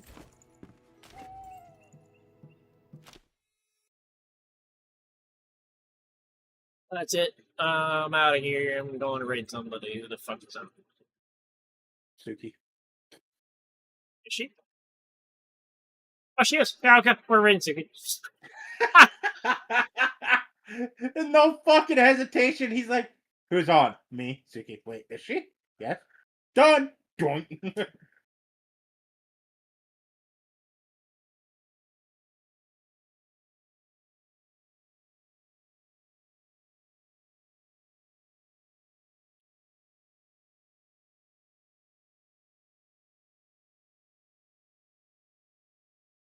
Alright. Anyways, let's see. I am still in. Hold on. I am. I have it in 360p. I can't tell what I'm looking at. Are there clothes? No. What? There's no Fuck? pose.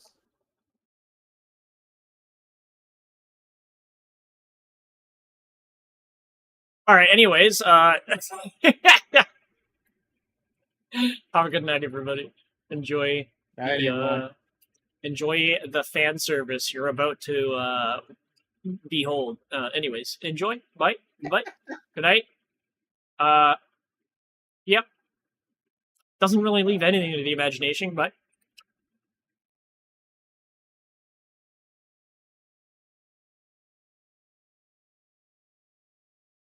Oh, and then she changes it. What timing? I guess Scrump was not too pleased at the G7 meeting.